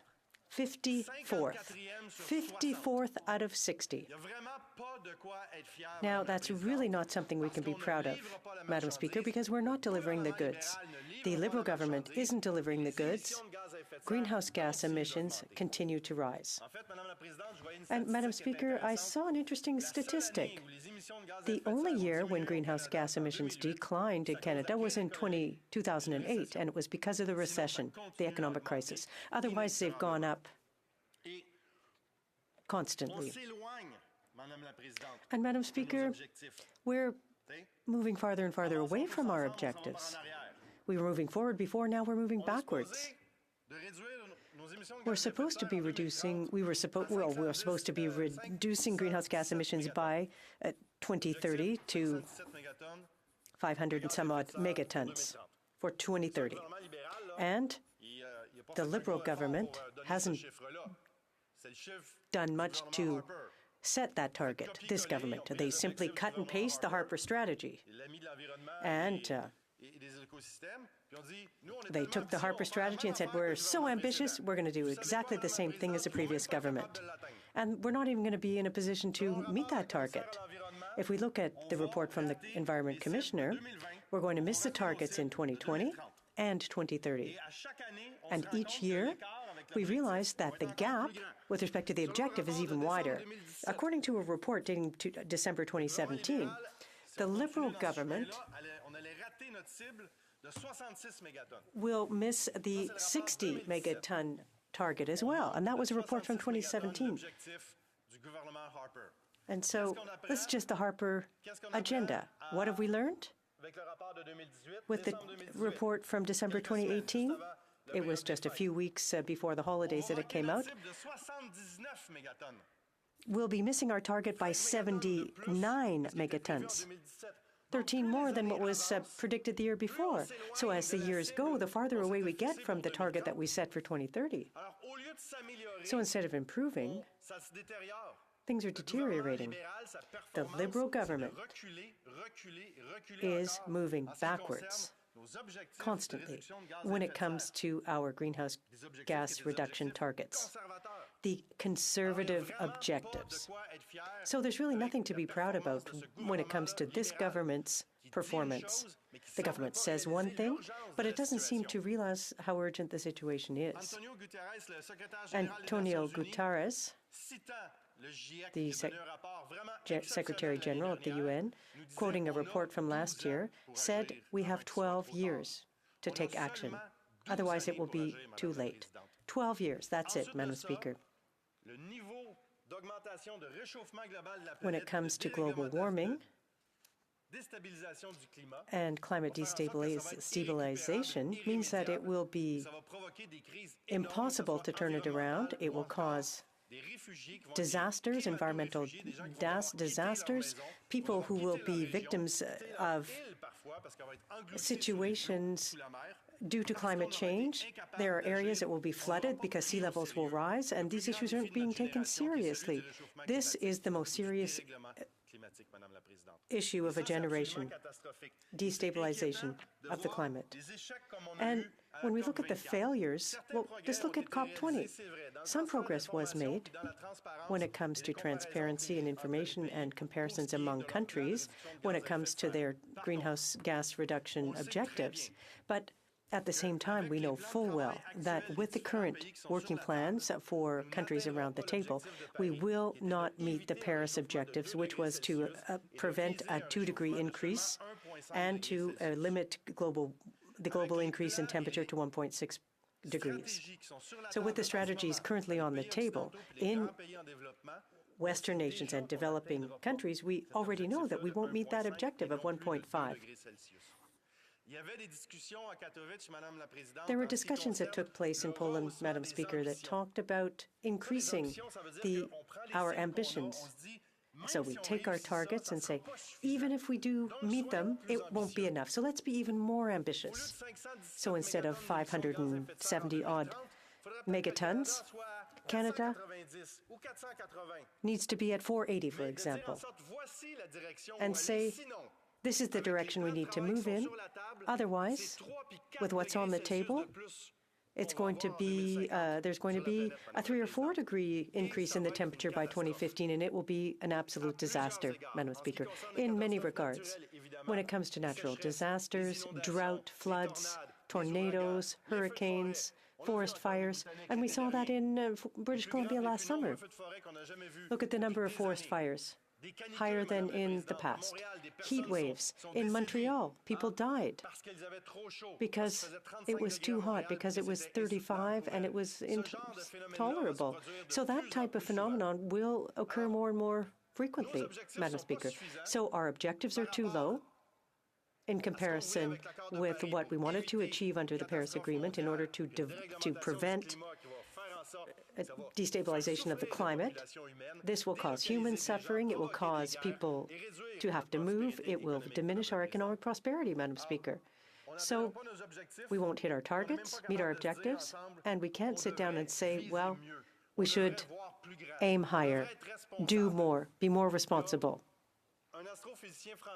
A French astrophysicist, who I like a great deal, Aurélien Barraud, is, in fact, one of the scientists who gets involved in political discussions, acknowledging a responsibility as a scientist to sound the alarm. He delivered a conference a few months ago. You can find it on the internet. It's a work of art. And he talked about the threat to life in general as a result of climate change.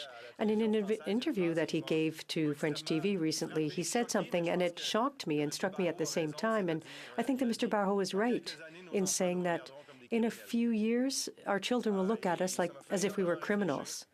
And that hit home. I think there are a lot of people here and people back at home who have children, grandchildren, their friends do as well. And I wouldn't want to end up in a situation where in a few years from now, our children will say, you didn't do what needed to be done. If we're in a situation we are today, it's because you dropped the ball and didn't do what we needed to do. You didn't move towards a transition as we needed to do. Now is time to take action. We've got 12 years, Madam Speaker. And there's no bigger challenge facing humanity. A colossal effort needs to be undertaken to reduce our greenhouse gas emissions. But instead of that, what did the Liberal government do, Madam Speaker? Instead of playing violins and all this rhetoric at conferences, what did they do? They bought a pipeline. $4.5 billion, our money, to buy a 65-year-old leaky pipeline. To do what? To triple pollution. So that means more greenhouse gas emissions. That is moving us in the opposite direction, not the direction we need to move in. So if that money is available to buy a pipeline, well then, why couldn't we take the same money and invest in renewable energy and create jobs? Create jobs for many communities that need jobs. Because renewable energy is the way of the future, future prosperity, for today and for the future. it was too risky for Kinder Morgan to keep the Trans Mountain pipeline. So they decided to sell it. And it was so risky that no one wanted to buy it. No private company wanted to buy that pipeline because it was too risky. There were for a host of reasons. So the Liberal government took our money and decided they were going to drop $4.5 billion, put it on the table, and buy a pipeline that nobody wanted, and that they were going to invest $7.4 to make it even bigger. A pipeline, Madam Speaker, that goes through over 800 waterways in British Columbia. And today, we learned that it will endanger a species that's already endangered. And the National Energy Board wrote that because of maritime traffic, the project will have a significant detrimental impact on the environment for this endangered species. Now, there are tankers. The number of tankers is going to go up by 700%. So, yes, we're spending money in order to help the ocean to assist BC, but at the same time, we buy a pipeline that's going to increase maritime traffic. It's going to jeopardize a species that's already an endangered species. And along the coast, well, this is heavy oil. If there's a spill into one of the rivers, into a lake or in the ocean, which would be even worse, we don't know how it would react. It might drop to the bottom, and it would be virtually impossible to clean it up. So those are choices, important choices. There's a report from Equiterre that came out in the fall identifying choices for the Liberal government. It's developing 12 times or investing 12 times more in supporting the energy industry and sector than it is in the environment. And we're proposing they do the opposite, to invest in communities. Wind energy, solar energy, geothermic energy, electric cars, to change the way that our economy runs, to have a clean, green economy where we create jobs for Canadians. And that means $10 billion per year. And with exports, some $10 billion goes to the energy sector. Next year it'll be more. It'll be more than 10 because there's going to be the 4.5 that was there for buying the pipeline. So, Madam Speaker, we have a responsibility collectively that goes beyond re-election issues or the re-election of one member of parliament or another. We need to be in a position to have the courage to be bold, to do things differently, and to make this necessary change, Madam Speaker. And that's why a group of citizens, there is the Transition Pact signed in Quebec with some 300,000 people who are prepared to recycle, to do many things, to eat less red meat, and among other things. And why can't the Liberal government take steps to change the situation for the future? Thank you, Madam Speaker. Questions and comments? Thank you very much, Madam Speaker. So we've had the opportunity this afternoon, Madam Speaker, and starting this morning, by listening to both an intervention from the Conservative Party and from the New Democrats on this particular piece of legislation as it relates to sustainability. And what we've witnessed, Madam Speaker, is the Conservatives only talk about the economy. That's the only thing that matters. Never really mention the environment. And now what we're seeing from the NDP is only discussion about the environment, never talking about the economy.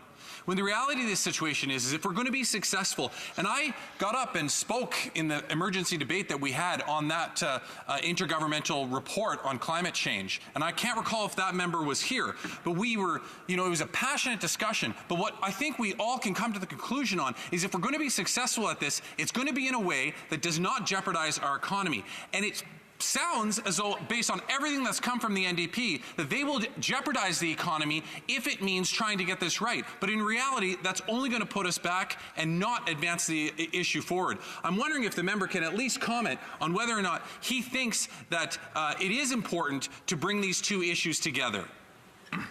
The honourable member. Well, thank you, Madam Speaker, and I'd like to thank my colleague for his question, but I don't think he really listened to everything I said. I said at least 12 times I talked about jobs, in fact, for today, for the future.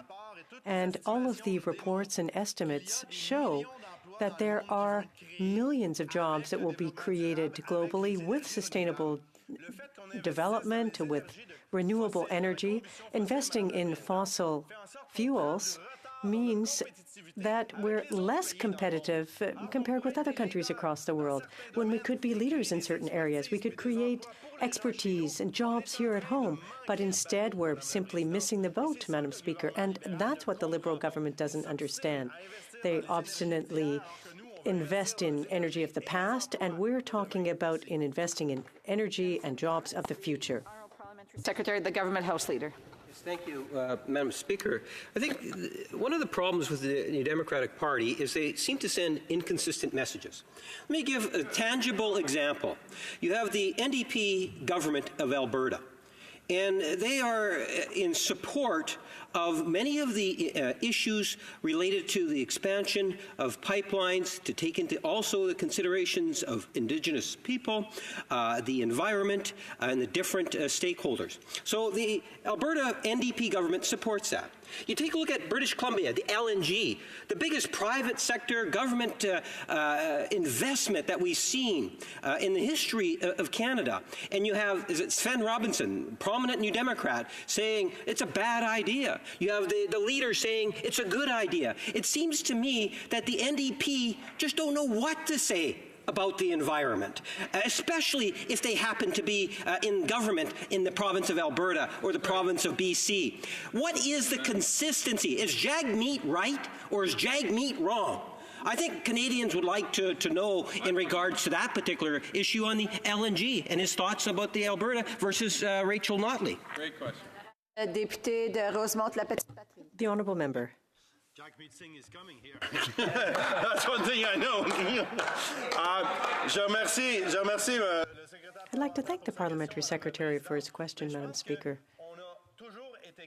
But I think we've always been clear that we are on the side of workers in a responsible way towards the environment and our ecosystems, contrary to the Liberal government, which says, oh my goodness, we're going to work so hard to cry we have to save the planet, but when it comes to action, they're investing in the oil and gas sector, buying an old pipeline, tripling production. They have mismanaged the file to such an extent that they were blocked in the courts, and they can't move forward with the respect of Indigenous communities and Indigenous rights. So it's odd for the Parliamentary Secretary to talk about that because they've been so incompetent on the Trans Mountain file that they've been blocked by the courts. The member for New Westminster, Burnaby. Thank you, Madam Speaker. And I'd like to thank the member for Rosemont-le-Petit-Patrie for his activism in fighting for the environment and the economy in this House of Commons. What's clear in this debate, Madam Speaker, is that the Liberals can't manage the environment or the economy. And the example that the member from Rosemont-le-Petit-Patrie cites is very striking. Here we have a government that is willing to splurge $15 billion for the Trans Mountain pipeline, a money-losing pipeline that they tried to pretend was actually earning money, that actually leads to a net job loss in British Columbia because of the closure of the Parkland refinery as a result of the Trans Mountain. So we're actually talking about net job losses even before we talk about the threat that that project represents to the fisheries and to the tourism industries in British Columbia, threatening thousands of jobs. So we have a Liberal government that can't manage the environment, is incapable of fighting back against climate change, and at the same time has made a complete and utter mess of any sort of economic basis for the Trans Mountain pipeline. So I'd like to ask my colleague from Rosemont-le-Petit-Patrie, quite simply, does he feel that the Liberals have in any way managed effectively either the environment or the economy? Honourable member for Rosemont-la-Petite-Patrie. Thank you, and I thank my colleague for his excellent question. No, I don't think he'll be surprised when I say that no. I think that the Liberals really mismanaged both environmental and economic questions, and particularly tax questions.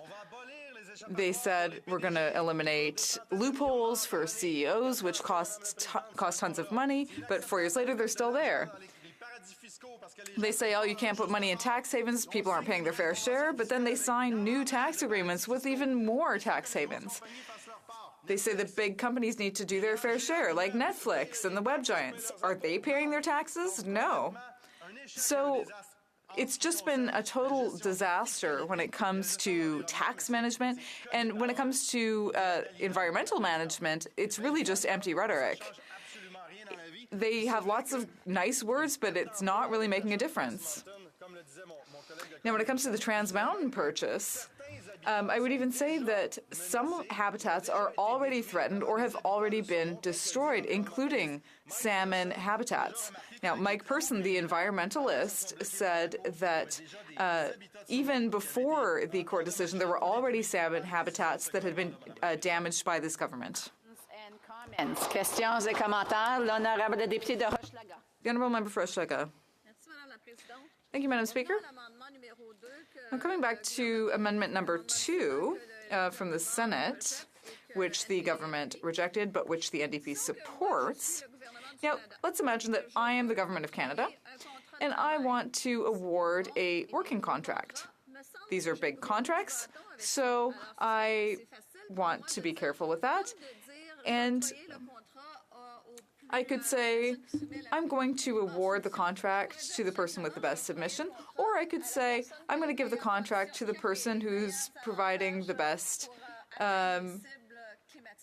advantages in terms of meeting our climate targets. So why not take advantage of that to have the government protect the environment and meet the targets that we'd like to meet?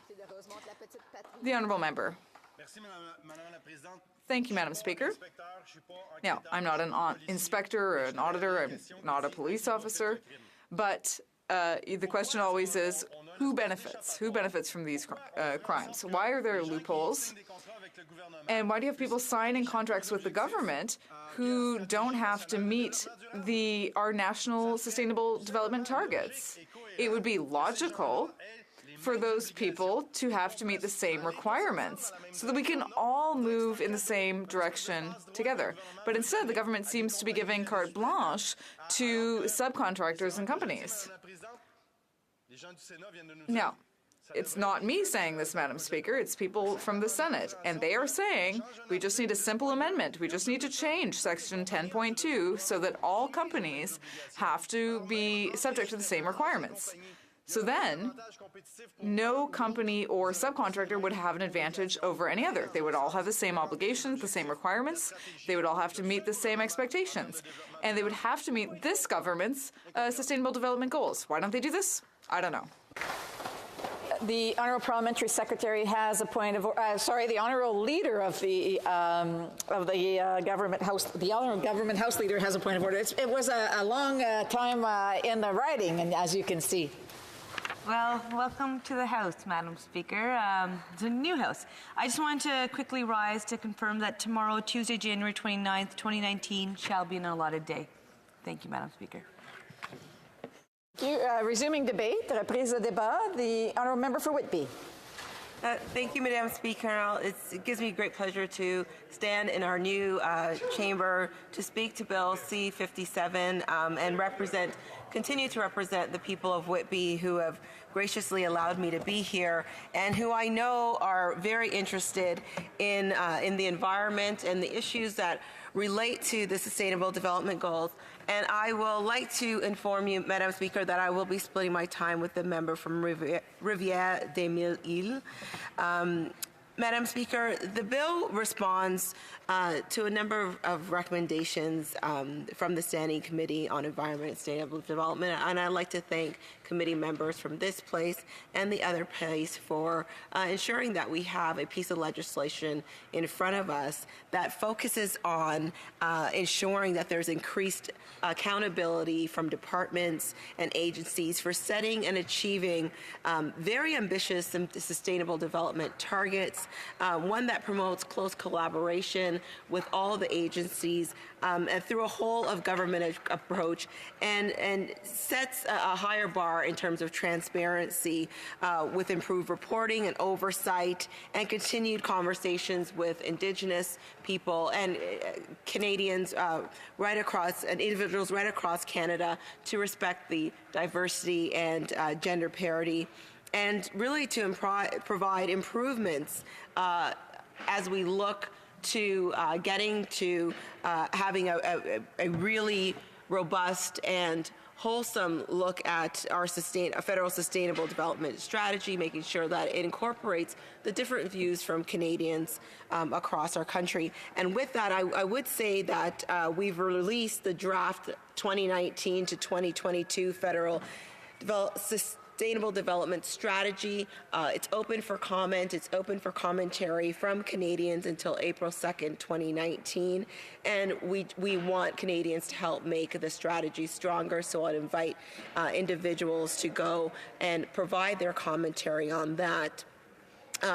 The Sustainable Development Goals Data Hub is also on StatsCan website. I know that I get a lot of questions from young people, the millennial kids, for example, who email me and are very, very seized with what we are doing as a government to ensure that we are keeping on top of our commitments around sustainable development, in particular when we talk about our environment and making sure that we're leaving a world that's better for them, for our children, and for our grandchildren. I happen to be a part of the delegation to the UN last year, which Canada gave its voluntary national review on sustainable development with the Minister of Families, Children and Social Services. And it was really a great moment for Canada to be there to express its commitment and a whole of government approach to sustainable development. Madam Speaker, when we're talking about today the amendments that came back from the other place, of which we accepted Amendment 1 and 3, and I know that other colleagues have spoken to questions why our government did not accept Amendment 2 that looked to incorporate some of the contracts that are put forward, to have them incorporate within them the sustainable development goals and targets. But, Madam Speaker, we did not support this amendment because it goes beyond the policy intent of this particular legislation, whose purpose is to make decision-making related to sustainable development more transparent and subject to accountability to Parliament. And, Madam Speaker, before I go any further, I just want to reference the Parliamentary Secretary to the Minister of Environment and Member of Parliament for Central Nova last year spoke to this piece of legislation quite passionately, and in his comments around Amendment Number 2, spoke to the 2018 report, which is a progress report that shows that we have met or are on target to meet many of the targets set forth in the 2016 to 2019 development strategy. He spoke to, in particular, in December 2017, almost 8% of coastal and marine areas have been conserved or are on track to reach our target of 10% by 2020. He also referenced reducing greenhouse gas emissions from federal government buildings and fleets. We have achieved 28% reduction in GHG emissions relative to 2005, more than halfway to our target of 40% by 2030. The progress report highlights that we are well on our way to achieving this target. When we talk about protecting terrestrial areas and inland waters, we are not moving fast enough, and through having a whole of government approach, through having a piece of legislation that focuses on ensuring that we're measuring those targets, we're able to see where we're doing well, as I've mentioned with marine and our government approach to reducing GHGs, and where we're not doing well, where we could put more improvement. So we see that when we're looking to protect our terrestrial and inland waters, we're not moving fast enough. So in Budget 2018, what we saw was an investment of $1.3 billion in biodiversity and conservation to help us bolster that particular target and ensure that we keep on track, Madam Speaker. But Madam Speaker, I want to take the time to outline some of our government's accomplishments. And we've heard others in this place talk about what we've done in terms of the environment and our environmental stewardship, our price on pollution, our insistence that polluters pay for the damage that they do to our country. But more importantly than that, Madam Speaker, we can't just look at climate change within a silo.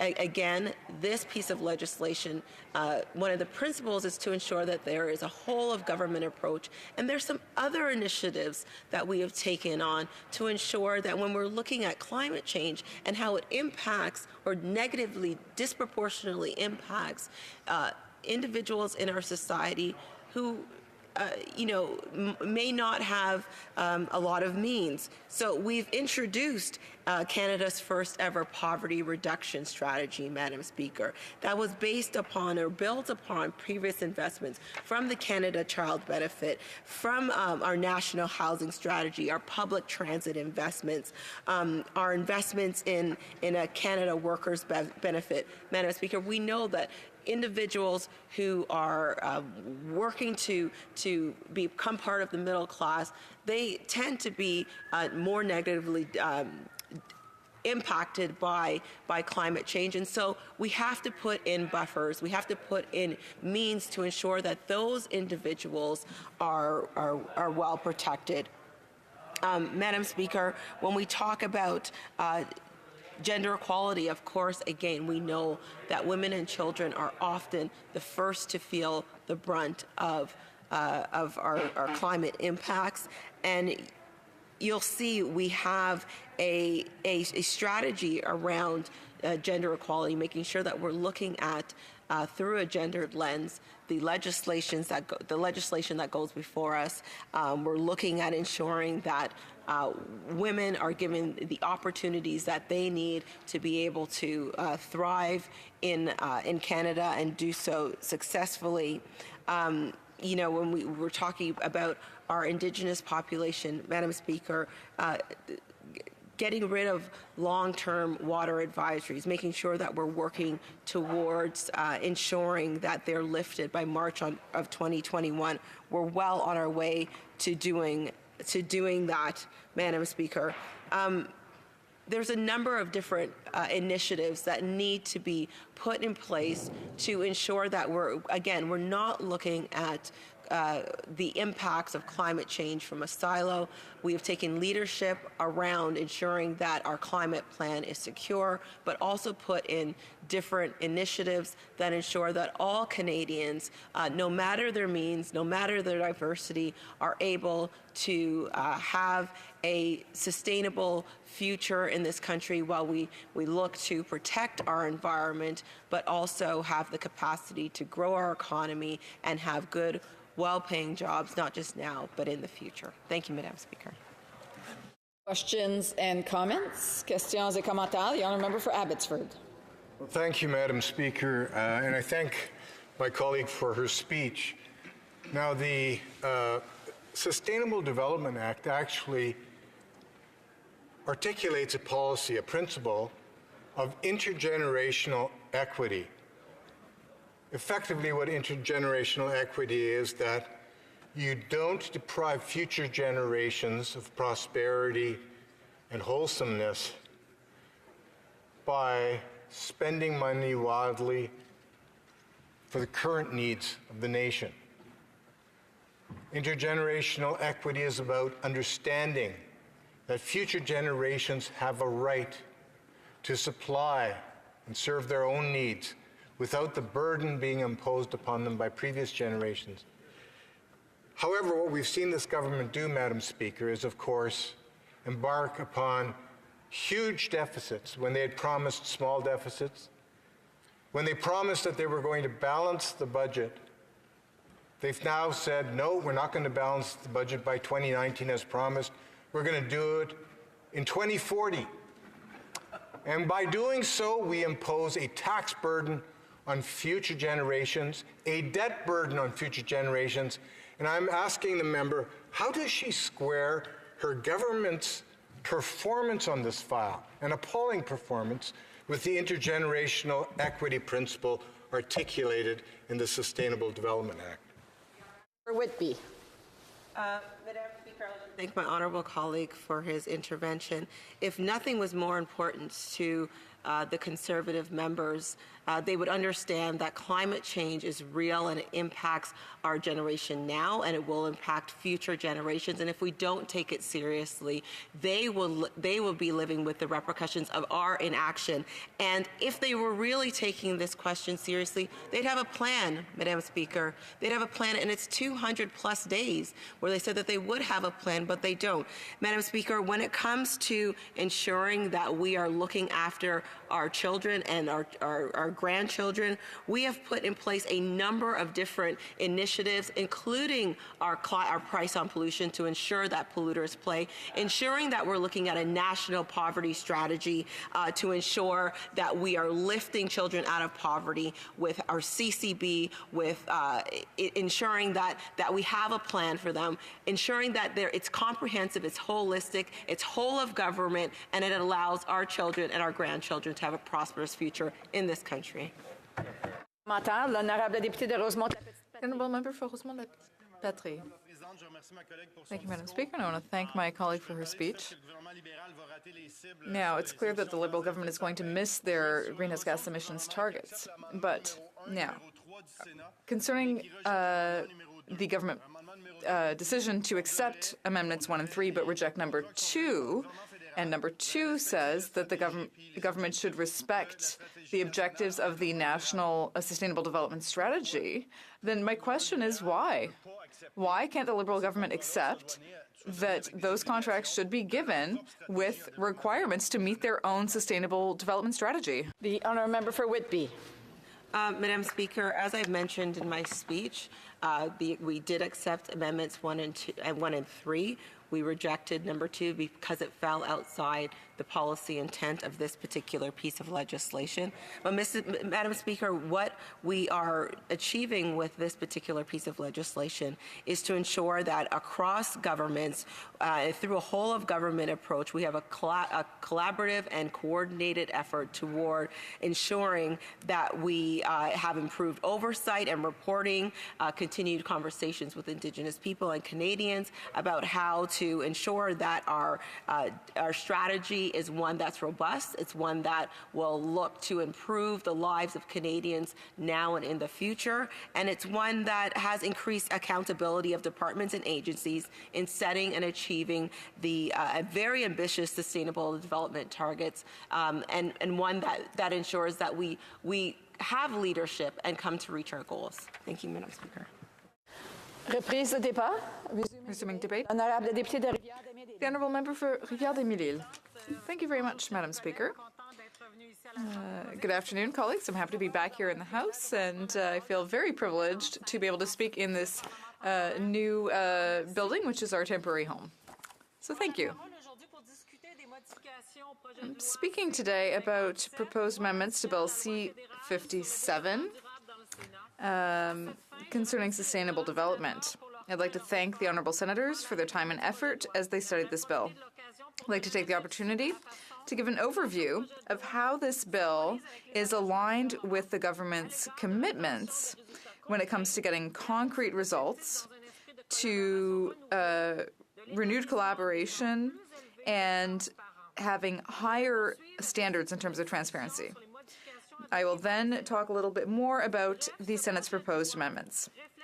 This bill reflects the government's commitment to sustainable development and to protecting the interests of future generations. We all want a sustainable future for Canada, for our children and grandchildren. This bill clearly shows that sustainable development and the environment are at the heart of the decisions made by this government. This bill ensures that federal organizations that fall under the law help develop federal sustainable development strategies and reports.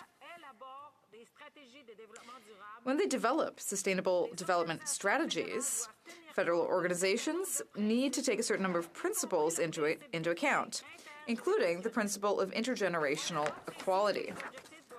The bill says that these objectives need to be measurable and set according to a clear timeline. There is also a principle concerning the execution of results. This will help senators, MPs, and the public follow the progress that's made by the government as we meet each of our objectives. This will allow us to focus on the government's results. The Federal Sustainable Development Strategy and its reports are the fruit of a lot of work on the part of many departments and organizations. C57 would help adopt an integrated whole-of-government vision for sustainable development activities.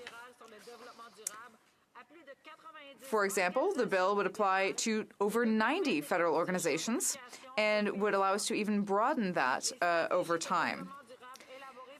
The sustainable development strategies of these federal organizations will support our commitments made with the Act and will make our environmental decisions more transparent and more responsible to Parliament. In the future, parliamentarians and standing committees from both chambers will be better able to hold the government accountable. This will enable committees to get an overall view of what government organizations are doing around sustainable development and what results were achieved. This bill received significant support from all parties in the House of Commons, when it was unanimously passed, and I hope it will continue to be fully supported when we send our message to the Senate. I'd also like to talk about the amendments the Senate made. First of all, the Senate agreed to a certain number of consequential changes that harmonize the Auditor General Act with the changes made by the Federal Sustainable Development Act through Bill C-57. This confirms, once again, the role of the Commissioner under the Federal Sustainable Development Act, and this is supported by the government. A second amendment made to broaden the mandate of the Sustainable Development Advisory Council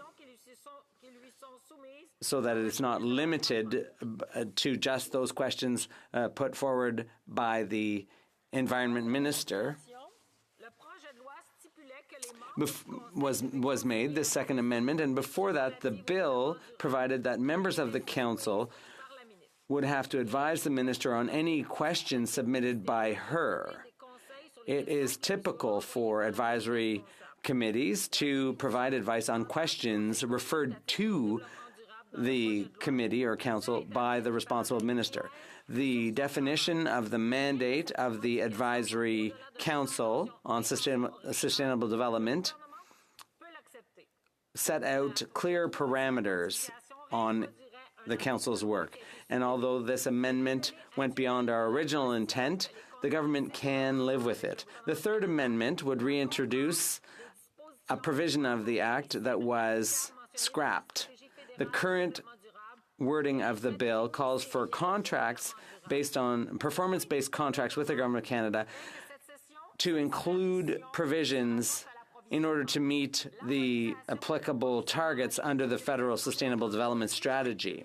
The government's point of view is that this provision has to do with procurement, and harmonizing procurement with environmental objectives is already included in the Treasury Board policy on environmental purchasing, and that is why the government decided to do away with that provision. Also under Bill C-57, Section 10.1 of the Act provides that the Treasury Board can set out guidelines or directives applicable to entities covered by the Federal Sustainable Development Act. This recognizes explicitly Treasury Board's role when it comes to the consequences of government activity on sustainable development. In addition to the fact that it's inappropriate to reinsert this provision in its current form, the amendment also provides that performance-based contracts and employment contracts should include provisions furthering the achievement of our objectives and our sustainable development objectives, as well as any strategy set out under Section 11. Mr. Speaker, the government does not support this amendment because this bill is not the appropriate way to say what should be in employment contracts or contracts for labor. These contracts are difficult to define because of their broad and varied nature. And what is more, this change goes beyond the intent of the policy intent of this bill.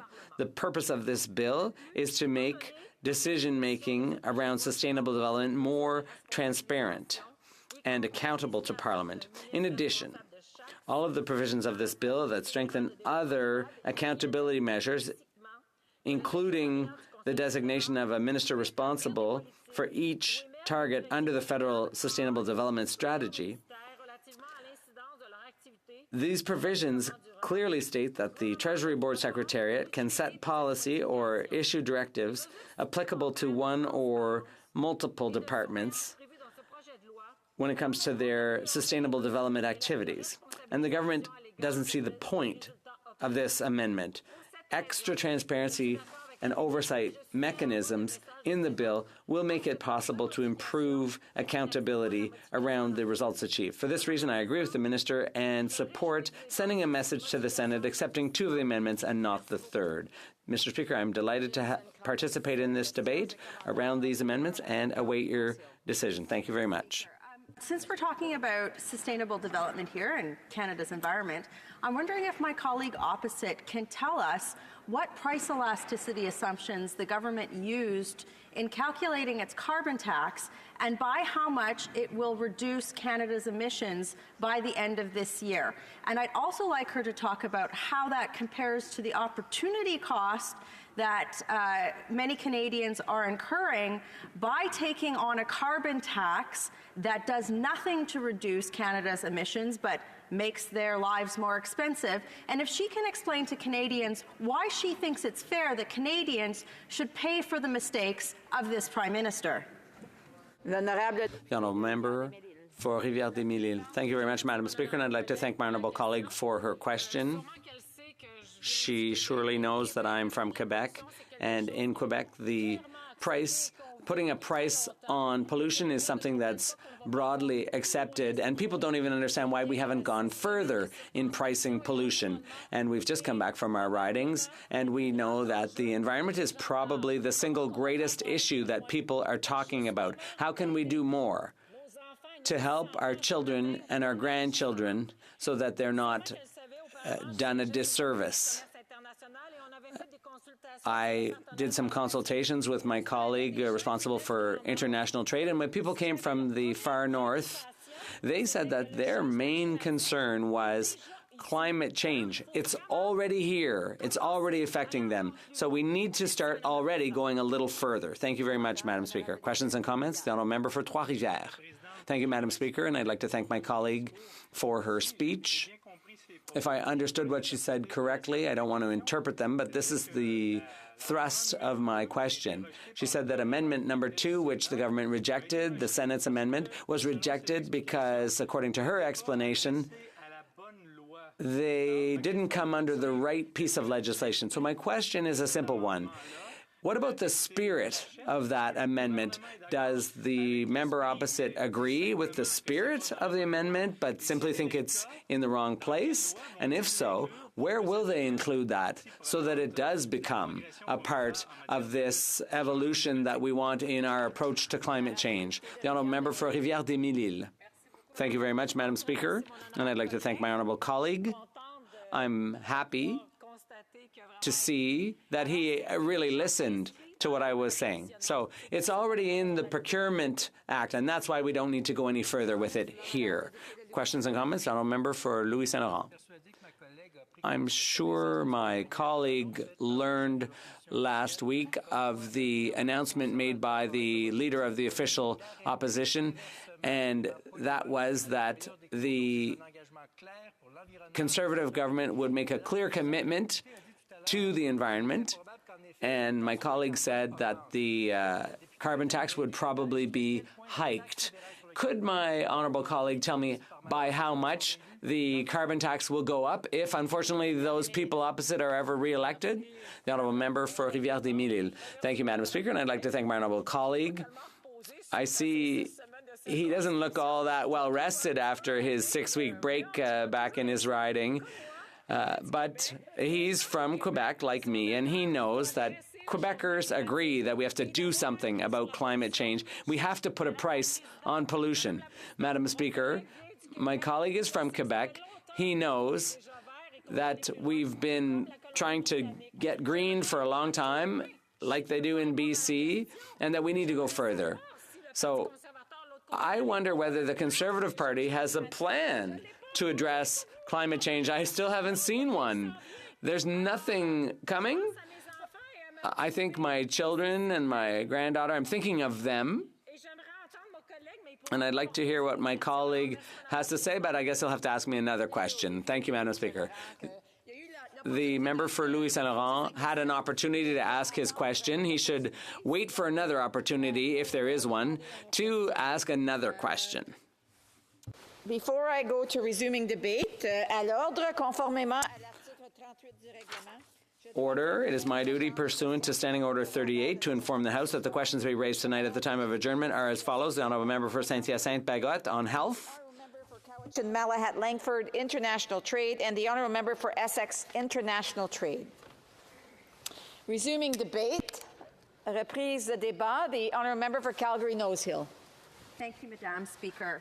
And I'm very pleased today to stand in this House and talk about sustainable development and Canada's environment, and to point out the vast swath of hypocrisy that this government has undertaken in its time in office, that regardless of political stripe, regardless where somebody is at in terms of environmental policy in this country, everybody agree that the Liberals in this Parliament have a woeful an inept track record of doing anything for Canada's environment. So let's start with the carbon tax. So we just had a member, a colleague across the way, stand up from the Liberal caucus and say the following: a carbon tax should be higher. We actually had a Liberal stand up. I cannot wait to show Canadians this, stand up and say that the carbon tax should be higher. And she said that in response to a question that I asked her about whether or not their carbon tax would actually do anything to reduce greenhouse gas emissions in Canada. Now, why did she try to spin out of that question or show their true agenda? It's because we know that the carbon tax that Justin Trudeau has put in place on Canadians will do nothing. I just want to remind the member she's not to mention individuals' names that are sitting in the House during her speech. So resuming debate. My apologies, Madam Speaker. It's the new environment.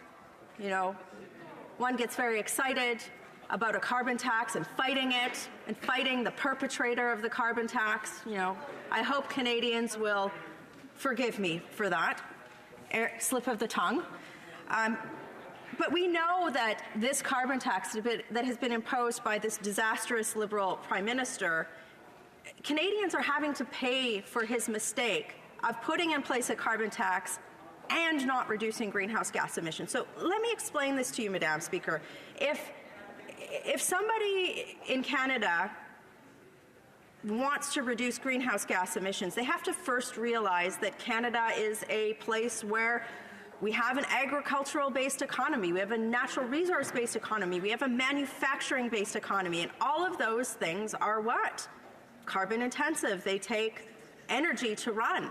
It's cold here. I mean, just today, stepping outside of the House of Commons, a few short steps outside, you'll realize the fact that Canada needs energy to heat our buildings in the middle of January. And also, the reality is that many Canadians have to drive to work. We don't have the same sort of public transit infrastructure that a small European country would have. So when you put all of those things together and you look at the economic context of Canada, you understand that putting a price on carbon, that the price that the Prime Minister has put in place, will do nothing to change the demand for carbon. So somebody who is driving in to downtown Calgary from my riding of Calgary Nose Hill to work after the disastrous failure to build the Green Line in my riding, which my government, former government, committed to, they would actually have to do what? Fill their car up. They don't really have a choice on how they commute to work. So it doesn't matter what that price of gas is, they still have to put gas in their car. So if it is more expensive, that just means that there's more money coming out of their pocket. The only way that they're going to change their behavior is by saying, it is no longer affordable for me to drive to work. And in that case, we're actually seeing an economic reduction and contraction instead of doing what this government has, purported to do. They always stand up and talk about this, growing Canada's economy and balancing the environment. It was under our former Conservative government that for the first time in Canadian history, we saw a decoupling of economic growth. We saw the economy grow and expand, and the growth of greenhouse gas emissions drop. And why is that? Because we took an approach that we went to each of the major emitting sectors in Canada, and we said that we will put in place regulations such that they actually have to adapt to a lower carbon emitting standard over time. And that actually saw a reduction in greenhouse gas emissions. Passenger vehicles, the coal-fired electricity sector, all regulations put in place under a Conservative government. But carbon tax is just a consumption tax. It's like they've added another GST to Canada's economy. It's not going to do anything to reduce greenhouse gas emissions. So, it's so devastating as somebody who cares about this issue to watch their uninformed environment minister stand up and be completely unaware about any of the realities of the failed economic model of this situation. Now, of course, my colleague opposite that just stood up and made a speech, she got to their hidden agenda. It's not high enough. We need to make it higher. Because anybody who watches the Liberal government, they know that they can't resist doing what, Madam Speaker? Raising a tax. So if anybody thinks that the carbon tax is bad now, it's going to do what? It's going to go up. And this government has no plan on how to grow the economy. All they have a plan to do is pay a deficit or to build a deficit. And what does that mean? Today's deficit are tomorrow's taxes, Madam Speaker. So you've got this carbon tax that's not going to reduce greenhouse gas emissions. You've got these huge growing deficits. And you know what, Madam Speaker? For the amount of money that this government has spent on nothing that has materially impacted the lives of Canadians in a positive way, frankly, we could have had a gold-plated rocket ship to the moon. Canadians don't see anything for these deficits, but they will see increased taxes. And Canadians are tired of paying for Justin Trudeau, my apologies, Madam Speaker, the Prime Minister's ego, his love for himself, and his failed policies. And that's why we can't trust them on any sort of policy related to sustainable development. But I want to build on that case. We know the carbon tax is a failure, but there's something even bigger in terms of hypocrisy. So this government, Madam Speaker, has done everything possible to undermine the workers in the energy sector, the industries that are part of the energy sector across this country. They've done everything possible to call their jobs dirty. The Prime Minister even went abroad to Paris, and he said, I wish we could phase out the energy sector faster. And none of the people on this side of the aisle support transporting Canada's energy products in the most environmentally responsible way, which is what? Pipelines. The people across the aisle, Madam Speaker, are content to let our energy products be transported in rail, which has both environmental implications as well as implications on our agriculture sector. So they're saying, let's do rail, let's not do pipelines, or let's shut the energy sector down.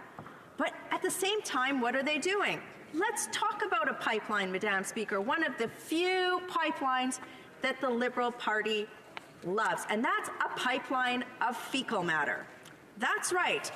The same Liberal government that stand up and say they don't like pipelines get behind the former mayor of Quebec and approve the City of Montreal dumping billions of liters of raw sewage into the St. Lawrence River. And you have to, Madam Speaker, you have to appreciate people who are in the energy sector who get told on a daily basis that their jobs are dirty and that pipelines aren't environmentally sustainable. You have to appreciate the level of frustration and anger at the hypocrisy of this environment minister telling them that their jobs are dirty and working against pipelines. I believe her chief of staff actually made an entire career out of fighting pipelines. No pipelines for the energy sector. But what did they do in their first months in office? On her 6th day in office, day 6, top priority, turn the lights on in the office. The environment minister approved a plan from the City of Montreal to dump billions of liters of raw sewage into the St. Lawrence River. So they're concerned about pipelines in Quebec, but not about fecal matter pipelines. Fecal matter pipelines, okay. Job-creating energy pipelines, not okay. That is sustainable development under the Liberal government. Now it gets worse. The Conservative government had actually put Montreal's plan to dump pipeline of, I'm not sure if I'm going to get called, I'm not sure what word I can use for fecal matter in this House that's parliamentary, but viewers at home can imagine and insert the word appropriately here. But the Conservative government actually said maybe we shouldn't be developing a pipeline of fecal matter since there were a lot of concerns about fish habitat and the terrible precedent that this decision would create for the future. We wanted to ensure that all of the appropriate actions and research had been done, and we actually named a panel to review the plan. And in October of 2015, our former government mandated this independent science review panel to review the proposed discharge of raw sewage of Montreal. This was a very important step. But what did the sustainable development-loving environment minister, Alberta have dirty jobs environment minister, no energy pipeline environment minister do on her 6th day in office? Said, nope, no Alberta pipelines, but Montreal, dump away. Dump all of that fecal matter into the river. We don't need a fish habitat. Dump it in. Set that precedent. That's great.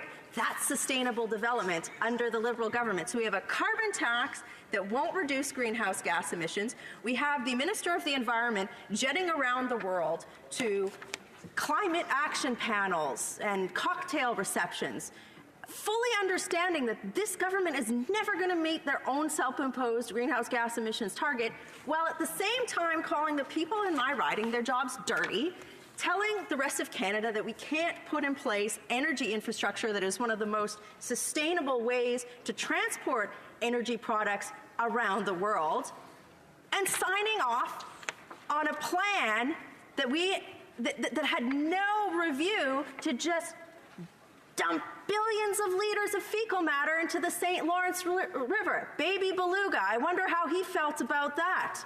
Come on. Like, this is the sort of stuff, this is why this government has no credibility whatsoever on sustainable development. Whenever I see this government stand up and talk about the environment, I mean, it's one of the areas where the New Democratic Party and the Conservative Party can actually unite. We can actually say, no credibility there. Nope. But it's even worse, Madam Speaker, because rather than talking about policy, they just stand up and frankly just repeat falsehoods to Canadians. They're trying to buy the votes of Canadians with their mumbo-jumbo, while at the same time building pipelines of billions of liters of raw sewage. Think about that. Think about, I want people to visualize this. Visualize a full porta potty, okay, after the end of a summer fair, okay, now multiply that by 1 billion and dump that into the St. Lawrence River. Think about that for a second, okay? That's what we're talking about. That is what this environment minister did on her 6th day in office. Yet, the jobs of the people in my riding are dirty, and that we should phase out the energy sector. So, pardon me, Madam Speaker, if I have some level of skepticism on this government's sustainable development plan. I have watched this. I thought, they can't possibly go into the lead up into a federal election and not deal with the Montreal raw sewage issue. They can't possibly stand by this. But yet they are. That's their sustainable development priority, which I'm so proud that the leader of my party stood up and said, Conservative government would not allow this. This is not something that we think is sustainable development. I look at some of the things that this government could have done over the last several years. In 2017, 250 billion liters of raw sewage were spilled or leaked into our waterways without being treated. This is the equivalent of 86,000 Olympic-sized swimming pools. Again, try and visualize that in terms of volume of porta potty, Madam Speaker. Pipelines with energy projects, not okay. They'd rather that not happen. No pipelines that are subject to the most rigorous environmental assessments in the world. No, can't do that. 86,000 Olympic-sized swimming pools full of fecal matter, good to go. That's the Liberal Party's sustainable development agenda. And in 2016, under this government's watch, only 159 out of 269 municipalities reported their sewage leaks. Why is the Liberal government not concerned with these missing reports, or why is this government not helping these municipalities to upgrade their sewage infrastructure to ensure that no raw sewage is spilled into Canadian waters? Now, I remember the previous Conservative government, and on this issue, I'm pleased to say that the former Conservative government set the stage in 2012 with the first wastewater regulations as a means of cleaning up 150 billion liters of untreated or undertreated wastewater or sewage, which is dumped into waterways each year. Again, where is the Liberals' action on the environment? Making Canadians pay for this Prime Minister's mistake, his failed legacy of any sort of environmental standard whatsoever, at the pump or on their tax bills. A lot of Canadians are waking up to the hypocrisy of this government across a majority of issues. It's very exciting to see. I was able to travel across British Columbia this month, and I traveled into some ridings, for example, Cloverdale Langley. And we had a town hall of about 250 people showed up, and I thought, this is going to be an interesting room. There was a Liberal member of Parliament here that was run by a considerable majority, and I had people stand up in that room and say this: I voted for the Prime Minister, and he betrayed me. This is why the Conservative Party is rolling out a plan of pragmatism. It's why we've opposed government bills like Bill C-69, the No More Pipelines bill, which do nothing to practically clean up the Canadian environment, but do everything to make it harder for Canadians to work on a daily basis. And that's where you have to, Madam Speaker, wonder what this government is managing to. If they're managing to taxing Canadians more but getting less results, what's in it for Canadians? Why do they have to pay for this Prime Minister's mistake? And it's because every person across the aisle here, every person who votes in favor of these bills that do nothing to help the Canadian environment or the economy, but actually make lives worse for Canadians, what is their motive on that? Why are they doing this? Well, they could just be doing this, because they haven't actually reviewed this legislation and they're not doing their jobs. That could be one particular matter. But when I watch the Prime Minister and the Environment Minister, and when I watch what their priorities are, going to these TEDx conferences and these, different conferences around the world where they're just spouting their talking points to an international audience, as opposed to looking at home and doing their job here and then reporting back to the world on success, I kind of wonder if it's more about their ego and seeking power for power's sake as opposed to doing something that actually matters. And you don't have to take my word for it, Madam Speaker, although I would like it if you did. The reality is that the Commissioner for the Environment and Sustainable Development actually talked about some of these issues in his report this year. It's important to highlight this because it talks about the fact that the measures to reduce the greenhouse gas emissions contained in this government's framework had yet to be implemented. And that's on top of this carbon tax that this government has put forward, which is going to do nothing to reduce greenhouse gas emissions. But it is going to make Canadians pay for this Prime Minister's mistakes. This report is actually quite shocking for a government that had an environment minister dress up as a climate crusader for Halloween and put it on Twitter. You'd think a climate crusader could get a better report from the Environment and Sustainable Development Commissioner than this. But I want to close with this, Madam Speaker. This government can stand up, they can obfuscate, they can put all of these pretty talking points forward, but at the end of the day, their priority and their track record in this government has been a carbon tax that makes life more expensive for Canadians, does nothing to reduce greenhouse gas emissions, has stymied infrastructure, energy infrastructure in this country, and they've prioritized billions of litres of fecal matter going to the St. Lawrence River. Thank you, Madam Speaker. Comments? The Honourable Parliamentary Secretary to the Minister of Environment and Climate Change. Thank you kindly, Madam Speaker. To begin, I question the relevance of the member's entire submission on this point, given that we're debating the Senate amendments to Bill C-57, which she didn't touch on. In any event, she spent a good portion of her time on wastewater. I'd just like to point out some of the inaccuracies throughout the speech.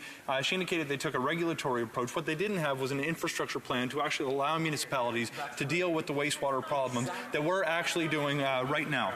Second, she suggested that this whole side of the House is somehow opposed to the energy industry. Nothing could be further from the truth. I personally spent about 5 years working in the city of Calgary, the same city that the member represents, and I can tell you that this side of the House does have supporters of the sector who are working hard to ensure that we develop our resources in a responsible way. Now, when it comes to our plan to put a price on pollution, we have to start by saying climate change is a problem. They've yet to pitch a single idea on what they're actually going to do to address the threat posed by climate change. We don't think pollution should be free, personally on this side of the House. We've actually sought the advice of the world's leading climate economists. They all come back to the same point that the most effective thing you can do to combat climate change is to put a price on pollution and return revenues to citizens. That is what we're doing. So my question to the member opposite is, why is she and the Leader of the Opposition committed to taking Doug Ford's approach to climate change and taking money from their constituents to make pollution free again? The Honourable Member for Calgary-Nose Hill.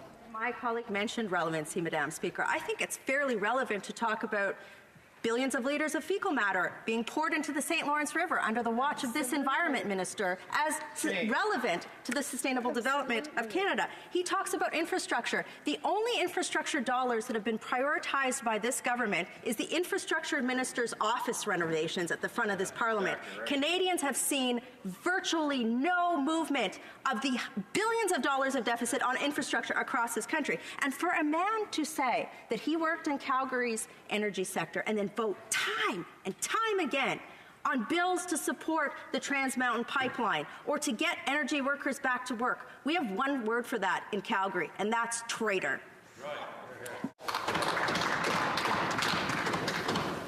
I would just ask the honourable member to ensure that she watches the words that she uses in the House of Commons, and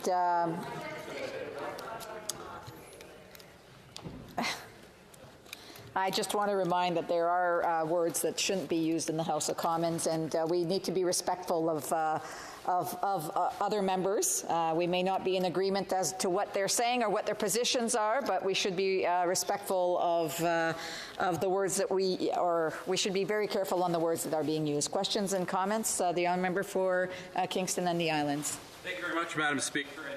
I think we're starting to see where the Conservatives are going to be posturing themselves with rhetoric as we head into the next election. And fair enough, they have a good reputation of talking about things that are full of fecal matter. So therefore, I think that this is right up their alley. But my question to the member is specifically, she referenced 6 days after this government came into power and what the Environment Minister was forced to do. Why was the Environment Minister forced to do that? because the preceding 10 years, there was absolutely no work done from the previous Conservative government with respect to building up the infrastructure so that the City of Montreal didn't have to do what they had to do. It's quite simple, Madam Speaker. It's literally a pool. It's literally a pool of water and a pool of fecal matter, and it's a matter of whether or not we can properly process what is in there before it enters into the St. Lawrence. If the proper infrastructure had been in place, the Environment Minister would not have had to do that 6 days after we came into government. The honourable member for Prince Albert is very capable of answering the questions. I would ask all other members to hold up on their thoughts. The honourable member for Calgary-Nose Hill. Well, once again, I'll point out the fact that this government has racked up so much deficit, increased Canadians' taxes, and has done nothing for infrastructure in Canada. Under our former Conservative government, Canada's age of infrastructure reduced significantly, and we had huge investments in infrastructure under what? A balanced budget and the lowest federal tax burden in over 50 years, a concept this government has no idea whatsoever. And this member can stand up and be glib about this, but the reality is like he's actually making excuses for Montreal dumping billions of liters of sewage into the St. Lawrence River. If this government was so, and now he's saying, Madam Speaker, they didn't have a choice. If they actually cared about infrastructure, why did they approve this plan? I'm not sure any scientist would actually say that this is a great thing.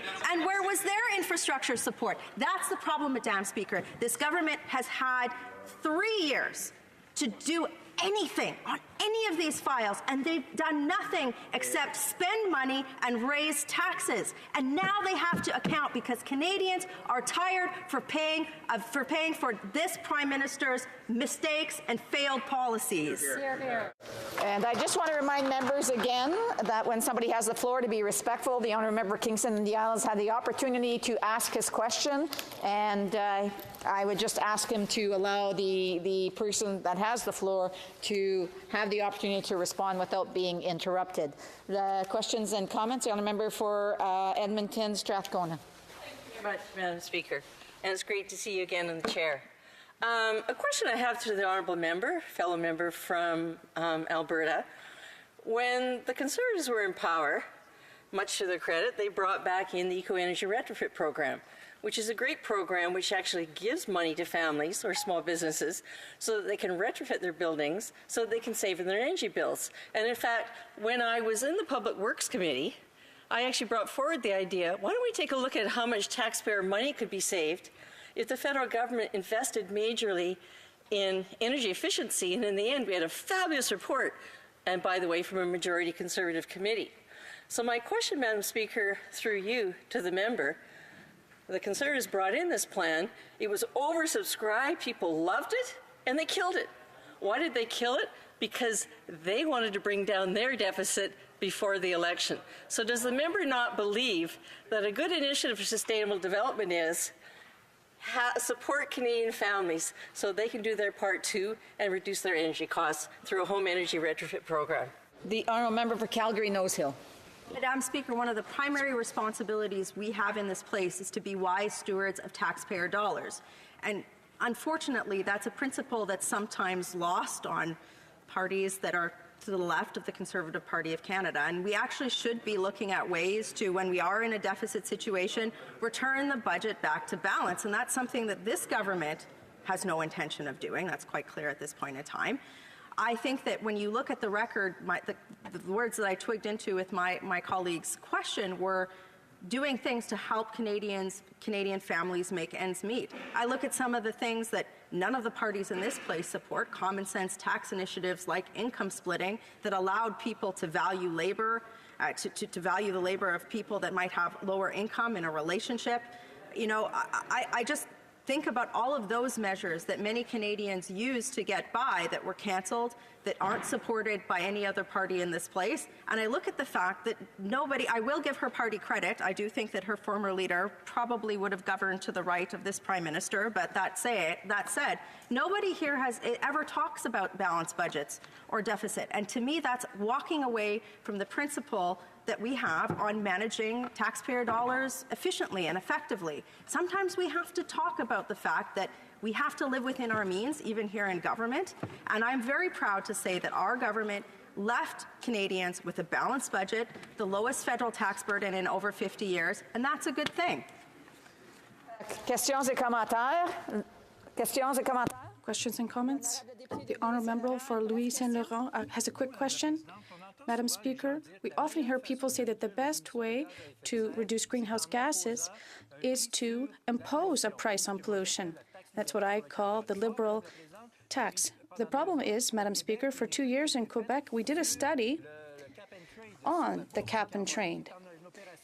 And the result was that there was no reduction in greenhouse gases. So I'd like to hear what the member has to say about the fact that the Liberals want to tax people, even though we're not sure of the results of this program based on the Quebec experience. Member for Calgary-Nose Hill.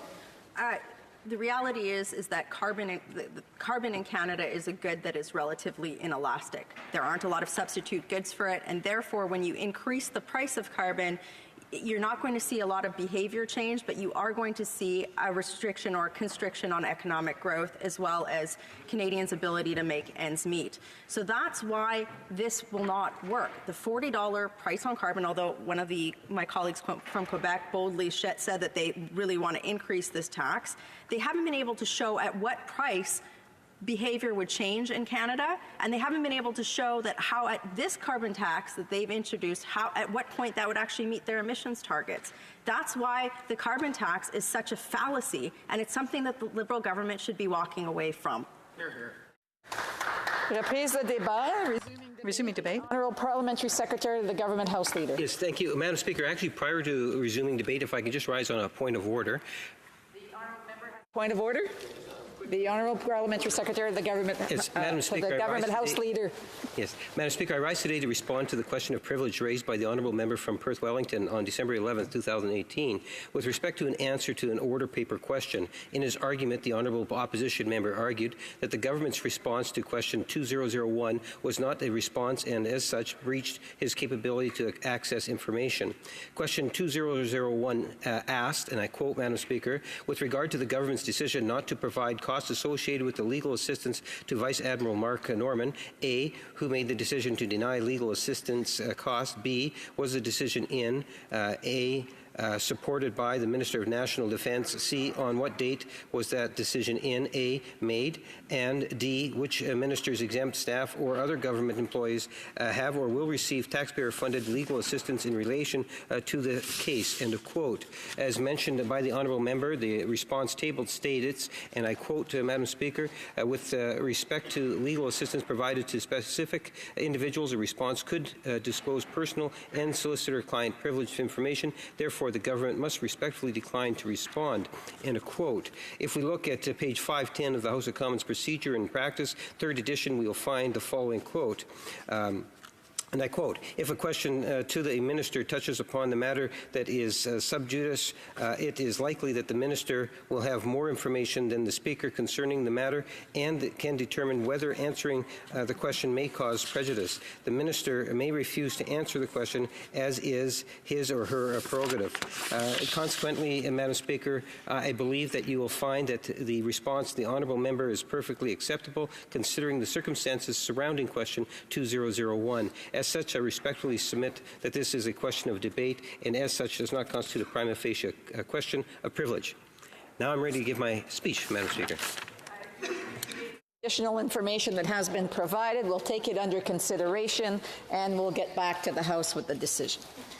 The resuming debate, reprise de débat, the Honourable Parliamentary Secretary of the Government House Leader. Yes, thank you, Madam Speaker. It's always a pleasure to rise to address, whether it's the Chamber and our traditional House of Commons or our new Chamber that we're debating for the first time here today. And as the Prime Minister alluded to in answering his first question, commended the individuals, all those that were involved in making this transition possible, and just recognizing the fine work and efforts that so many people have gotten and put in order for us to realize the day that's finally upon us. Now, having said that, Madam Speaker, I've listened to a few interesting somewhat interesting speeches over the last number of hours on what is a very important, principled piece of legislation. And I would really encourage members of both the Conservatives and my New Democratic friends to really try to get a better understanding of what it is that this legislation is really all about. You know, I've heard a wide range of debate, and I will maybe at times try to address the many different issues that have been raised during the debate, but I can say it covered a lot of territory, from taxation policy to immigration policy, a little bit of stuff on the environment, other issues as well, Madam Speaker. I want to start off by maybe trying to express what I think many viewers might have been somewhat confused with the previous speaker on what I believe is a very important issue of sustainability and the whole idea, Madam Speaker, that when we move forward, you need to look at sustainable development and to establish those goals and objectives. And when we see legislation that empowers, I believe, the right approach by the different stakeholders, many different federal agencies that will all fall under this legislation, to recognize it as a positive piece of legislation, not only for the environment, but also for Canada's economy. Now, I heard a great deal about Canada's economy and how it's performing. And the Conservative opposition tries to give this, what I would argue, is a false impression. As if, Madam Speaker, that the Canadian economy is not doing well. When in fact, the numbers don't lie, Madam Speaker. The numbers are in fact very much favorable over the last few years. We have seen progressive legislation brought in by this government, some ideas that have been generated from stakeholders from Paris right through all regions of our country, understanding the importance of the environment. And we've been able to take and encapsulate the ideas that are there that will push our economy forward, while at the same time recognize the importance of our environment. And I would suggest to you the principle of working the environment and the economy together is something in which this party, this government, actually understands. And I think that's where I would like to start off my comments on this legislation.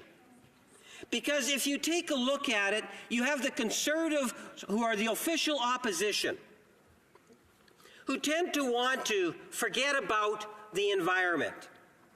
They try to give the impression that, the Harper government actually truly cared about the environment and had economic or legislative or budgetary policies to protect Canada's environment. When in fact, Madam Speaker, not only did the former Prime Minister fail to meet the standards that Canadians have and the expectations that Canadians have with respect to the environment, but they did a poor job on the economy too. And when I listen to the Conservatives, whether it's today or back in December and November, when they were talking about this legislation, you would think that there's been no change, that Stephen Harper is still the leader of the Conservative opposition party, Madam Speaker. It's interesting. Is it Stephen Harper? Some have made the suggestion today. It sounded more like Doug Ford running the Conservative Party, Madam Speaker. Who is? And who? It begs the question, who is running the Conservative Party today? Who is it? Is it Doug Ford? Is it Stephen Harper? Maybe it's Jason Kenney out in Alberta. Sounds about right. Madam Speaker, who is running the Conservative Party? When it comes to our environment, it's really difficult to tell, Madam Speaker. Then, my friends in the New Democrats, as the Conservative Party has really no plan. I think, the Prime Minister in one of the questions today said something like 270 days, and we're still waiting for that plan. Or, Madam Speaker, Canadians deserve to see a plan. The Conservative Party has no plan, and I'm going to talk about the Liberal plan very shortly. But before I do that, let's talk about my New Democratic friends. On the one hand, the Conservatives are very much focused on the economy. The environment really doesn't matter. And they don't have a plan when it comes to the environment. Now, my New Democratic friends, on the other hand, they have a multitude of plans dealing with the environment. Everything is about the environment. Sometimes, Madam Speaker, you would think that they're trying to out-green the Green Party on environmental policies. And they forget about the economy. It's hard to understand what the NDP's position is. After all, you have Jagmeet saying one thing and other prominent New Democrats saying another thing. You have the NDP here in Ottawa saying one thing, and then you have NDP governments, provincial governments, saying something completely different. The LNG project, multi-billion-dollar project. Every Canadian in every region is directly or indirectly going to benefit by that plan, by the LNG investment, Madam Speaker. Every Canadian will derive some either direct or indirect benefit by this multi-billion-dollar investment. We have New Democratic government in British Columbia, and we have this government here in Ottawa that have recognized the value of that development. But now we have, Sven Robinson, the prominent New Democrat that's going to potentially or wants to be back inside the House, saying that it's a bad idea. And even going further in terms of wanting to shut down any sort of development of our natural resources in listening to it. You have the NDP here in Ottawa saying that, look, pipelines and the exportation of oil is a bad thing. You get the opinion, if you listen to New Democrats speak inside this House, that they don't want to see any new pipelines at all. That seems to be their line, Madam Speaker. Yet, you have an NDP government in Alberta that's begging and pleading that we recognize the importance that the oil industry plays for all Canadians. So on the one hand, you have the New Democrats all over the place on the issue of the environment. You have with a multitude of different plans, but not listening and being sensitive to the needs of Canada's economy. Then you have the Conservatives, on the other hand, who do not have that sensitivity or recognize the need to work with the many different stakeholders and look and consider the environment when you develop our natural resources or our commodities. Now, let's use a very specific example. Stephen Harper, former Prime Minister for 10 years.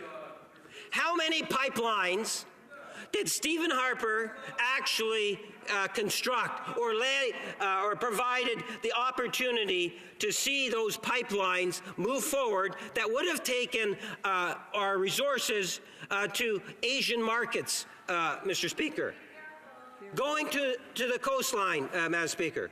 And the answer is zero. Not one. Not 1 inch of pipeline from the Conservative Party.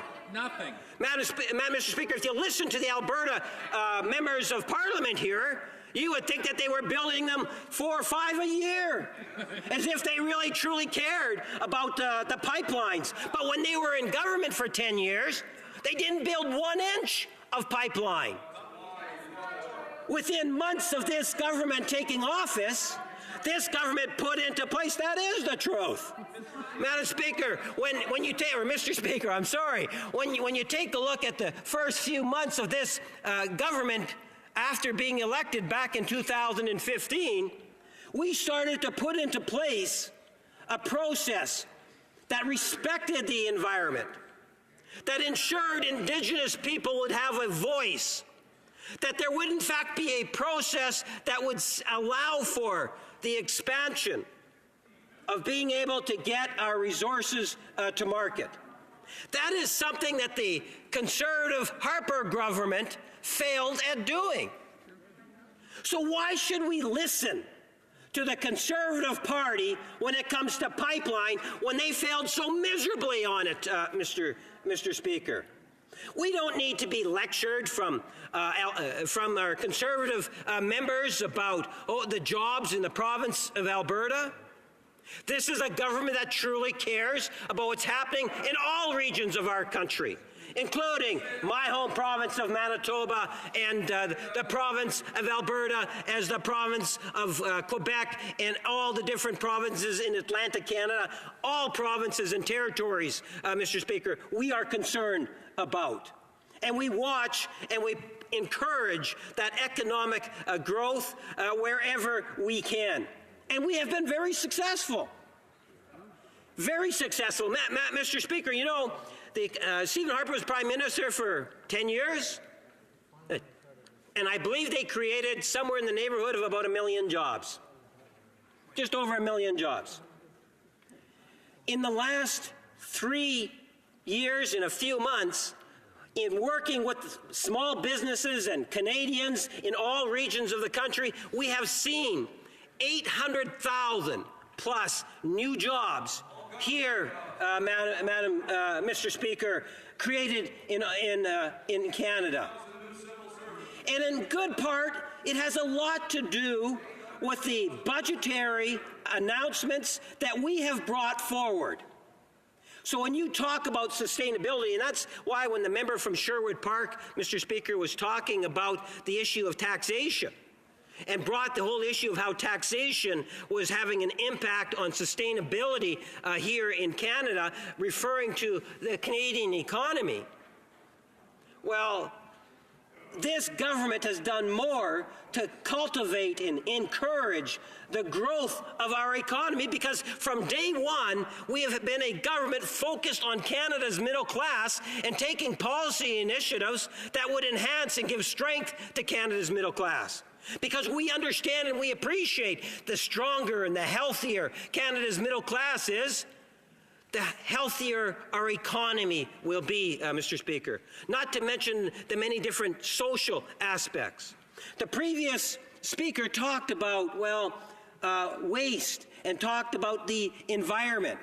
You know, in Montreal, that there was a considerable amount of waste that unfortunately had to be dumped into the St. Lawrence.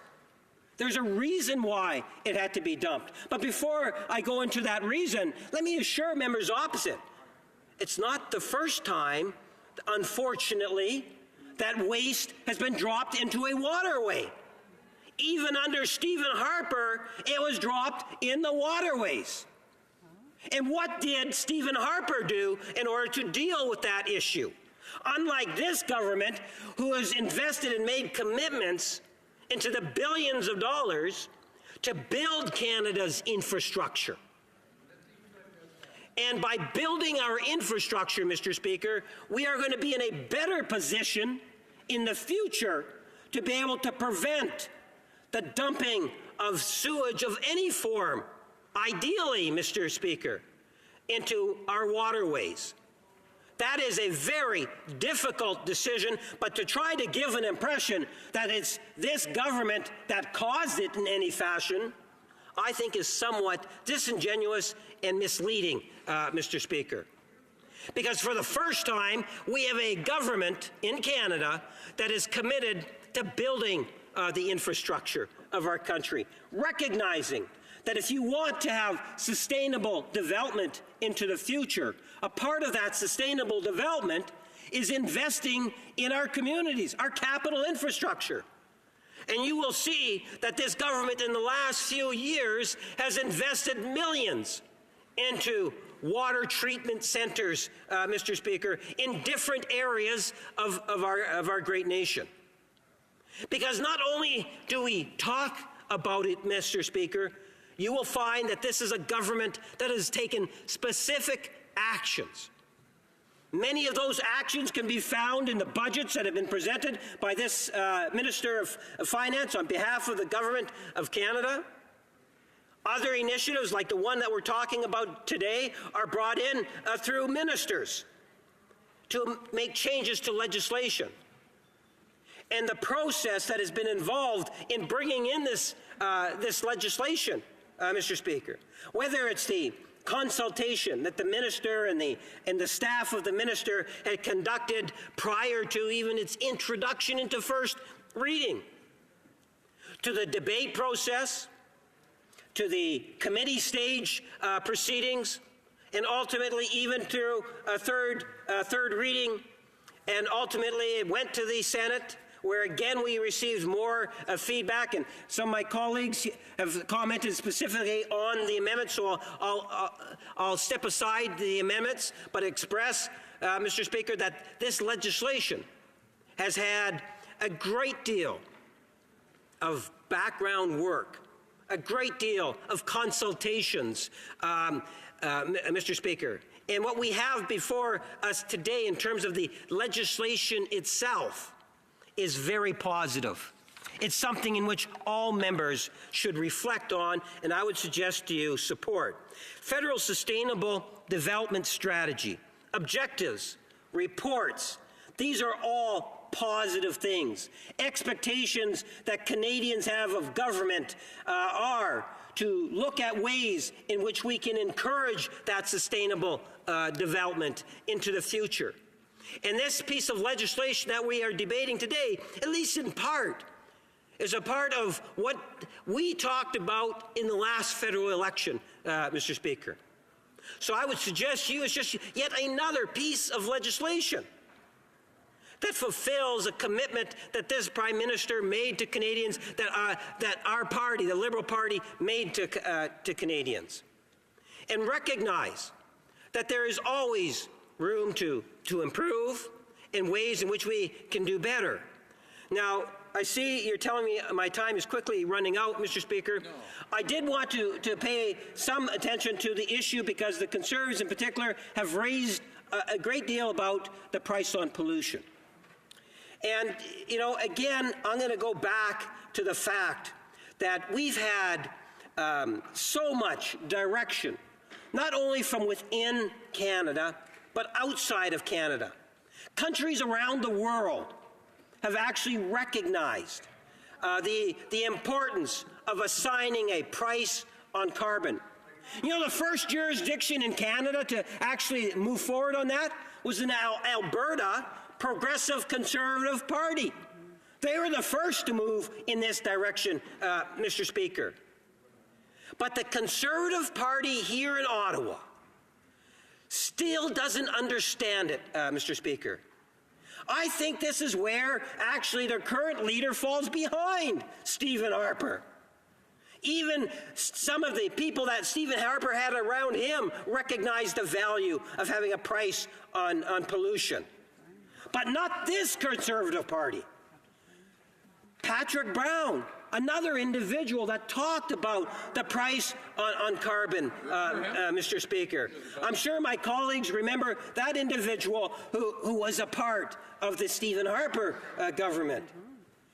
This Conservative Party, even though it associates so closely with Stephen Harper and Doug Ford, it somewhat reminisces of the Conservative Reform days. And maybe that's the direction that they're trying to go back. I look forward to 2019 when we are going to be able to tell Canadians all the wonderful progressive measures that we've taken, everything from tax breaks, Mr. Speaker, to protecting our environments, to enhancing social programs. There's so much more we would like to be able to do, and maybe, just maybe, Canadians will allow us to continue. Thank you, Mr. Speaker. Questions and comments. The Honourable Member for Abbotsford. Thank you, Mr. Speaker, and I really enjoyed that member's speech, as humorous as it was. Mr. Speaker, in the Federal Sustainable Development Act, there is a provision that deals with intergenerational equity, which is effectively saying The current generation will not steal from future generations. They will not impose a burden on future generations in order to meet their present-day needs. And this is something that, presumably, by supporting this particular act and the underlying legislation, that member supports intergenerational equity. And yet his government is doing the very opposite. So running these huge deficits when they promised to run small deficits. They failed to deliver a balanced budget this year, 2019, despite the Prime Minister's solemn promise. He is on record as saying, I will balance the budget by 2019. He never did it. So when you don't balance the budget and you run huge deficits, it means huge debts in the future that future generations have to pay. And all the interest on that future generations have to pay. So current generation stealing from the future generation. How is that intergenerational equity? I asked the member, how does he square his government's appalling performance on the economy and on debts? Parliament Secretary to the Government House Leader. Well, Mr. Speaker, I think that we need to recognize that the Conservative Party and indeed the Conservative government allowed for a huge infrastructure deficit. And there is a reality that needs to be looked at in regards to the costs of that infrastructure deficit. Because the Harper government chose not to invest in Canada's infrastructure, there is going to be a long-term cost ramifications for future generations. And that is one of the reasons why, Mr. Speaker, we as a government, shortly after, literally again, months into it, made that commitment to Canada's infrastructure. And if you go beyond that, Mr. Speaker, you can talk about some of those social infrastructures, programs in particular. You know, while the Conservatives would give checks, for example, to millionaires for their children, we have a Canada Child Benefit that's giving millions to, like in Winnipeg North alone, it's like $9 million a month to some of the kids that really need it. They're cultivating, they're spending that money. That improves their disposable income. I can justify the expenditures of this government. What I cannot justify is the lack of commitment that the Harper government and the Harper years had towards our infrastructure. And that's Questions and comments. The Honourable Member for Vancouver, Kingsway. Thank you, Mr. Speaker. I'd like to thank the Honourable Member for his very long and very loud speech. You know, he touched on a number of themes, but two of the most important to Canadians, I think, are the economy and the environment. We all have just returned from break, and I want to share some of the feedback that I received from my constituents. I think many other members in this chamber have heard the same thing, and some alarming facts. Just last week, it was reported that 46% of Canadians are $200 away from insolvency. Now, that doesn't sound like an economy that's working well for a lot of people. My honourable colleague talks a lot about the middle class. I don't ever hear the Liberals talk about the working class. And there's millions of Canadians in this country that are not doing well. He quotes the same figures that, frankly, the Conservatives used to quote, these macro numbers about how well Canada's doing compared to the G7 and large macro numbers. But it reminds me of that phrase that when Bill Gates walks into a bar, everybody's a millionaire, on average. But that's not the reality here in this country. There is gaping holes between the wealthy and the poor in this country and between the working class. And I just want to, for a moment, just turn to the issue of the environment, where nobody's opposed to natural resources or oil industry. People are concerned about climate change and carbon emissions. And with the alarming report of the Intergovernmental Panel on Climate Change telling us that we have 11 years to make a 45% reduction over 2010 levels, we don't have time to waste. And so expanding fossil fuel infrastructure at a time when we have to be reducing carbon emissions is something that many Canadians, me included, have a hard time understanding. So I would like to ask my honourable colleague, what does he have to say to those almost 1 in 2 Canadians who are $200 away from going bankrupt? And what does he have to say to the young generation who is concerned about... The Honourable Parliament Secretary to the Government House Leader. Well, in short, Mr. Speaker, I would say that they have a government that's listening to what Canadians are actually saying. As the Prime Minister has mandated and constantly reminded members, at least on this side of the House, and we would encourage all members to do what it is that the member says that he did, and that is to work with their constituents, get a better sense in terms of what it is that their constituents expect from Ottawa, and then bring that information to Ottawa. And when we have seen that happen, at least on the Liberal benches, we have seen the development and enhancement of programs that have made a difference. How can you not recognize that the Canada Child Benefit Program has literally lifted hundreds of thousands of children out of poverty? How can you not recognize that the enhancement of the Guaranteed Income Supplement for seniors has literally lifted thousands of people out of poverty, seniors, the poorest seniors? As I alluded to earlier, a few minutes back, Winnipeg North gets $9 million approximately every month coming into Winnipeg North because of the children that live in Winnipeg North. And that money enhances their living. This is a government that truly cares, and that's why we are developing positive, progressive social policies.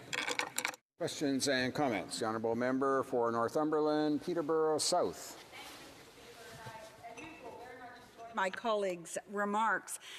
We've heard a lot about deficits, and we can't forget that under Stephen Harper, in 9 years, he added $160 billion to Canada's debt when we had the lowest growth since the 30s. But in addition to that deficit, he left a huge infrastructure deficit, as my colleague mentioned.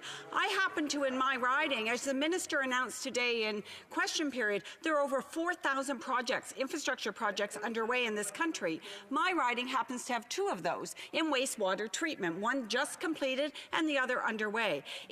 It's $2 million. It's allowing businesses like Danby and Weston to grow and expand, and our rural communities be able to grow. I'd like the member to respond to the infrastructure deficit and the opportunities that we're providing communities by answering that deficit. Terry.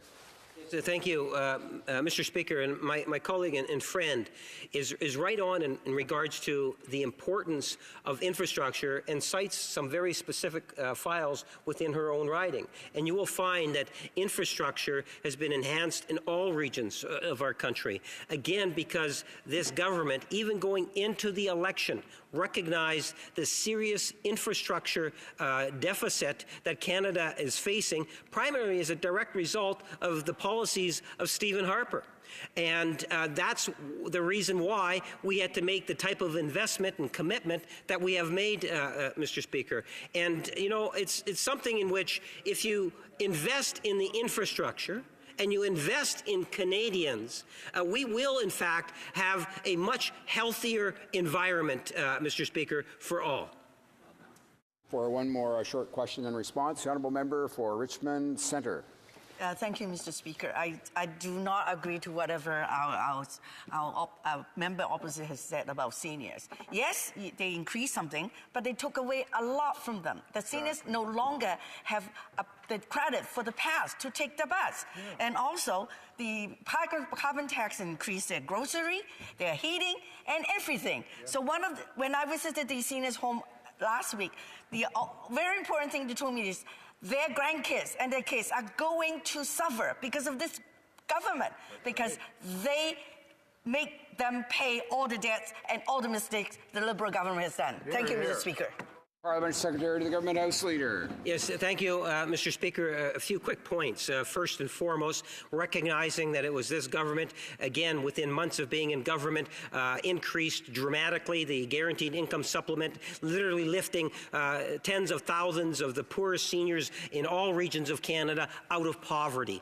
It was this government within months that actually reversed the Harper decision and returned the age of retirement from 67 to 65. And there were independent reports that were commenting in terms of how many seniors that was going to be put into poverty had we not made that change, Mr. Speaker. We could talk about future seniors with the CPP agreement between Ottawa and the different provinces in order to ensure that seniors in the future will have better retirement, Mr. Speaker. This government has done so much, and we will continue to look at ways in which we can improve the quality of life for seniors. After all, this is the Prime Minister that also appointed the first Minister of Seniors.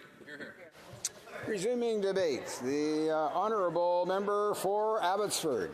Well, thank you, Mr. Speaker. I really enjoyed listening to the speech from the member for Winnipeg North. It was all about spending. That's what Liberals talk about a lot. They spend, spend, spend, spend. There was nothing about fiscal control. There's nothing about economic sustainability, being able to afford the things that we pay for. There's nothing about reducing the tax burden on Canadians.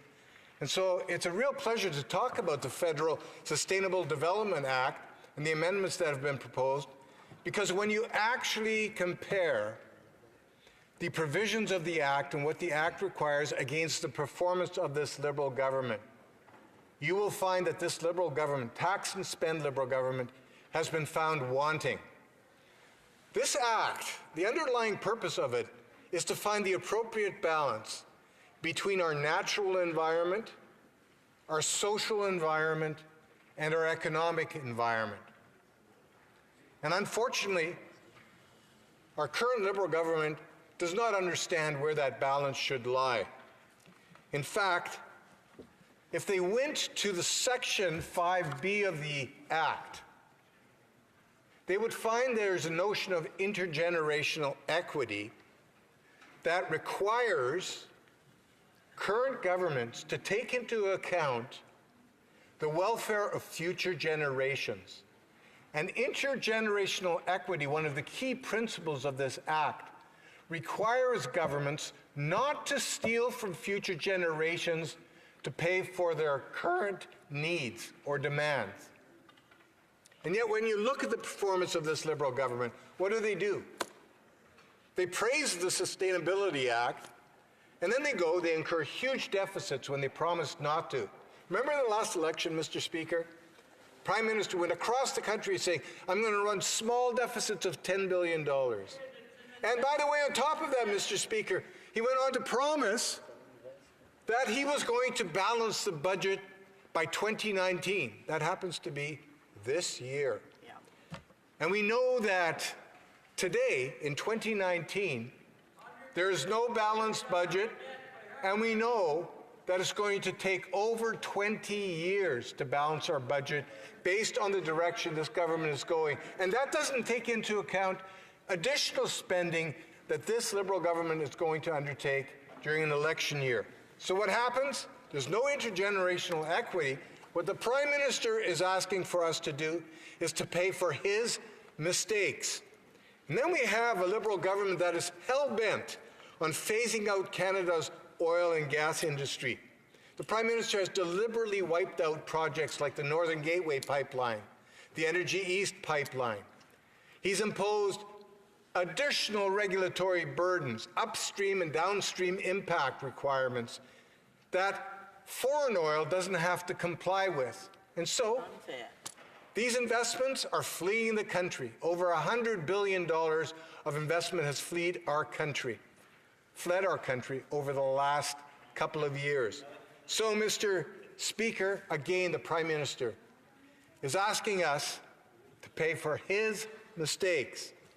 Remember the small business fiasco? We're talking about economic sustainability. We're talking about social and environmental sustainability. Let's talk about our small businesses. It was this Liberal government that introduced a policy that was going to harm small businesses by increasing the tax rate on those businesses to 73%. Remember when he did that?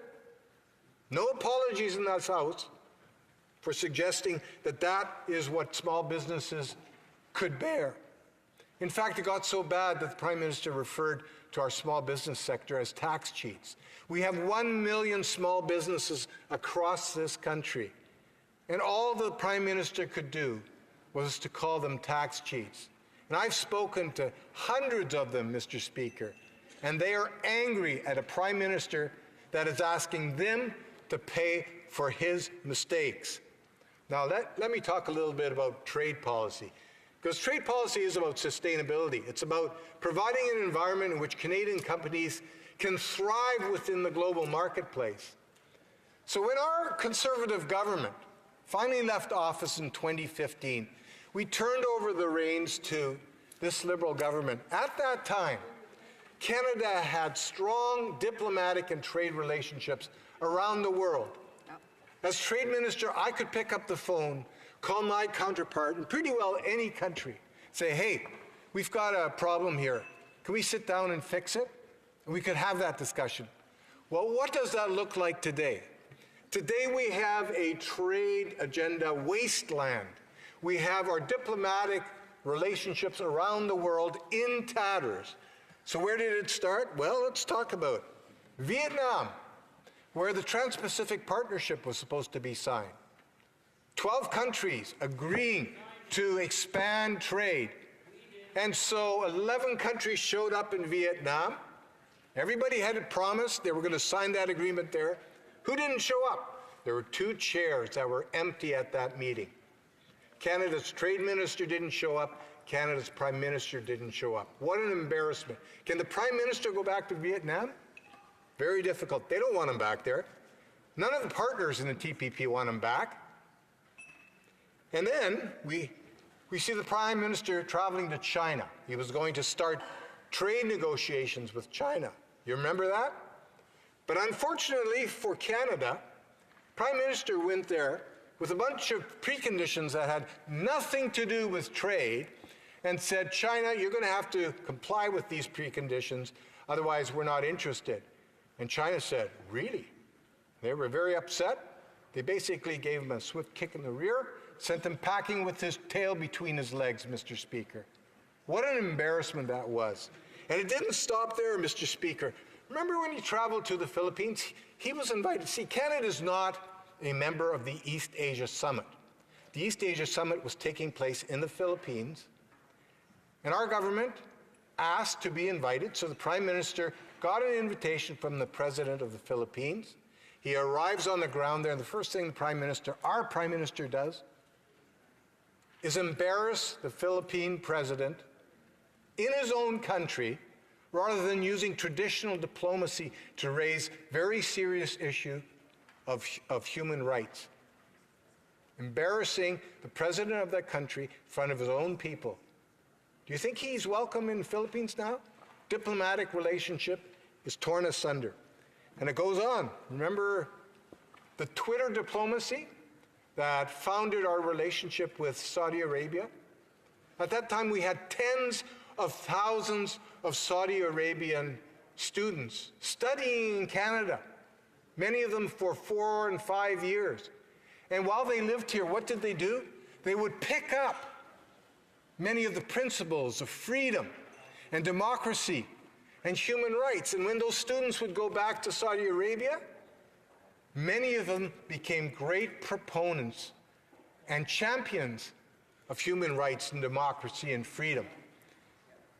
The Prime Minister thought it was a great idea to attack Saudi Arabia on its human rights record, and it does have a shabby human rights record, but he chose Twitter to do it. Unlike our previous government, where we used traditional diplomacy and tact in doing it.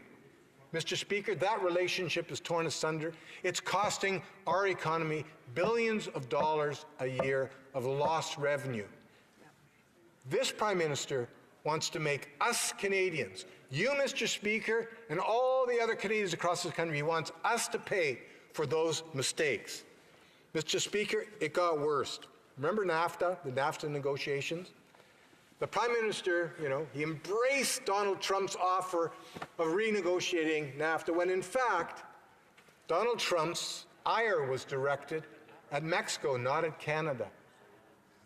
And then the Prime Minister had the audacity to say, to Canadians. I promise you, when we're done renegotiating NAFTA, we will have a better deal than we had before. And what happened? The Prime Minister totally failed us.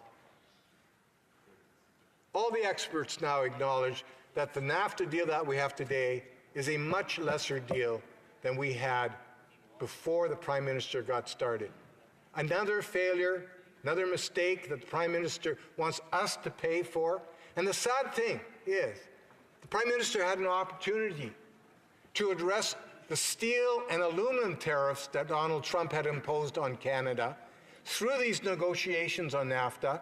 Do you think he got that done? No. Those tariffs are still in place, costing Canadians hundreds of millions and perhaps billions of dollars a year. Was a softwood lumber agreement resolved in those NAFTA negotiations? The Prime Minister had that opportunity, never got done. A failure, a mistake that the Prime Minister wants us Canadians to pay for. What a shame. Well, let me return to China, Mr. Speaker, and we've seen the China relationship deteriorate to a point where it's the worst it's ever been, certainly over the last 40 years. So we have a Prime Minister who cannot manage this relationship. He sends his own friend, John McCallum, to be the ambassador there. And then Mr. McCallum embarrasses Canadians by interfering what should be an arm's-length legal extradition process for Meng Wanzhou, a Huawei executive. And what happens? Our ambassador in China undermines the rule of law in Canada and undermines our ability to defend that rule of law here at home and abroad. And you know who suffers, Mr. Speaker? It's people like Michael Kovrig, who is imprisoned in China for bogus reasons. Robert Schellenberg, I know my friend here from PEI is mocking us, but my own constituent, Robert Schellenberg, who is on death row in China, Mr. Speaker, he's the one who's going to have to pay for the Prime Minister's mistakes. It's all the same, Mr. Speaker, failure after failure. I could talk about our immigration system because that's part of the social sustainability piece of this legislation. What do we have in our immigration system? We have eroded public confidence because the Prime Minister won't enforce the law. And what's happened here is that we have those who obey the law waiting in line while others jump the queue, costing the federal and provincial and municipal governments, for example, the City of Toronto, millions upon millions of dollars in additional housing and law enforcement and other costs. And you know what? The Prime Minister wants us to pay for his mistakes. Well, let's talk about the environment, Mr. Speaker. This Prime Minister was elected on a platform. He was going to come forward with a climate change plan, the Pan-Canadian Climate Change Plan. And I remember being in Vancouver, the Vancouver Declaration that was signed by everybody except for Brad Wall. And the Prime Minister promised, we're going to meet the Paris targets. By the way, I was in Paris too when that agreement was signed. And I can tell you, Mr. Speaker, people were expecting this Prime Minister to meet those targets. Well, today we know that this Liberal government isn't anywhere close to meeting its Paris targets. It talks a big game on the environment. You know, our environment minister gets up pretty regularly here in this House and just proclaims what a great job they're doing on the environment and that they're going to meet their Paris targets when the parliamentary budget officer says you're not going to meet the targets, when Canada's Commissioner for the Environment says you're not going to meet the targets, when the United Nations itself says you're not going to meet the targets, Canada. A failure. And who pays for that? We pay for the Prime Minister's mistakes. Mr. Speaker, I say all of this because this is, of course, election year. Sustainability is a critical piece of what we do in Canada, and we do have to find the right balance between our social environment, between our natural environment and between the economy, the economic environment in which we all operate and our families depend on. We cannot afford another 4 years of this Liberal government's failures. We saw what happened in Ontario. 15 years of the Kathleen Wynne and Dalton McGuinty governments driving their economy into the ground, driving up electricity costs to the highest level in North America. Is that what we want to repeat in Canada? No. That's why we can't afford another 4 years. Because, Mr. Speaker, what a lot of Canadians don't know, the same crew that ran Ontario for 15 years and ran Ontario into the ground, that same crew, many of them, are in the Prime Minister's office today, starting with Gerald Butts. Do we trust him to get our economy right? No. Do we trust him to get sustainability right, Mr. Speaker? No, we do not. The problem is, Mr. Speaker, if we have 4 more years of failure and 4 more years of a Prime Minister who wants us to pay for his mistakes, we will have a disaster. We haven't had a government as incompetent as this for many, many decades. Canadians should expect more. They should expect better. And as we approach October, and I say this to Canadians, as we approach October, measure the Prime Minister against the promises he made. Did he actually deliver on his promises? Or is the road littered with broken promises? From balanced budgets, broken promise. Electoral reform, remember, Mr. Speaker? That was going to be the last election under first past the post. How did that go? Broken promise. This is a Prime Minister of broken promises. And as we now approach this election in October, Canadians need to take note of what this Prime Minister has actually done in this country to undermine our economic prosperity. He's effectively shut down our oil and gas sector. He's effectively shut down our pipeline construction. And we've seen GM, General Motors, bailing out of Canada. General Electric bailing out of Canada. What's happening, Mr. Speaker?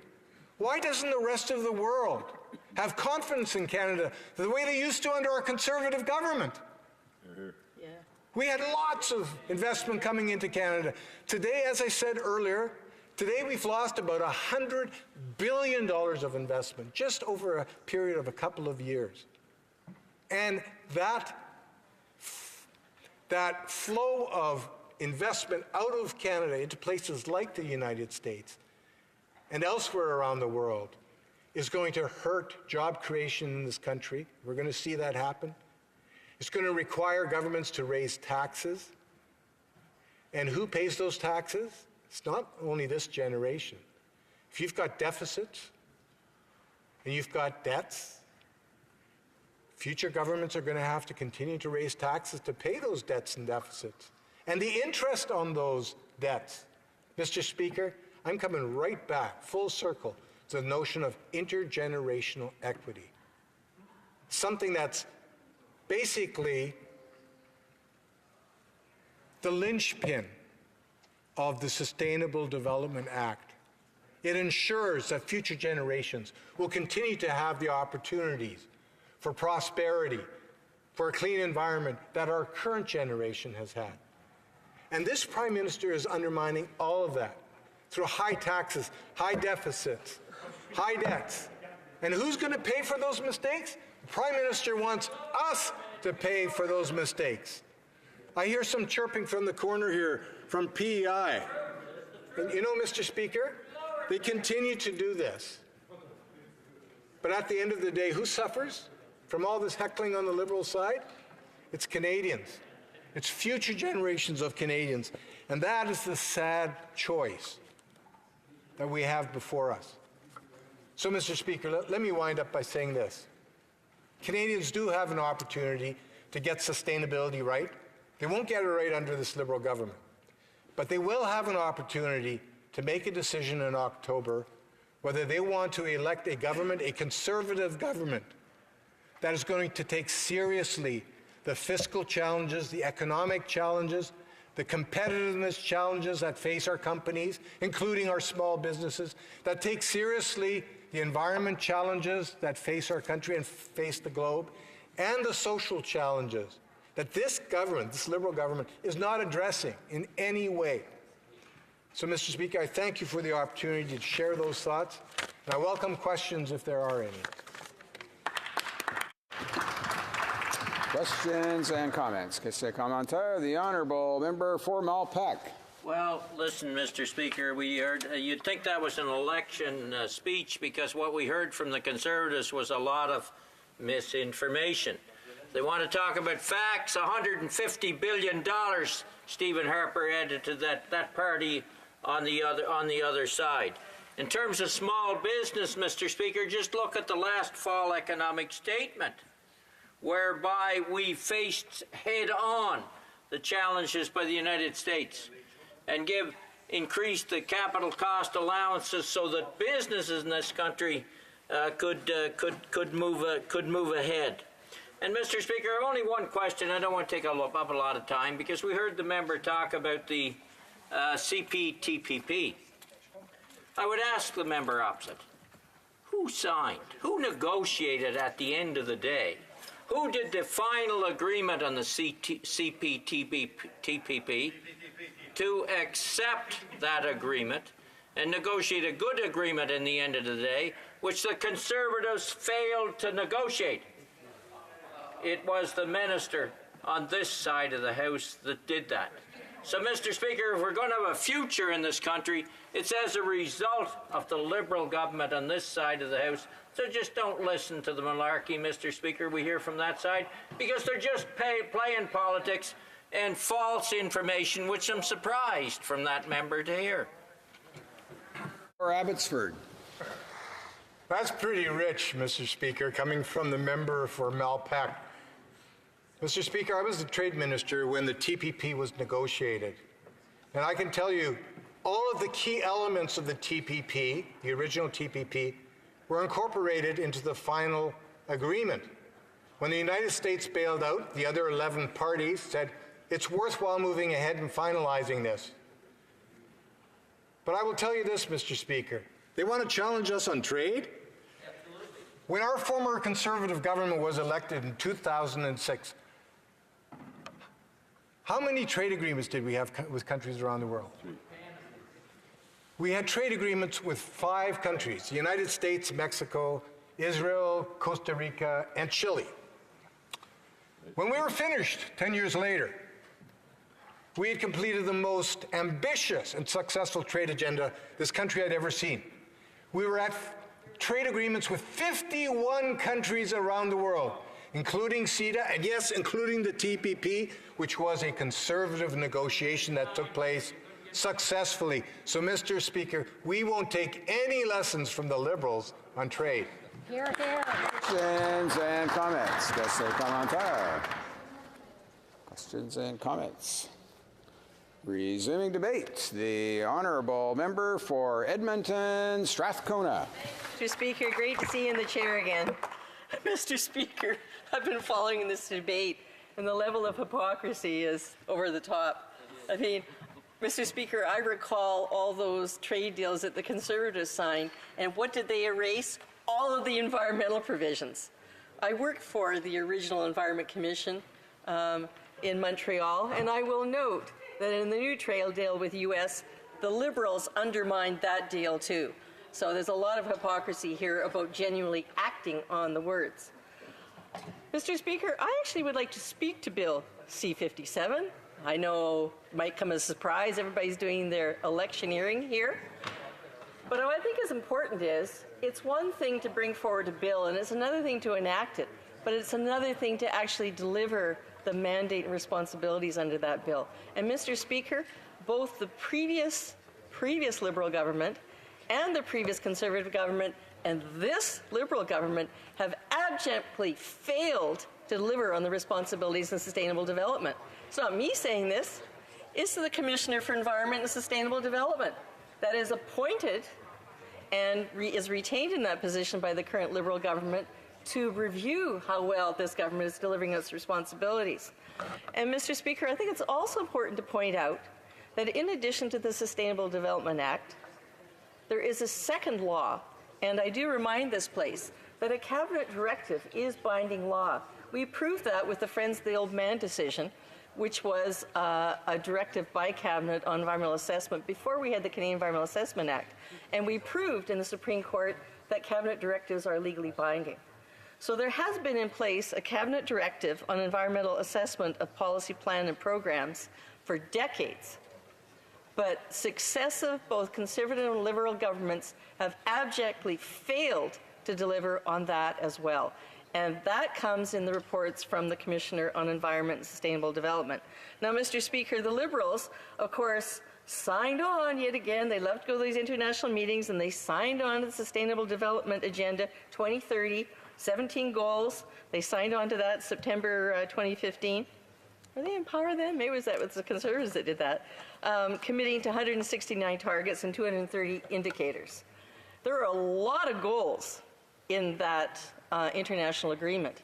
Now, we need to note here that despite an amendment that I tabled at committee, this government refused to incorporate any reference in this bill we're discussing here today to that UN commitment, the Sustainable Development 2030 Agenda.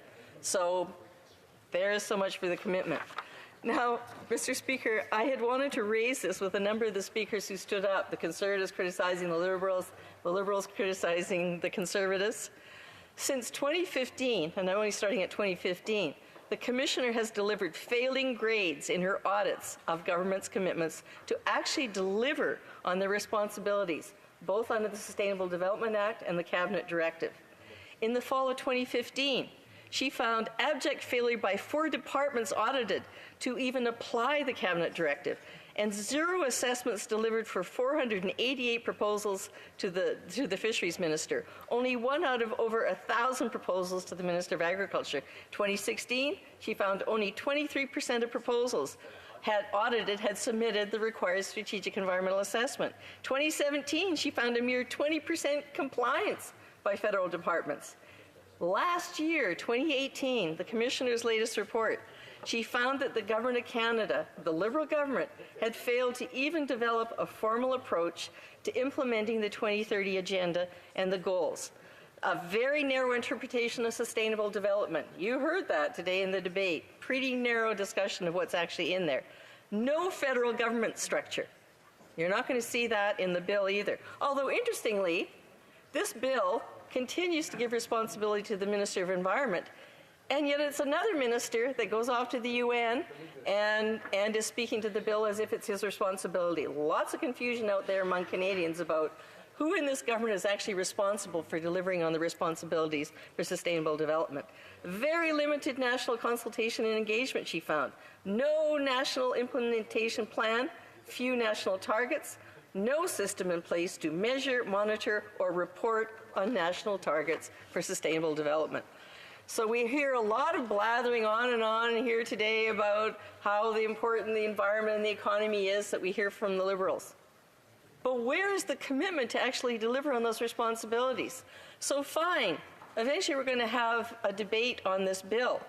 And interestingly, Mr. Speaker, a good number of the amendments that are coming forward from the Senate to this place are exactly the same amendments that I put forward that they rejected. So much for we're all in this together in committee. I do note, Mr. Speaker, one that's most interesting is the Senate presented this place a series of 3 amendments, 2 of which were accepted.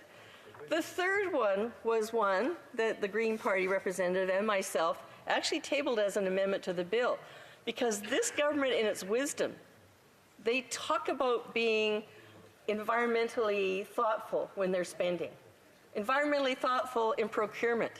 They are removing the requirement that is in the law right now, that they actually consider sustainable development when they are procuring. So let's think about that. Almost $5 billion to buy a pipeline. Oh, you might think, maybe they might think about, is this a wise investment economically and environmentally? Where's the strategic environmental assessment of that purchase? How about the many infrastructure banks they're setting up for private enterprise here and other countries? Did they do a strategic environmental assessment as per the cabinet directive? No. So the question here is, where is the real commitment by the government of the day to genuinely deliver on these big promises they make to Canadians, big promises they make when they go to the UN meetings? Mr. Speaker, I attended the consultation at the UN, the big summit last summer in the United Nations.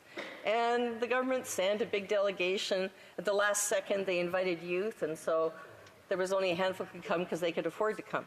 And so there has been a call, can we please have better consultation and engagement across Canada so that everybody can participate in this discussion. And when you look at the goals, we're not just talking about the economy, we're not just talking about the environment. When you look at those 17 goals, they cover everything. They cover Indigenous rights, they cover women's rights, they cover agriculture, they cover water.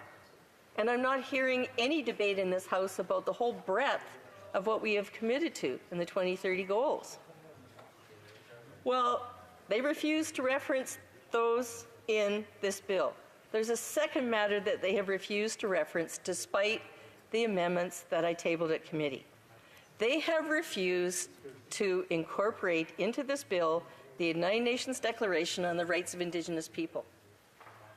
That's one of the goals under the 2030 Sustainable Development Goals, Indigenous rights. And yet they abjectly refuse to specifically reference that international commitment. And that's despite the fact that their former Justice Minister, their Attorney General, actually committed before the Assembly of First Nations that coming forward, her Liberal government would ensure that the United Nations Declaration would be incorporated into every federal law. Well, they've broken that promise too. So, Mr. Speaker, it's all very nice. You know, we have some amendments coming from the Senate. They're basically pro forma. They're simply saying we need to update this bill so it is the same as the current Auditor General bill. But when it comes to substantive measures, like being required to actually consider sustainable development when you are making major procurement decisions, when you're making major recommendations to Cabinet, no, they're abjectly failing. So I would have liked to have heard anybody in the government of the day standing up and saying, going forward, we're going to finally deliver on our responsibilities. I did not hear that once today. So thank you very much, Mr. Speaker. It was my honor to speak to this again. I remain committed to actually having a government in Canada that is sincere about delivering on its international commitments. Thank you very much. Questions and comments. Questions, commentaires? Questions and comments. Is the House ready for the question? Yes? Oui. La question est la... The question is as follows. Ms. McKenna, seconded by Ms. Chagger, moves that a message be sent to the Senate to acquaint their honours that in relation to Bill C-57, an act to amend the Federal Sustainable Development Act, the House agrees with Amendments 1 and 3 made by the Senate, respectfully disagrees with Amendment 2 because the amendment seeks to legislate employment matters which are beyond the policy intent of the bill, whose purpose is to make decision-making related to sustainable development more transparent and accountable to Parliament.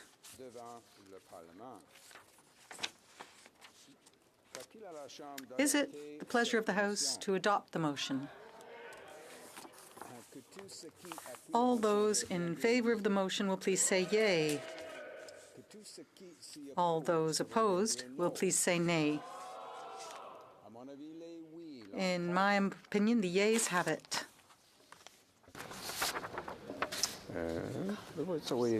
Convoquer les députés. Call in the members. The government orders. Accordingly, the recorded division is deferred until tomorrow at the end of government orders.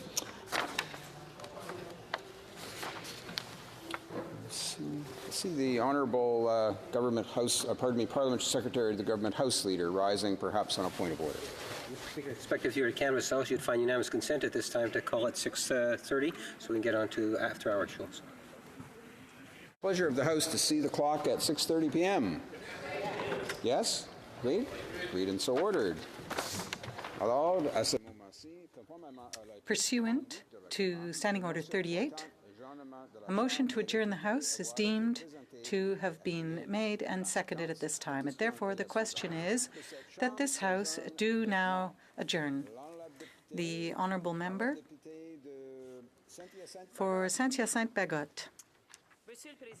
Mr. Speaker, when it negotiated the United States-Mexico-Canada Agreement, NAFTA 2.0, the Liberals failed many people, our dairy producers, our poultry producers, egg and turkey producers, but also millions of people who are ill who, because of this bad agreement, will have to pay more to take care of themselves. Under this agreement, the price of drugs will increase for some illnesses, and I can tell you that people truly find this pill to be a bitter one to swallow. Canada caved before this American giant and will be extending market exclusivity rights to pharmaceutical patents for 2 more years. This exclusivity includes significant biological drugs, including those that are used to treat cancer, arthritis, and Crohn's disease. The agreement extends from 8 to 10 years the life of biologic drugs patents. What does that mean? It means that Canadians will have to wait 2 years more before they have access to the generic versions and less costly versions of these drugs that they need to treat themselves. Do you really think that people can wait 2 more years to be able to buy affordable drugs? This bad agreement, therefore, affects directly millions of Canadians throughout the country and millions of seniors. Yet the Liberals claim over and over again that they are standing up for our seniors.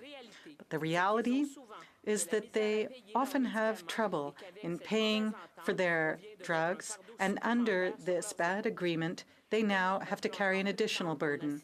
How can one claim that this is a good agreement? This agreement is a bad agreement because there will be people who will be paying more for their drugs in Canada, and it's a bad agreement for employers and for governments whose drug plans will become more costly. They'll have to pay tens of millions of dollars more every year to cover the cost of these drugs. The government has repeated over and over again that it will improve access to prescription drugs and reduce the amount of money that governments need to pay for those drugs. But unfortunately, that is not what will happen as a result of the concessions that this government made and that reduce access to essential drugs and that increases the cost for those who pay for these drugs. This agreement includes provisions that will extend patents and that could add several years to a patent in order to make up for the time between filing a patent and marketing those drugs. It will delay the marketing of generic drugs, which will keep drug prices high and unaffordable for millions of Canadians and will increase costs for our healthcare system. And yet the Liberals are claiming that they support a form of pharmacare system. But this agreement makes drugs even more costly.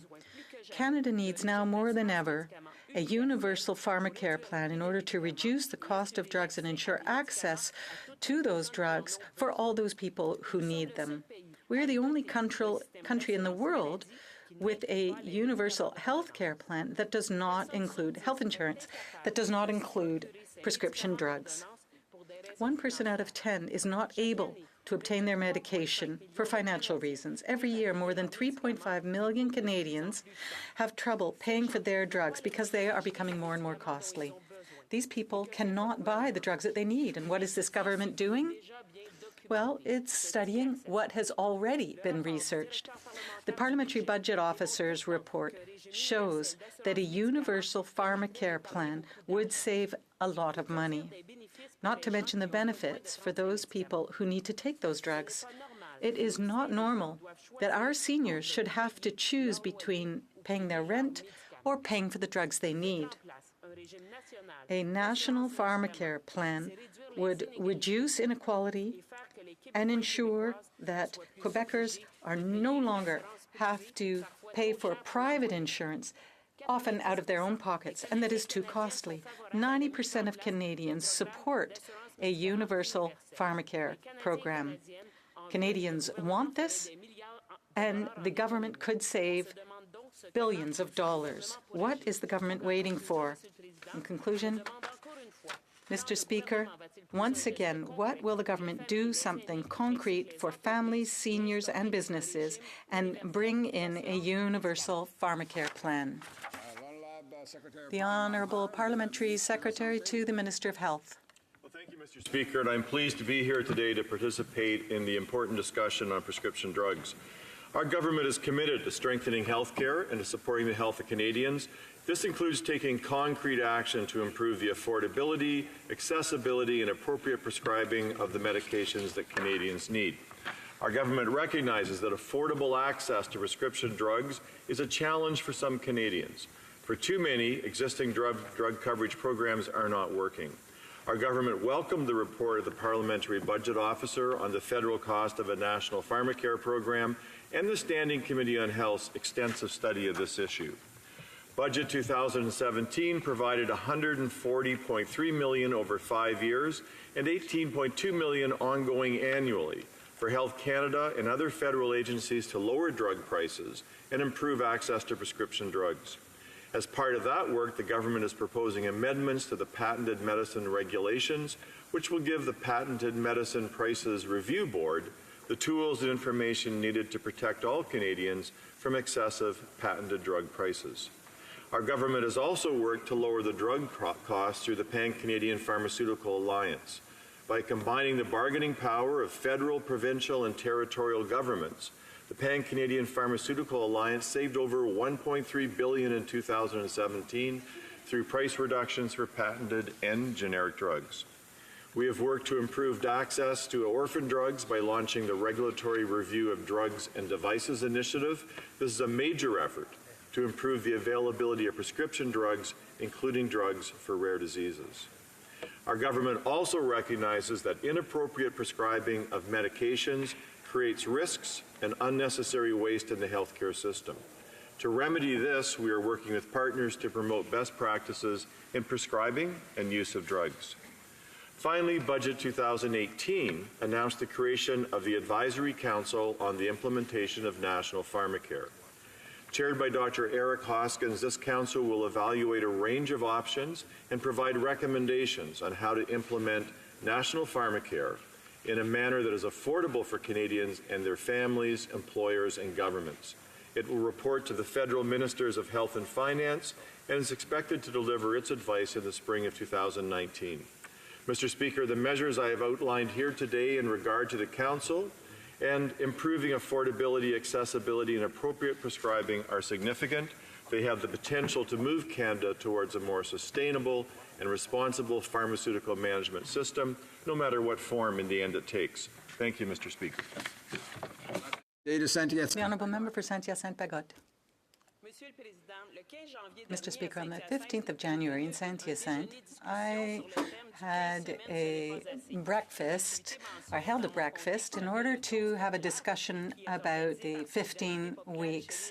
And various people attended, including a coalition of community organizations and unions. And during this breakfast meeting, 2 residents in my riding told us that when they were dealing with cancer and a degenerative disease, both often had to choose not to buy their medication because they couldn't afford it. That's unacceptable.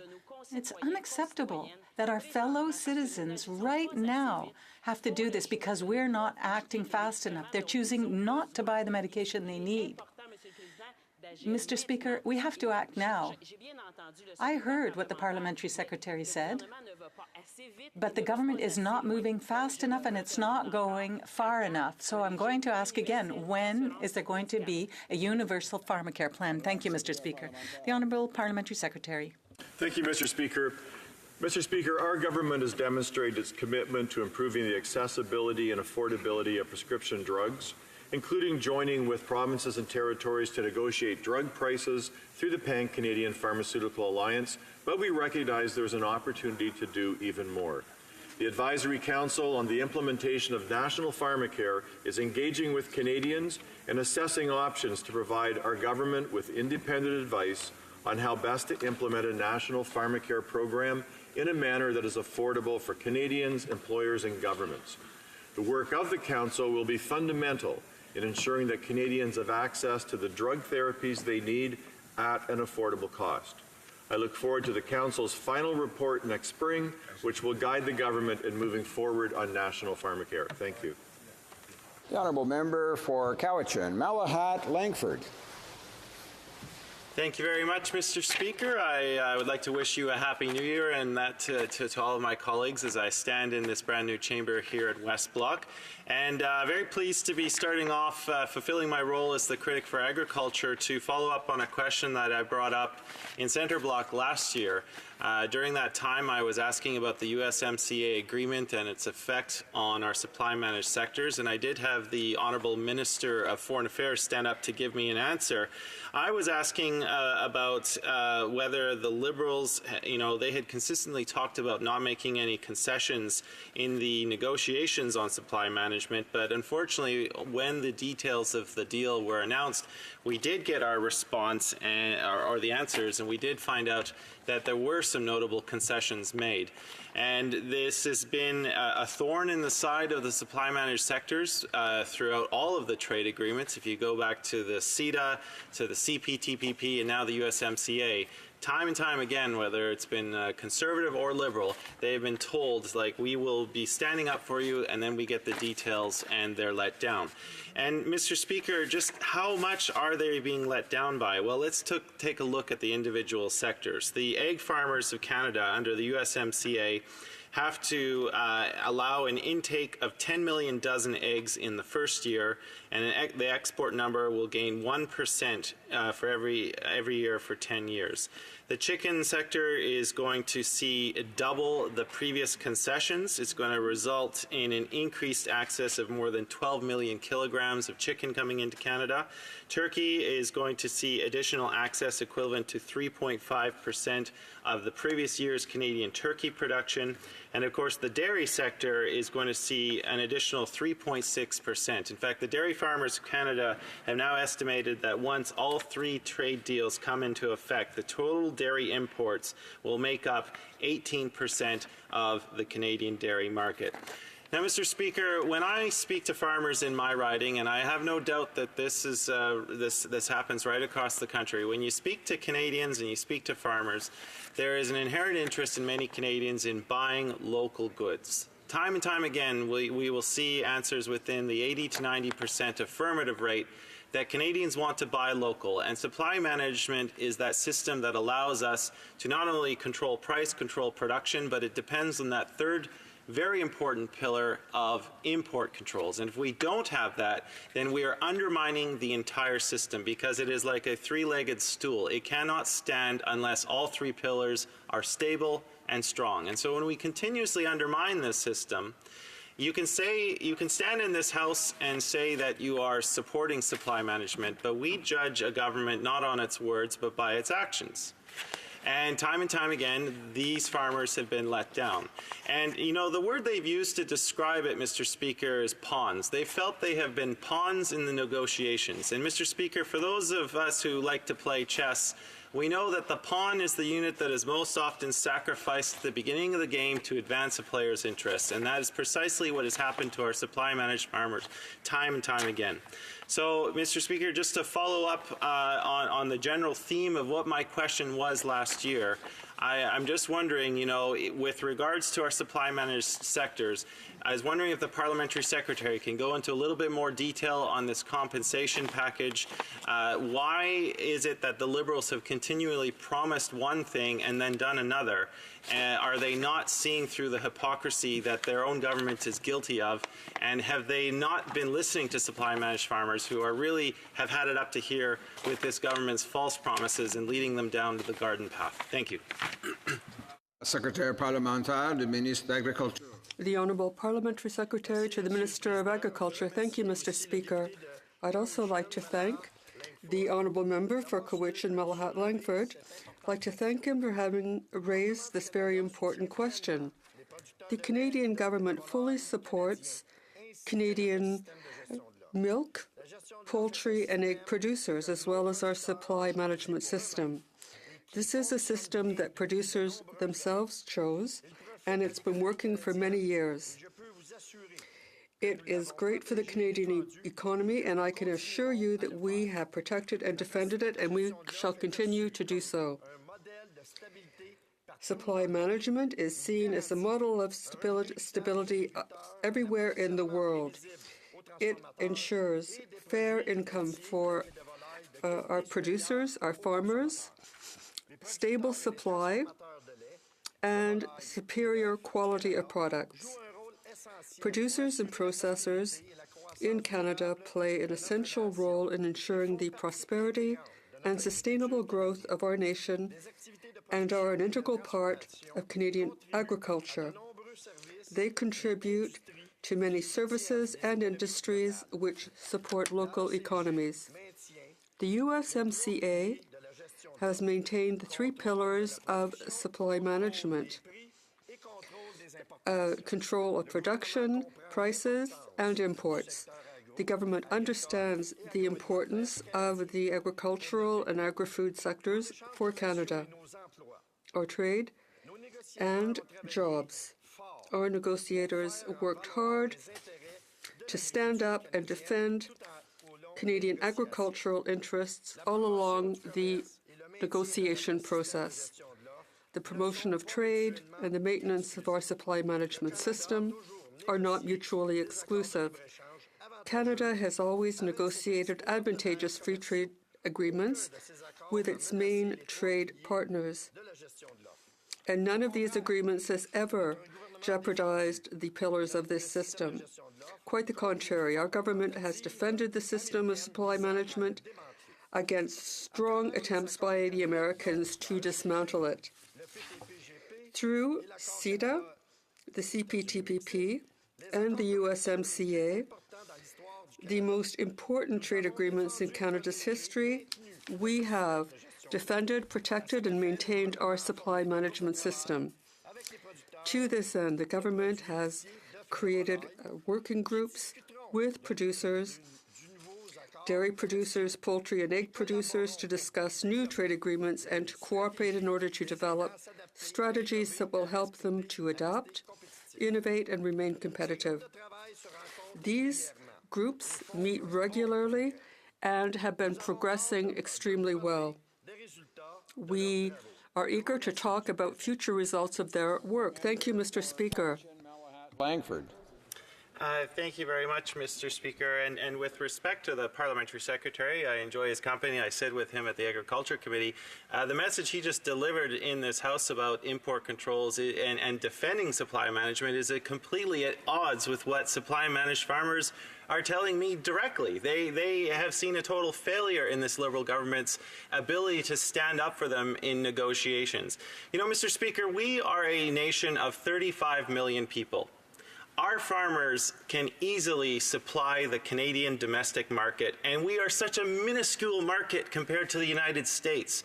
I don't see why, time and time again, our market has to suffer and pay the price for another jurisdiction's overproduction problems. The United States needs to get its house in order, figure out why it's producing too many eggs, too much chicken, and too much dairy. But time and time again, we are the ones that have to pay the price. It's our farmers that pay the price, and I, for one, am sick of it, of being led down the garden path, being told one thing, only to have something completely different happen. Maybe the Parliamentary Secretary can give some details on the working group's progress on the compensation package, because I know a lot of farmers are waiting for this information.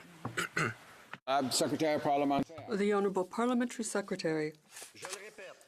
Mr. Speaker, I repeat, supply management is an integral part of Canadian agriculture, and I can assure you that we have protected and defended it, and we will continue to do so.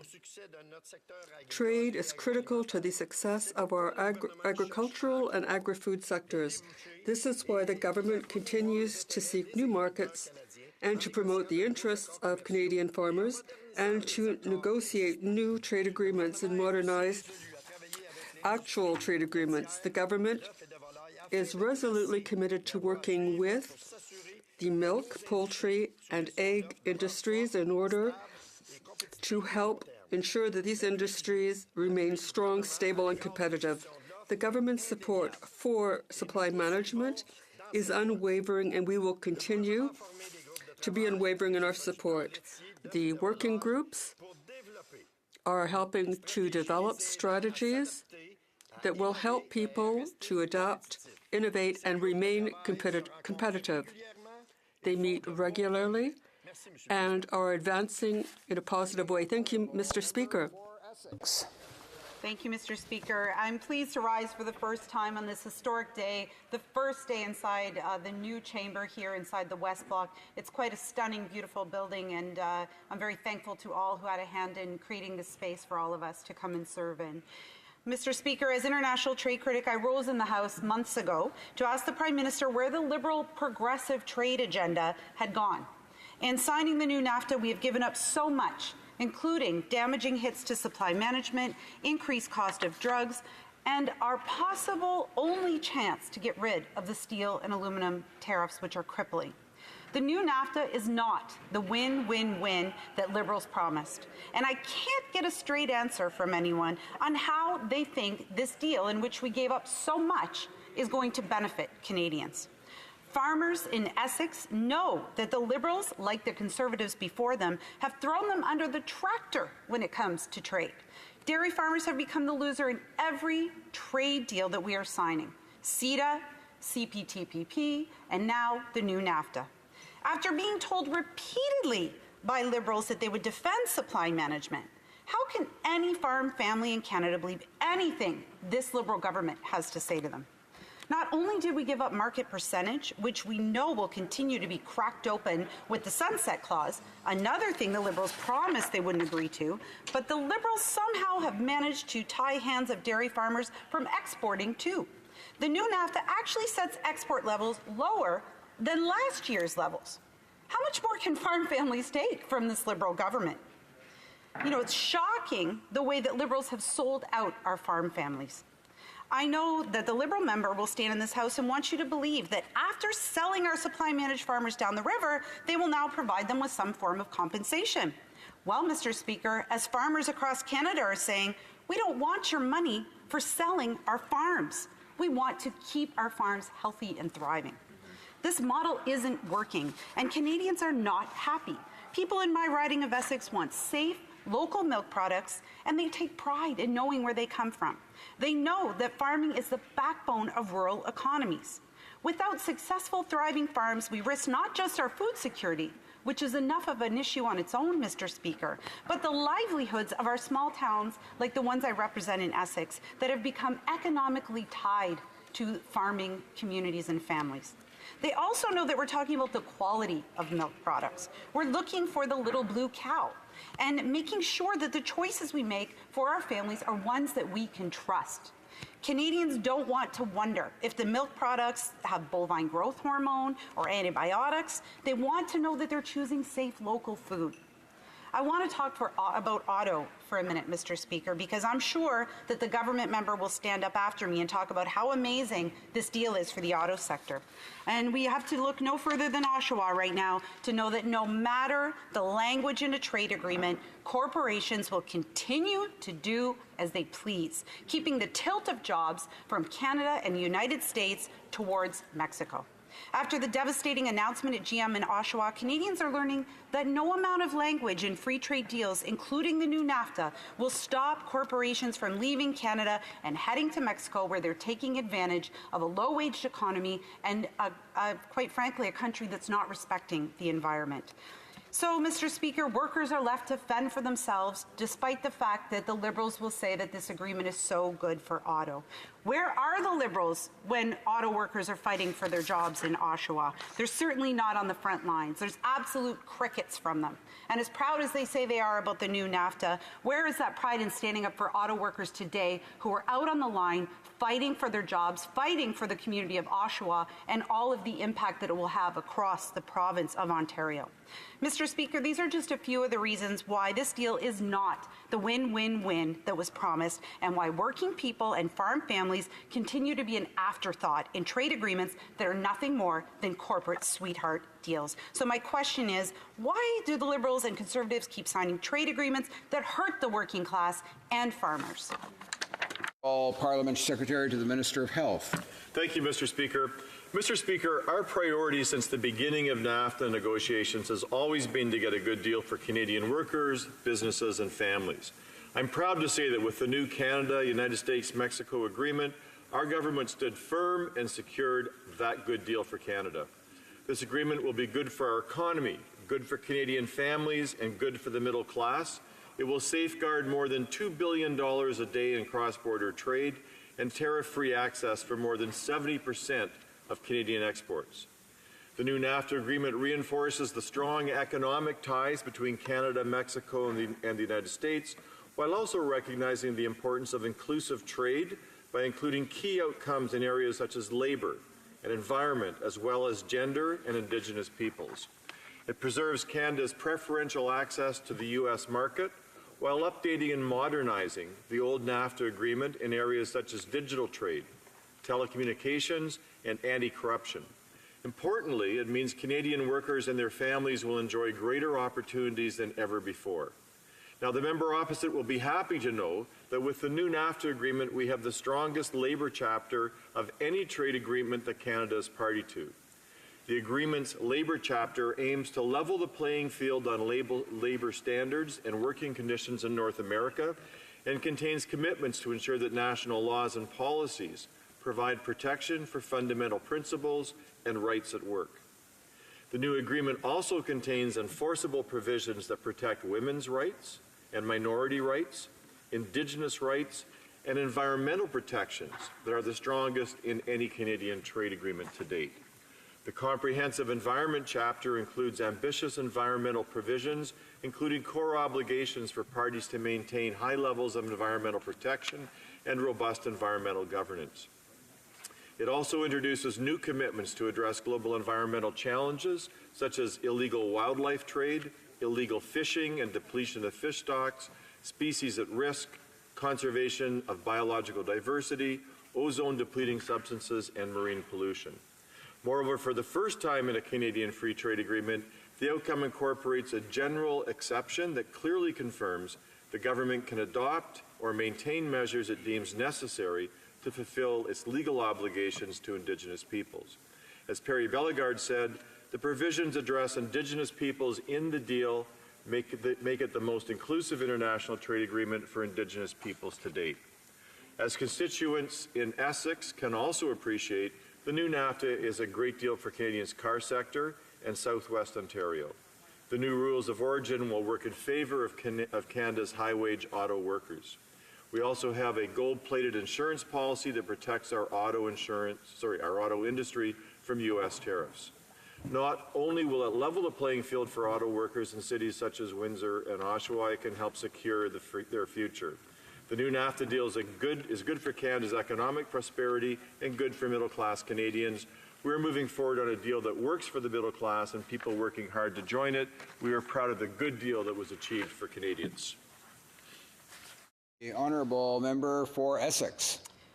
Mr. Speaker, the NDP remains steadfast in our support in preserving the integrity of supply management. Unlike Liberals and Conservatives, the NDP believes that Canadians should not have to make dairy concessions in any trade deal. Negotiating with Donald Trump is not easy, but the Liberals have been bullied into a bad deal, instead of fighting for a fair deal that's good for people. Fair trade must support local and small family farms, as well as rural communities like mine in Essex. The new NAFTA is a failure for these hardworking Canadians.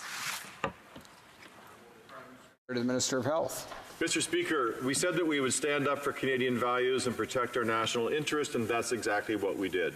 The new Canada, United States-Mexico agreement means Canadian workers and their families will enjoy greater opportunities than ever before. The leader of the NDP agrees. He celebrated the deal during a cocktail reception in Ottawa. And the NDP member for Rosemont, Le Petit Patrie, who is also the NDP Quebec lieutenant, called the new NAFTA the best deal possible. This agreement delivers on what we promised: future growth and job opportunities, stability for the economy, and defense of millions of Canadian workers. The outcome preserves the key elements of NAFTA while also modernizing and improving the agreement and providing stability and predictability for Canadian businesses and workers. Mr. Speaker, this is a great deal for Canada and for Canadians. Thank you very much. The motion to adjourn the House is now deemed to have been adopted. Accordingly, this House stands adjourned until tomorrow at 10 a.m. pursuant to Standing Order 24-1.